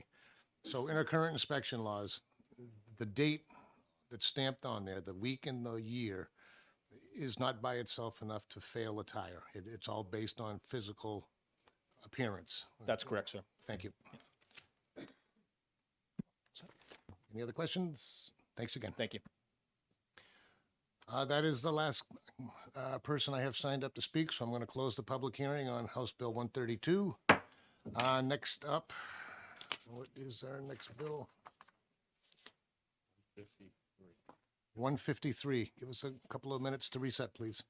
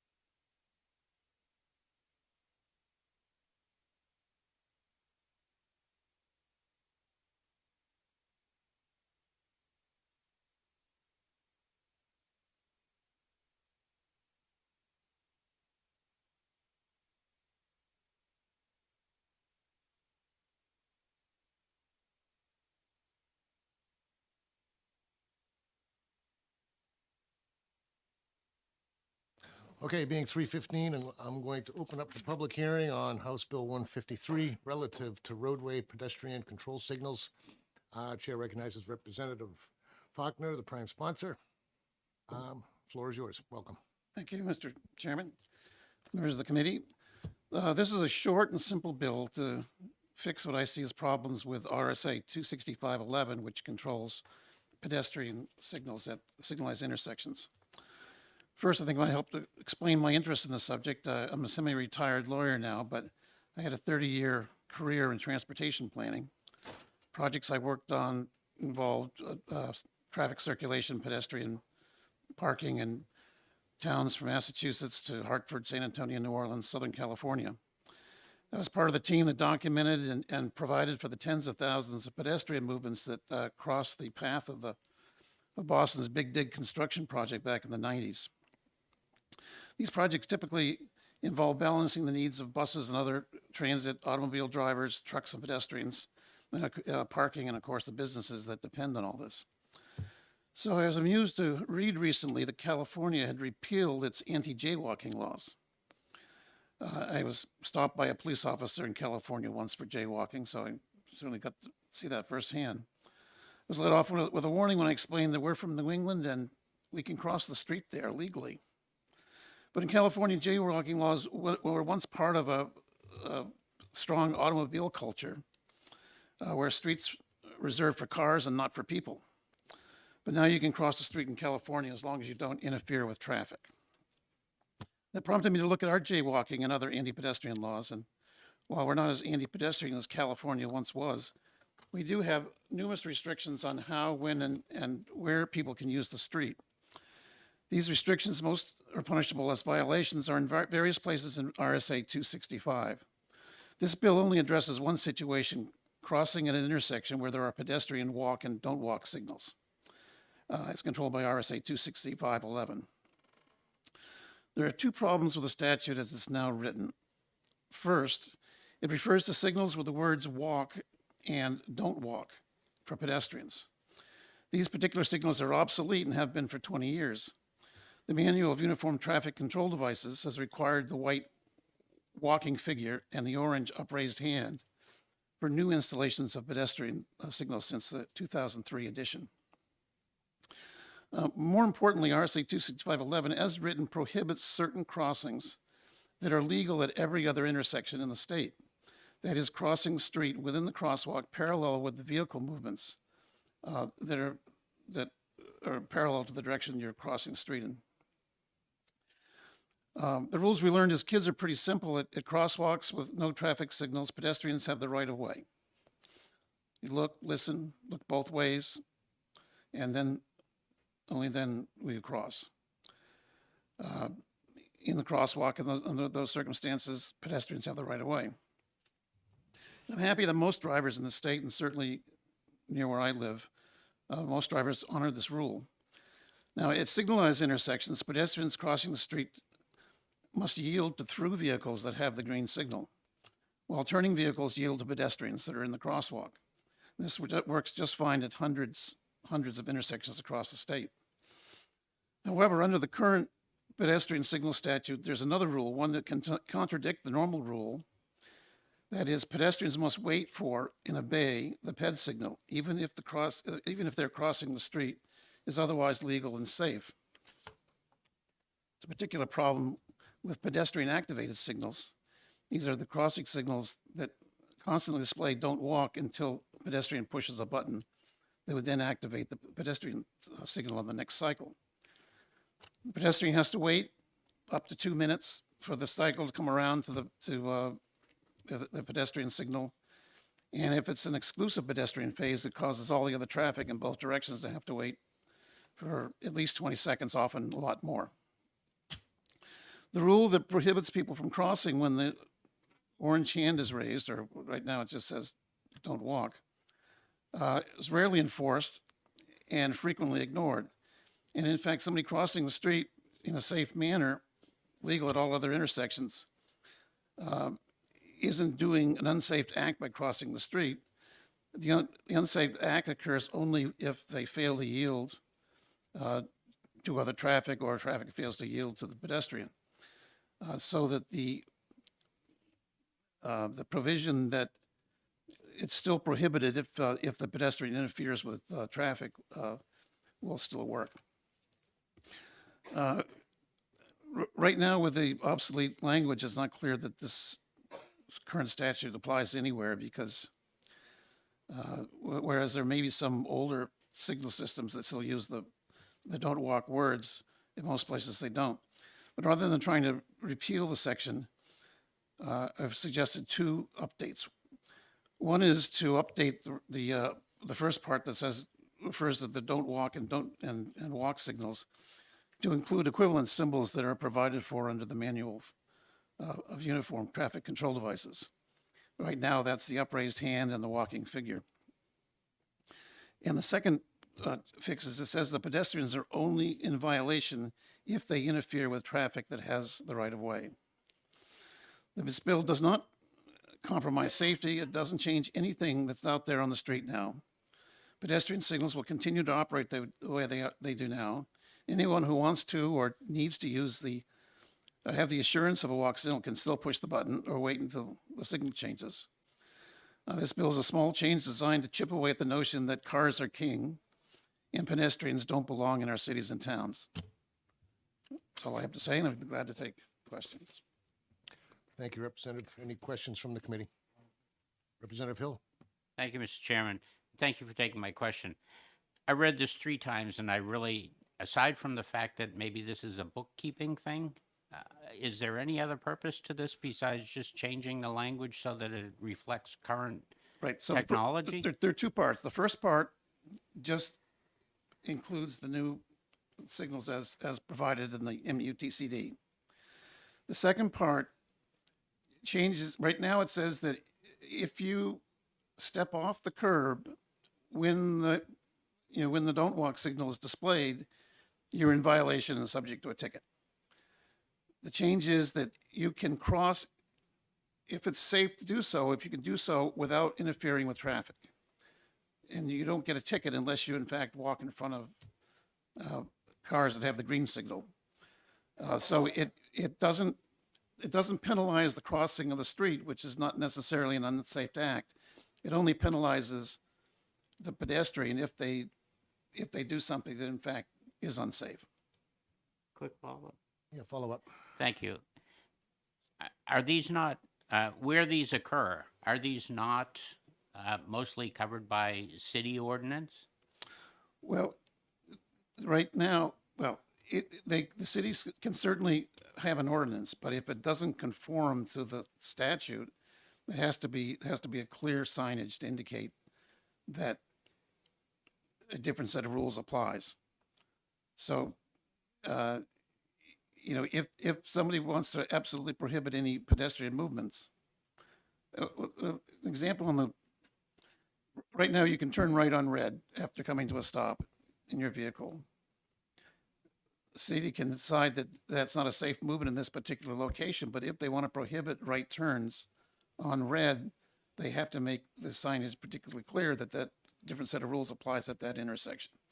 So the same would apply here. If they really want to keep people from crossing according to the other rules, the rules that apply other than at these PED signal intersections, then they have to make that clear to the people walking on the street. Thank you. Representative O'Hara. Thank you, Mr. Chairman. Thank you for taking my question. I could just see this going as in Laconia we have 6-lane intersections. You could not be interfering for the first 3 lanes, and then you're stuck on an island. And then what happens to the pedestrian? Do they stand there on the island? Do they have a clear way to go the next 3 lanes? Or I know it'll work well in Concord for like these small back roads, but in Laconia it would be bad. Was there a question there? So what depends on how this intersection is designed. So the signal timing is supposed to be such that a pedestrian can cross the street on the phase where that is a safe move. So, and that depends upon the general rule is you take the width that they have to cross divided by 3.5 feet per second, add 7 seconds for an open time, and then, so a 50-foot street, you want to have a 30-second, well, less than 30 seconds of time for pedestrians to cross. So if there's not enough time for them to cross, then the intersections and the phasing is not designed correctly. A follow-up question? Yes. So where I was trying to get with it is we're trying to say that as long as they're not interfering with traffic, they can walk on the do not walk, correct? That's correct. Okay. And then if in Laconia there's a 6-lane intersection, they may not be they may think they're not going to be interfere because they can't see, 35 seconds out, but car comes around the corner, then they're interfering with traffic. Who are we going to, like, how do we If the car protect that? if the car comes around the corner, they have to yield to the pedestrian. So turning traffic always has to yield to pedestrians. Representative So- C. Thank you, Mr. Chairman. I'm looking in here and I don't see it clearly saying that you can go ahead and cross even though it says don't walk. Assuming that the traffic It is doesn't low or say something. well, It, so- it talks about where you've already started.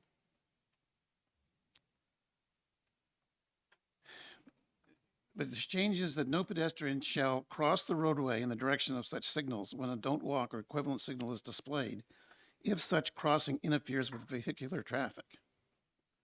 So it says not to cross when the don't walk is displayed.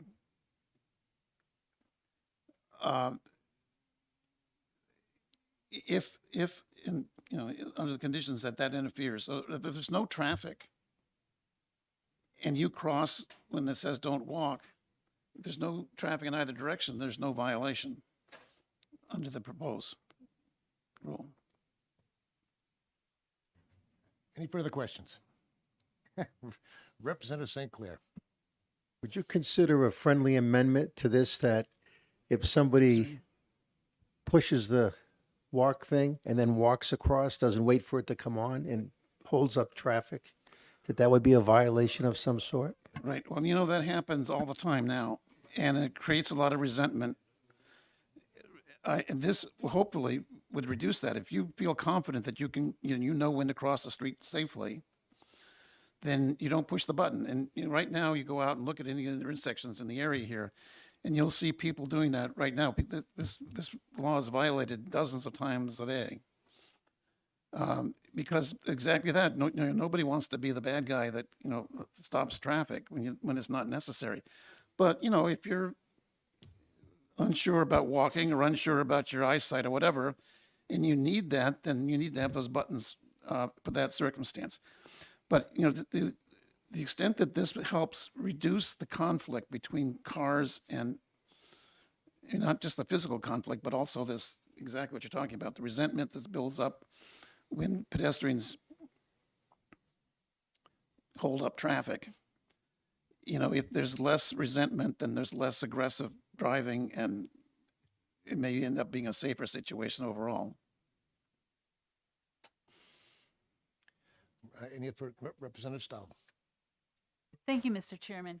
As I look at Roman numeral 2, you read the first part that says that a pedestrian, even though it says don't walk, if there is no traffic, they can go forward and move across the street. But the second part says, however, any pedestrian who has partially completed her or his crossing on the walk signal shall proceed to a sidewalk or safety island. Is that contradictory or redundant or unnecessary? No, that basically says that if you are in the crossing and the light turns, hand comes up, right, then you are instructed to continue.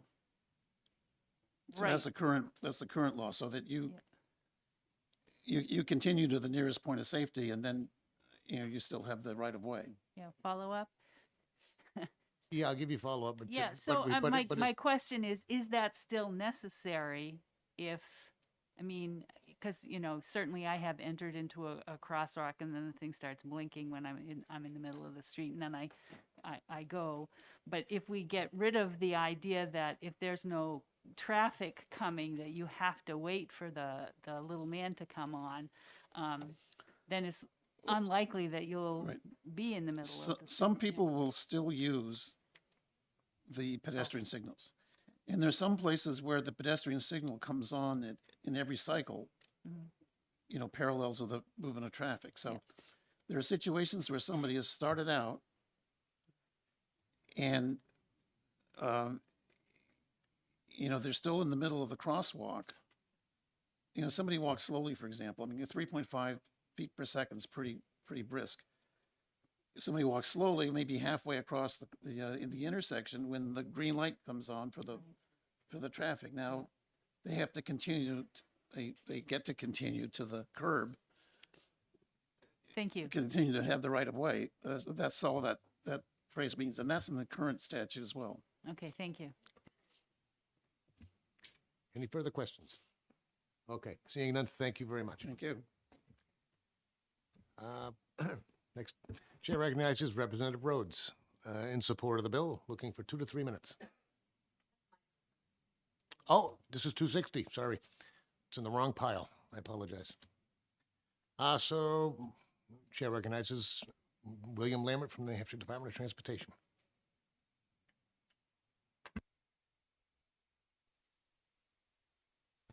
Good afternoon. Thank you, Mr. Chairman, members of the committee.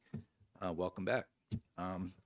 For those that don't know me, there's a lot of new faces here. My name's Bill Lambert. I'm the state traffic engineer for the New Hampshire DOT. And before I forget, the answer to Representative Staub's question is that the sentence that you're referring to is in the paragraph for a don't walk display. So it essentially says if you are in the crosswalk during the walk display and then it turns to don't walk, they don't want you to turn around and go backwards. They keep going to where your destination was, because the signals are timed so that you can get to the far side. Pedestrian signals are very complicated. There's probably a lot of job security for me because people don't understand how they're supposed to work, and they tend to be modified. For the record, I just returned from Washington, D.C. I spent 3 days there last week with 353 like-minded folks talking about exactly what's in the MUTCD. So if you can imagine what kind of experience that is, that's what I'm coming from today. So welcome home. Thank you very much. So the DOT is not opposed to this bill. I think the language is somewhat clunky, and I think some of the questions that I heard earlier kind of indicate that. And I also wanted to talk about, and I attached it to the handout or the written comments that I have, is discuss the Uniform Vehicle Code. So the Uniform Vehicle Code is a document that's created by a collective of 50 states. It hasn't been updated since the year 2000, but within the Uniform Vehicle Code, and the Uniform Vehicle Code includes model laws and ordinances for all things vehicles. And going to Representative St. Clair's question about the federal issue with tires, those types of things are in the Uniform Vehicle Code, so that when states adopt rules of the road, that they're consistent, that people know what they're going to, what they are from state to state. But the Uniform Vehicle Code has language that, if you look on page 129 of the attachment, under their Chapter 11-203, pedestrian control signals, is almost verbatim to what's in our statutes. And there's a reason for that, because the Uniform Vehicle Code is created so that states can adopt consistent language. So if I look at the language that's in that 11-203 pedestrian control signals, just to clear up what's in our current statute, rather than or the equivalent visual or audible signals in reference to the MUTCD, it simply says the walk or don't walk or symbols of a walking person or upraised palm are in place. So that would be consistent with the Uniform Vehicle Code, and I think it's cleaner language. I look at paragraph 2, and it's proposing to cross out steady or flashing. And one of the things that I look at on this, and again, pedestrian signals are kind of evolving over time. Right now, we don't flash the walk symbol, but the MUTCD in the current infrastructure bill that just passed last year includes a requirement that Federal Highway will adopt in the next edition of the MUTCD by May of this year. So there may be changes to what's in the current bill, and one of the changes they've talked about is having, instead of the don't walk with the countdown symbol. If you've seen that on any of the newer signals, you would have the walk flashing. So it would come up at the beginning of the walk phase, pedestrian phase, would walk steady, and then when it got to a point where there was only enough time to cross the length of the road, it would start flashing, don't walk, it would start flashing walk with the countdown number to let people know how much time there was. So I would tend to leave the flashing or steady or flashing in the lane in the bill, just because I think it may change in the near future and it doesn't hurt the way it is. And then in the last paragraph, the don't walk paragraph, when a don't walk or equivalent signal is displayed, I think is redundant to the clarification that was in the first paragraph. It doesn't necessarily add, and may even add some confusion, and then leave it just as it's shown in my written comments. On the second page, I had what it would be in a clean document in the last paragraph. And again, we're not going to comment on the merits of the bill. I'd be happy to answer any questions on it. But I'm just looking at cleaning it up to be more consistent with the Uniform Vehicle Code. And with that, I'd be happy to take any questions. Thank you, sir. Any questions from the committee? Representative Hill. Thank you, and thank you, Mr. Lambert, for coming in and speaking with us. Would you be willing to help with an amendment to clean up the language that you just discussed? Absolutely. Thank you for the question. I'd be happy to. Thank you. You beat me to it, Representative Hill. Thank you. Representative C. Thank you, Mr. Chairman. I'm just trying to figure this out, and I'm just wondering, on the bill itself on line 11, it looks to me like we should strike out where it says on the walk signal. So it just says that any pedestrian who has partially completed his or her crossing shall proceed to the sidewalk or safety aisle. Because we're talking about the possibility of people starting without waiting for the walk indication. Correct. Thank you for the question. So again, this is under the paragraph that's titled "Don't Walk," so it has to do with the references that it's what to do on the "Don't Walk" symbol. So that last sentence indicates that if you have partially completed the crossing, you shall proceed to a sidewalk or safety island. On the walk, I think, is something that was clarified in this state, maybe different than the Uniform Vehicle Code.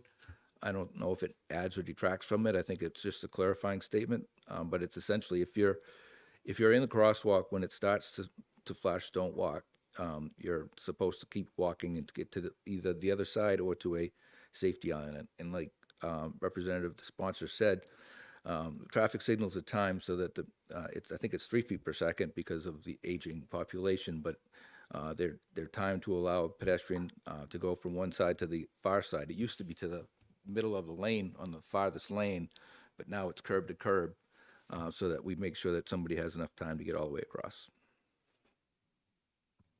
Any other questions? I agree with Representative Hill. I was going to ask the same question. I think the original language in the current law, which is what's in regular type, is confusing to begin with. The extra language doesn't help. So I'm anxious myself to see if you can work on something that helps it just a little easier for everybody to read. I think we'll have a better look at it then, because I don't see anybody with any opposition per se to what's being attempted. I have nobody else signed up to speak, so thank you very much. I'm going to close the public hearing on House Bill 153 in just a minute or so, and we'll get into House Bill 260.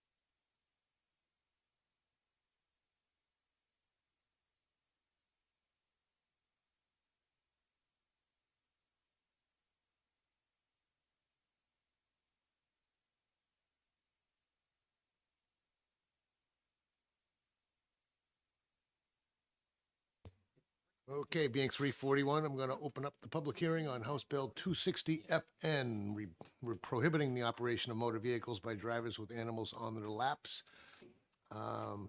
Chair recognizes the prime sponsor, Representative Rhodes.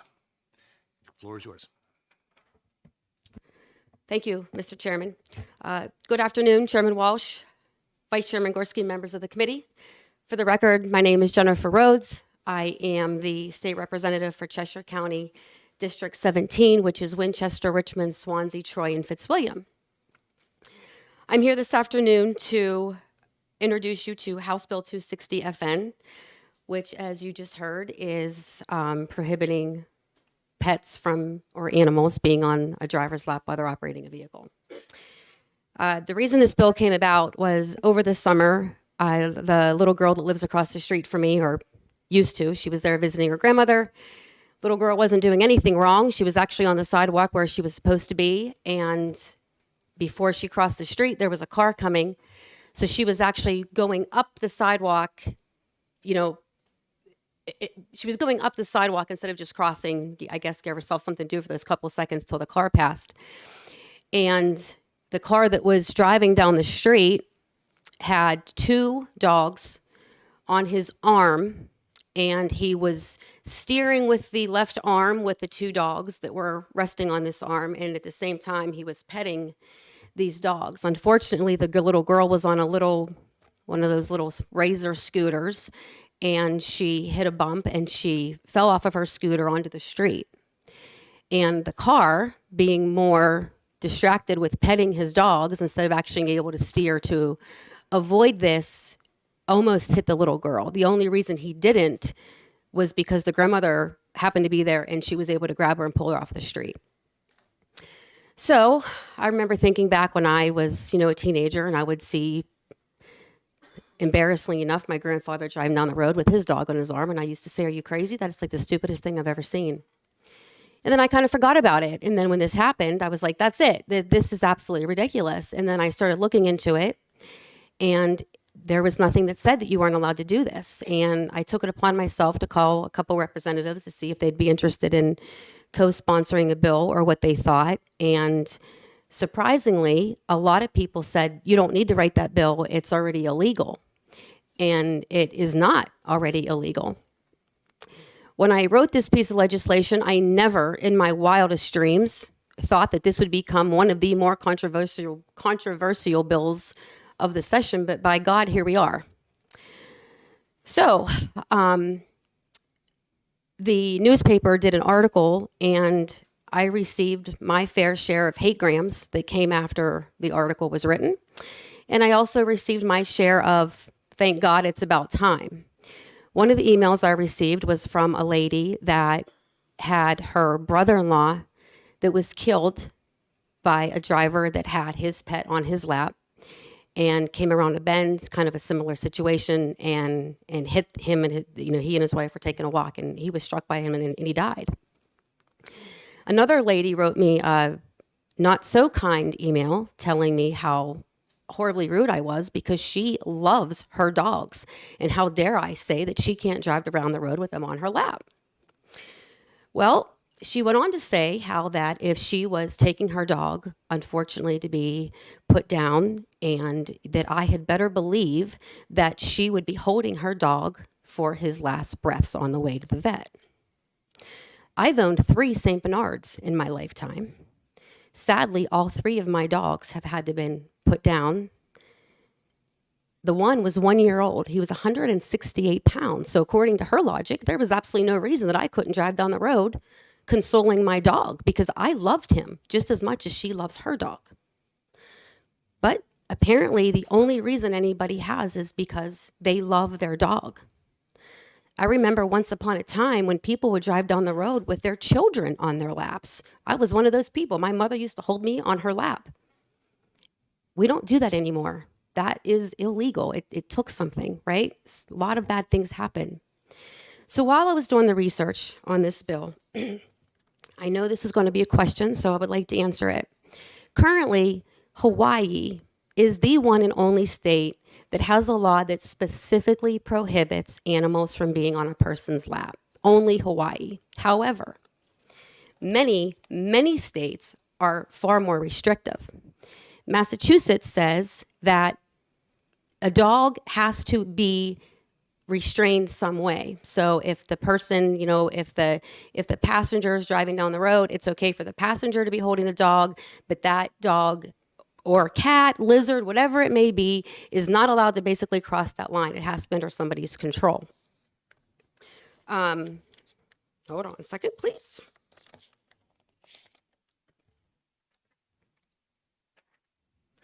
So New Jersey, Rhode Island, Arizona, Connecticut, Hawaii, as I mentioned, Iowa, Maine, Massachusetts, South Carolina, Washington, D.C., all have some kind of distracted drivers laws that say, most of them say that the dog has to actually be, or cat, says that the animal has to be restrained. A lot of the laws say that they actually have to be in a carrier or some kind of a seatbelt.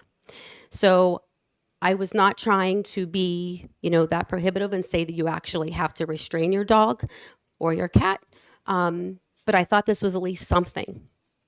So the statistics show that a dog that weighs 30 pounds, if they were to be in a car crash, would exert roughly 300 pounds of pressure.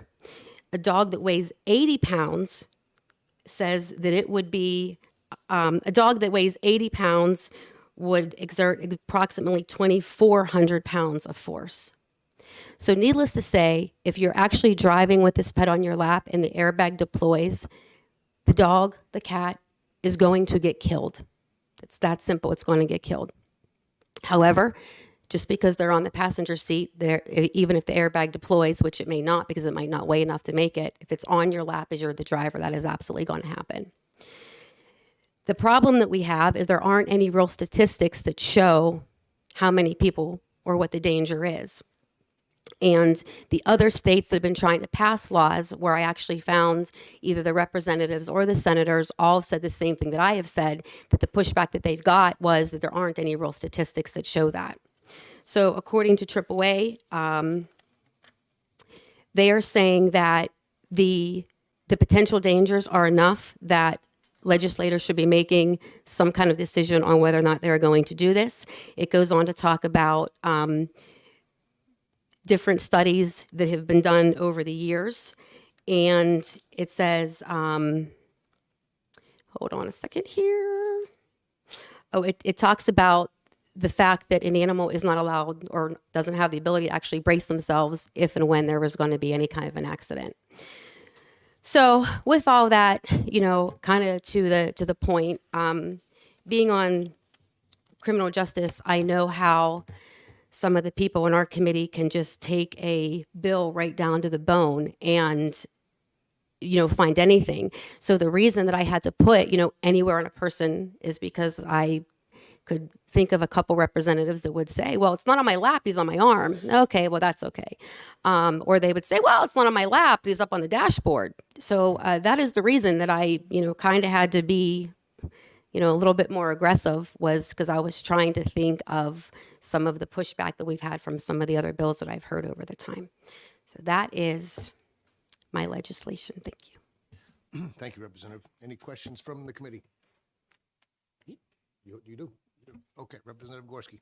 Thank you, Mr. Chairman, and thank you for taking my question. You have here the violation for this is $100. Yes. What happens after the second time?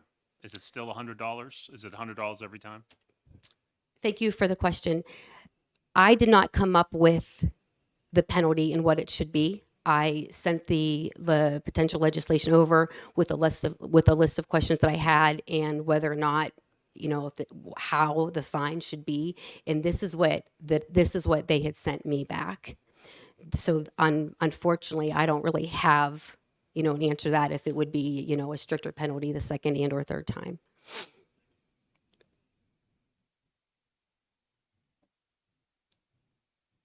Any other questions from the committee? Representative Sellers. Thank you, Mr. Chair. Representative, what age group demographics does this really hit? I mean, has there been any study to say that people over 50 have dogs on their laps or people under 50? Thank you for your question. It has been found that since the pandemic, that pet ownership has reached an all-time high of over 70% of households actually owning some form of a pet. I think that you probably, or everybody in this room has probably seen that going simply to the grocery store, you're going to see a handful of people that now walk around with some kind of a pet. So unfortunately, I don't have an answer of the age group of people that actually drive with a pet on their lap. But I assure you, ever since I actually had the courage to put this in writing, I've lost count at how many people drive down the road, sadly, not with just one, but multiple pets on their arm. And it's all ranges. First drivers up until senior citizens and much, much older. Any further questions? Representative Bayou. Thank you, Mr. Chairman. Thank you for taking my question. Did you mention what the danger is to the driver in an accident with that has a pet on their lap? What the force would be, driving the pet into their body, or just the impact force? Mm-hmm. Thank you for your question. I was not, to answer your specific question, none of that came up in any of the research that I did. The only thing that came up was the danger to the pet itself, which is basically most of the information I found was basically with AAA. And the statistics that I read you are all from AAA, and it just gives different examples of pets in their different size, and continues to talk about the fact that, if they go through the windshield. And the other dangers that happen is if there is a collision. When I spoke with some EMT first responders, that a lot of times whenever they get to the scene, unfortunately the dog is running down the road, because whenever they get hurt, they run. And or if the dog is hurt or their owner is hurt, they won't allow the first responders to actually get to the person to do whatever may be done, because they're protecting them. So I don't know what actually happens to the driver other than, the real dangers of any other wreck that they might be in. Further questions? You already had one. Representative Jones.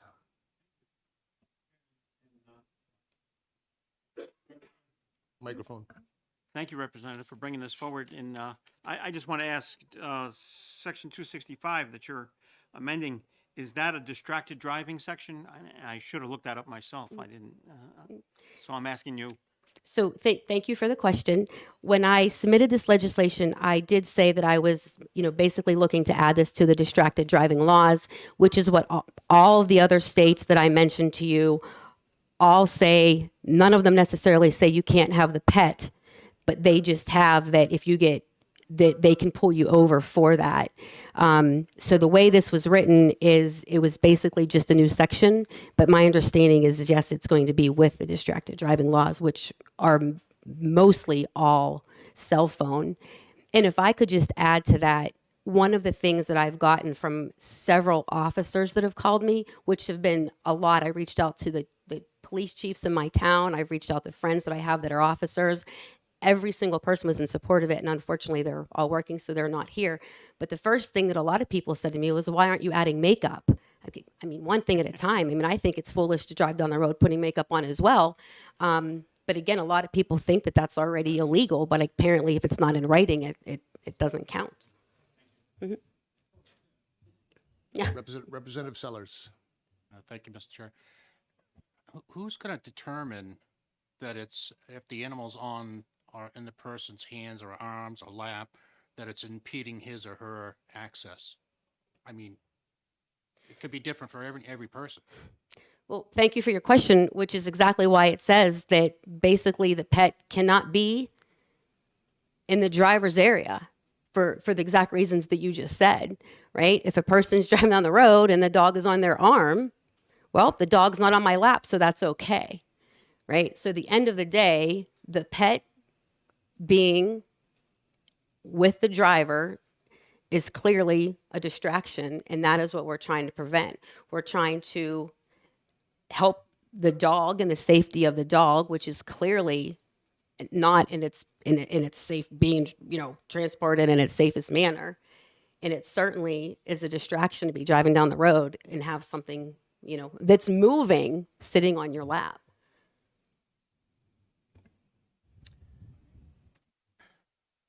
Representative Hill. Thank you, Mr. Chairman. And thank you, Representative, for coming and visiting us. Is there any thoughts or exclusions for service animals? Thank you for your question, Representative. The service animal can certainly be in your vehicle, right? The service animal can be according to this legislation, the service animal can be sitting on the passenger seat. I don't think that it makes any more sense to have the service animal be on your lap than it does to have it sitting right next to you. I would have to say no. Yeah, although I find it hard to believe that a real service animal would be sitting on the lap. You usually be sitting right next to him. But any other questions from the committee? Seeing none, thank you very much. Thank you. Next up, Chair recognizes Eli Rivera in support of the bill, looking for 2 minutes. Representing himself, are you also a sheriff? Greetings. Good afternoon, Mr. Representative Welch and the members of the committee. My name is Eli Rivera, and I'm the sheriff in Cheshire County, and I've been the sheriff for 11 years. I support this bill for a number of reasons, and I'm going to bring up, we currently have a statute, 26595, that talks about the obstruction to driver's view or riding mechanism. And it actually has to deal with passengers. So if you try to squeeze in 4 passengers in a 3-passenger seat, like before you used to have the bench seats, and you can try to squeeze as many people as you could in the front seat, and you drive right against the driver door, and you're doing one of these numbers, that was kind of what that bill came into.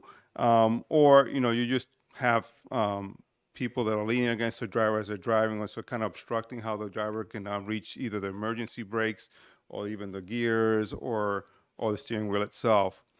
And it also talks about obstructing the view. If you have stickers or even tinted windows, obstruct your way to look out the side mirrors, windows, it kind of, there's a legislation that talks about and deals with those consequences. Pets have sometimes their own mind. I've seen dogs running back and forth between the front seat, the back seat, looking out one window, looking out the other window, and I've seen drivers of pets that they're holding with their left hand, and they're trying to look over the dog as they're driving down the road.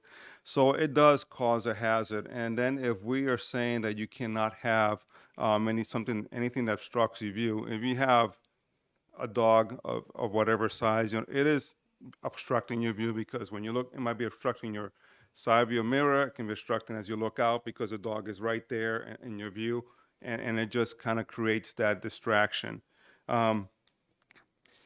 Over the years, I have stopped people because I felt that watching the dog, was just kind of in a position. It's back in the days when I was in the patrol. I pulled people over because I felt that, I understand you love your dog, but how can you even drive with that dog when you can't even see out the front window or out to the side? You might want to consider putting him somewhere else, and consider whether that was considered negligent driving. How can you drive when you're obstructing yourself from what's in front of you or into the side of you?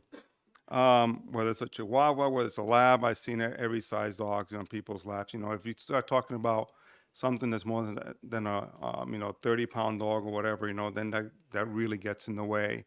And when the representative asked about the airbag, the airbag is meant to protect the driver or the passengers in the car. If you have a dog or something in between the airbag and the person with that airbag deploys, now you're obstructing the real purpose of that airbag, because you have placed an obstruction in between the passenger, the driver or the passenger, whoever that is, and the airbag. And that's going to most likely cause more harm or reduce the capabilities of the airbag as it deploys, because now it's facing an obstruction. Instead of being hit by the airbag, you're going to be hit by an airbag that's pushing your dog into your face or whatever that is. So there's some more serious consequences when you have a dog in your lap, and hopefully nothing ever happens, but if that airbag does deploy, you're going to be hit with a lot more weight behind it because now you have something obstructing it. Again, we have legislation that does deal with the obstruction of view and obstructing the driver's mechanism already in place, adding that in addition to passengers or any other item that you put on your window, that dogs can also cause that obstruction and of view and the mechanism of the car.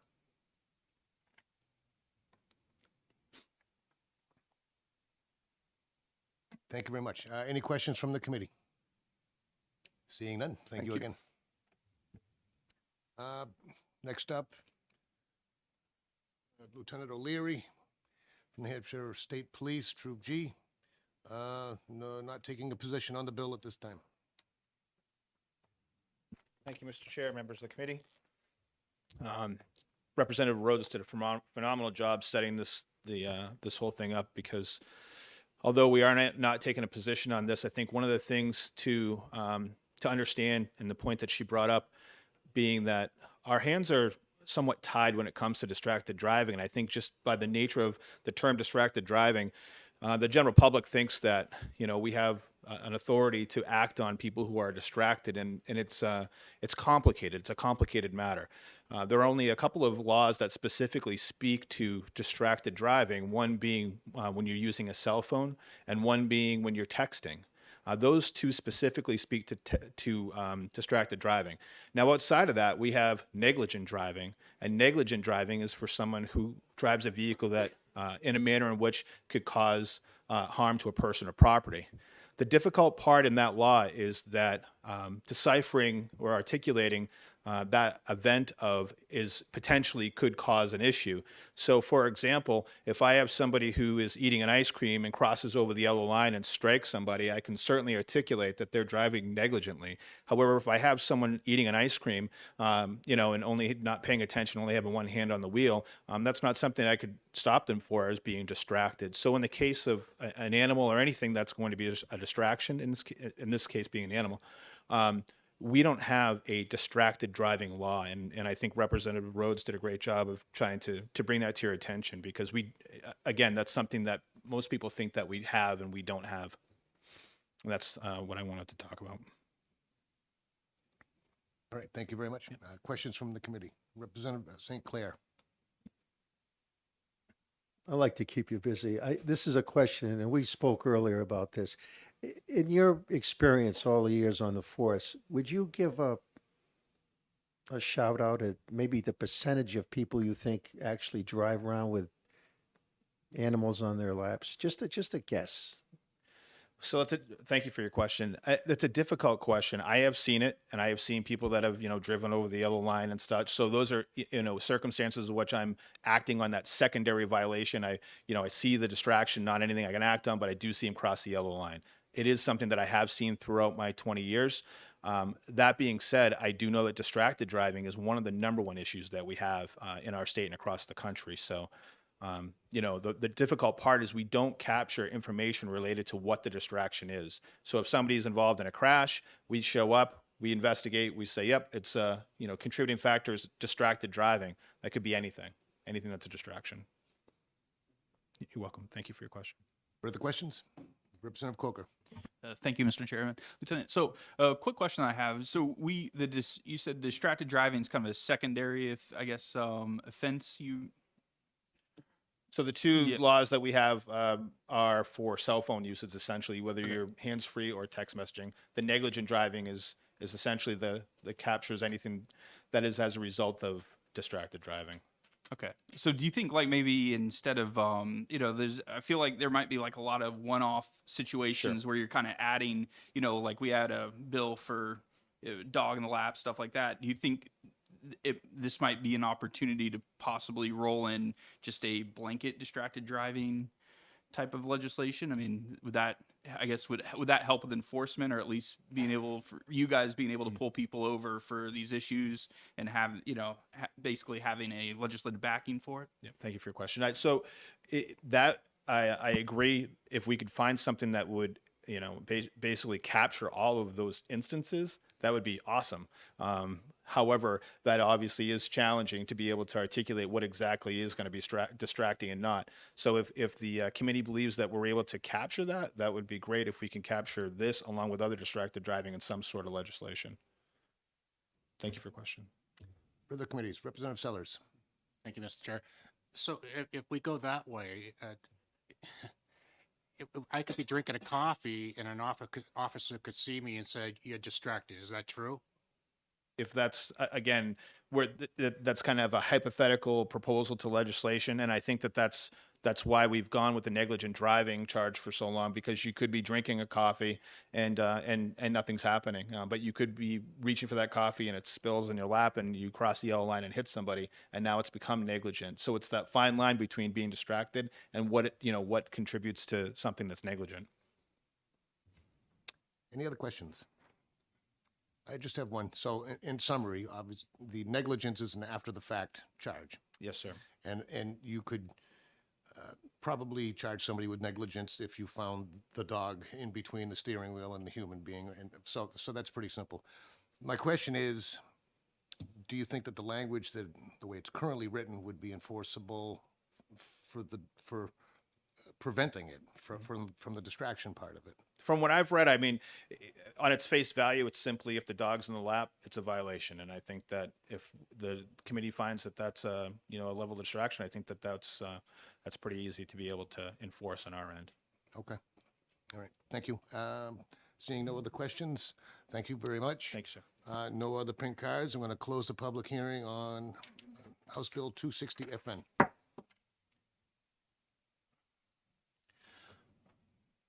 Okay, so that's the end of our business today.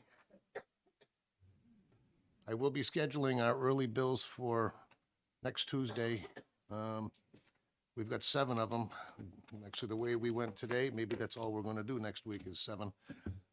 Any other questions for me before we finish our business for the day? What time Tuesday? Excuse me? What time Tuesday? I typically, I like to start early, 9 o'clock usually. It won't be any earlier than that, but it depends on what, I'll have to look at the bills if I think they're easy, like I did today, or how'd that work? I move it to 10, but I think safe enough, Another chairs meeting next week. we'll probably be starting at 9. I'll speak with the ranking member also about any of the bills that we've heard today, whether or not we want to exec them next week. But the ones we heard today are not early, so those aren't under a deadline yet. So the next week's public heard bills are. Go ahead. The 3 bills before us that we didn't act on today, will they be agendized for next Tuesday? Excuse me? Excuse me, guys. I didn't hear you. Excuse me. No, is that, Gentlemen, I can't hear, please, thank you. No, not yet. I'm answering some, so one more no, time. I'm just please. asking, there's 3 bills that were before us today are they going to be agendized for next Tuesday, those bills? I didn't even notice that we had 3 extra. I just worked off the ones that I scheduled last week. Okay, yeah, I don't know why they're there. Okay. You just put extra ones. Okay. Typically, we get a copy of all of them from committee services. But things may be changing there because I know things are trying to go paperless. So I'll confirm whether or not we're going to get a copy. Typically, most of the representatives keep an index file and keep them all with all your notes. I still like doing it that way myself, but I'll follow up. And if you would like copies, you can certainly request them from Lindsay yourself. But while we have more bills, we have 23 total. So, and I think we've only got yeah. So, Representative Rumbo, I saw you had a question? No, I'm saying what about timing? Okay. That's fine, thank you. All right, so yeah, we'll shoot for 9, but just check the calendar just to make sure things don't change. Anybody else? All right, have a great week, everybody. Thank you.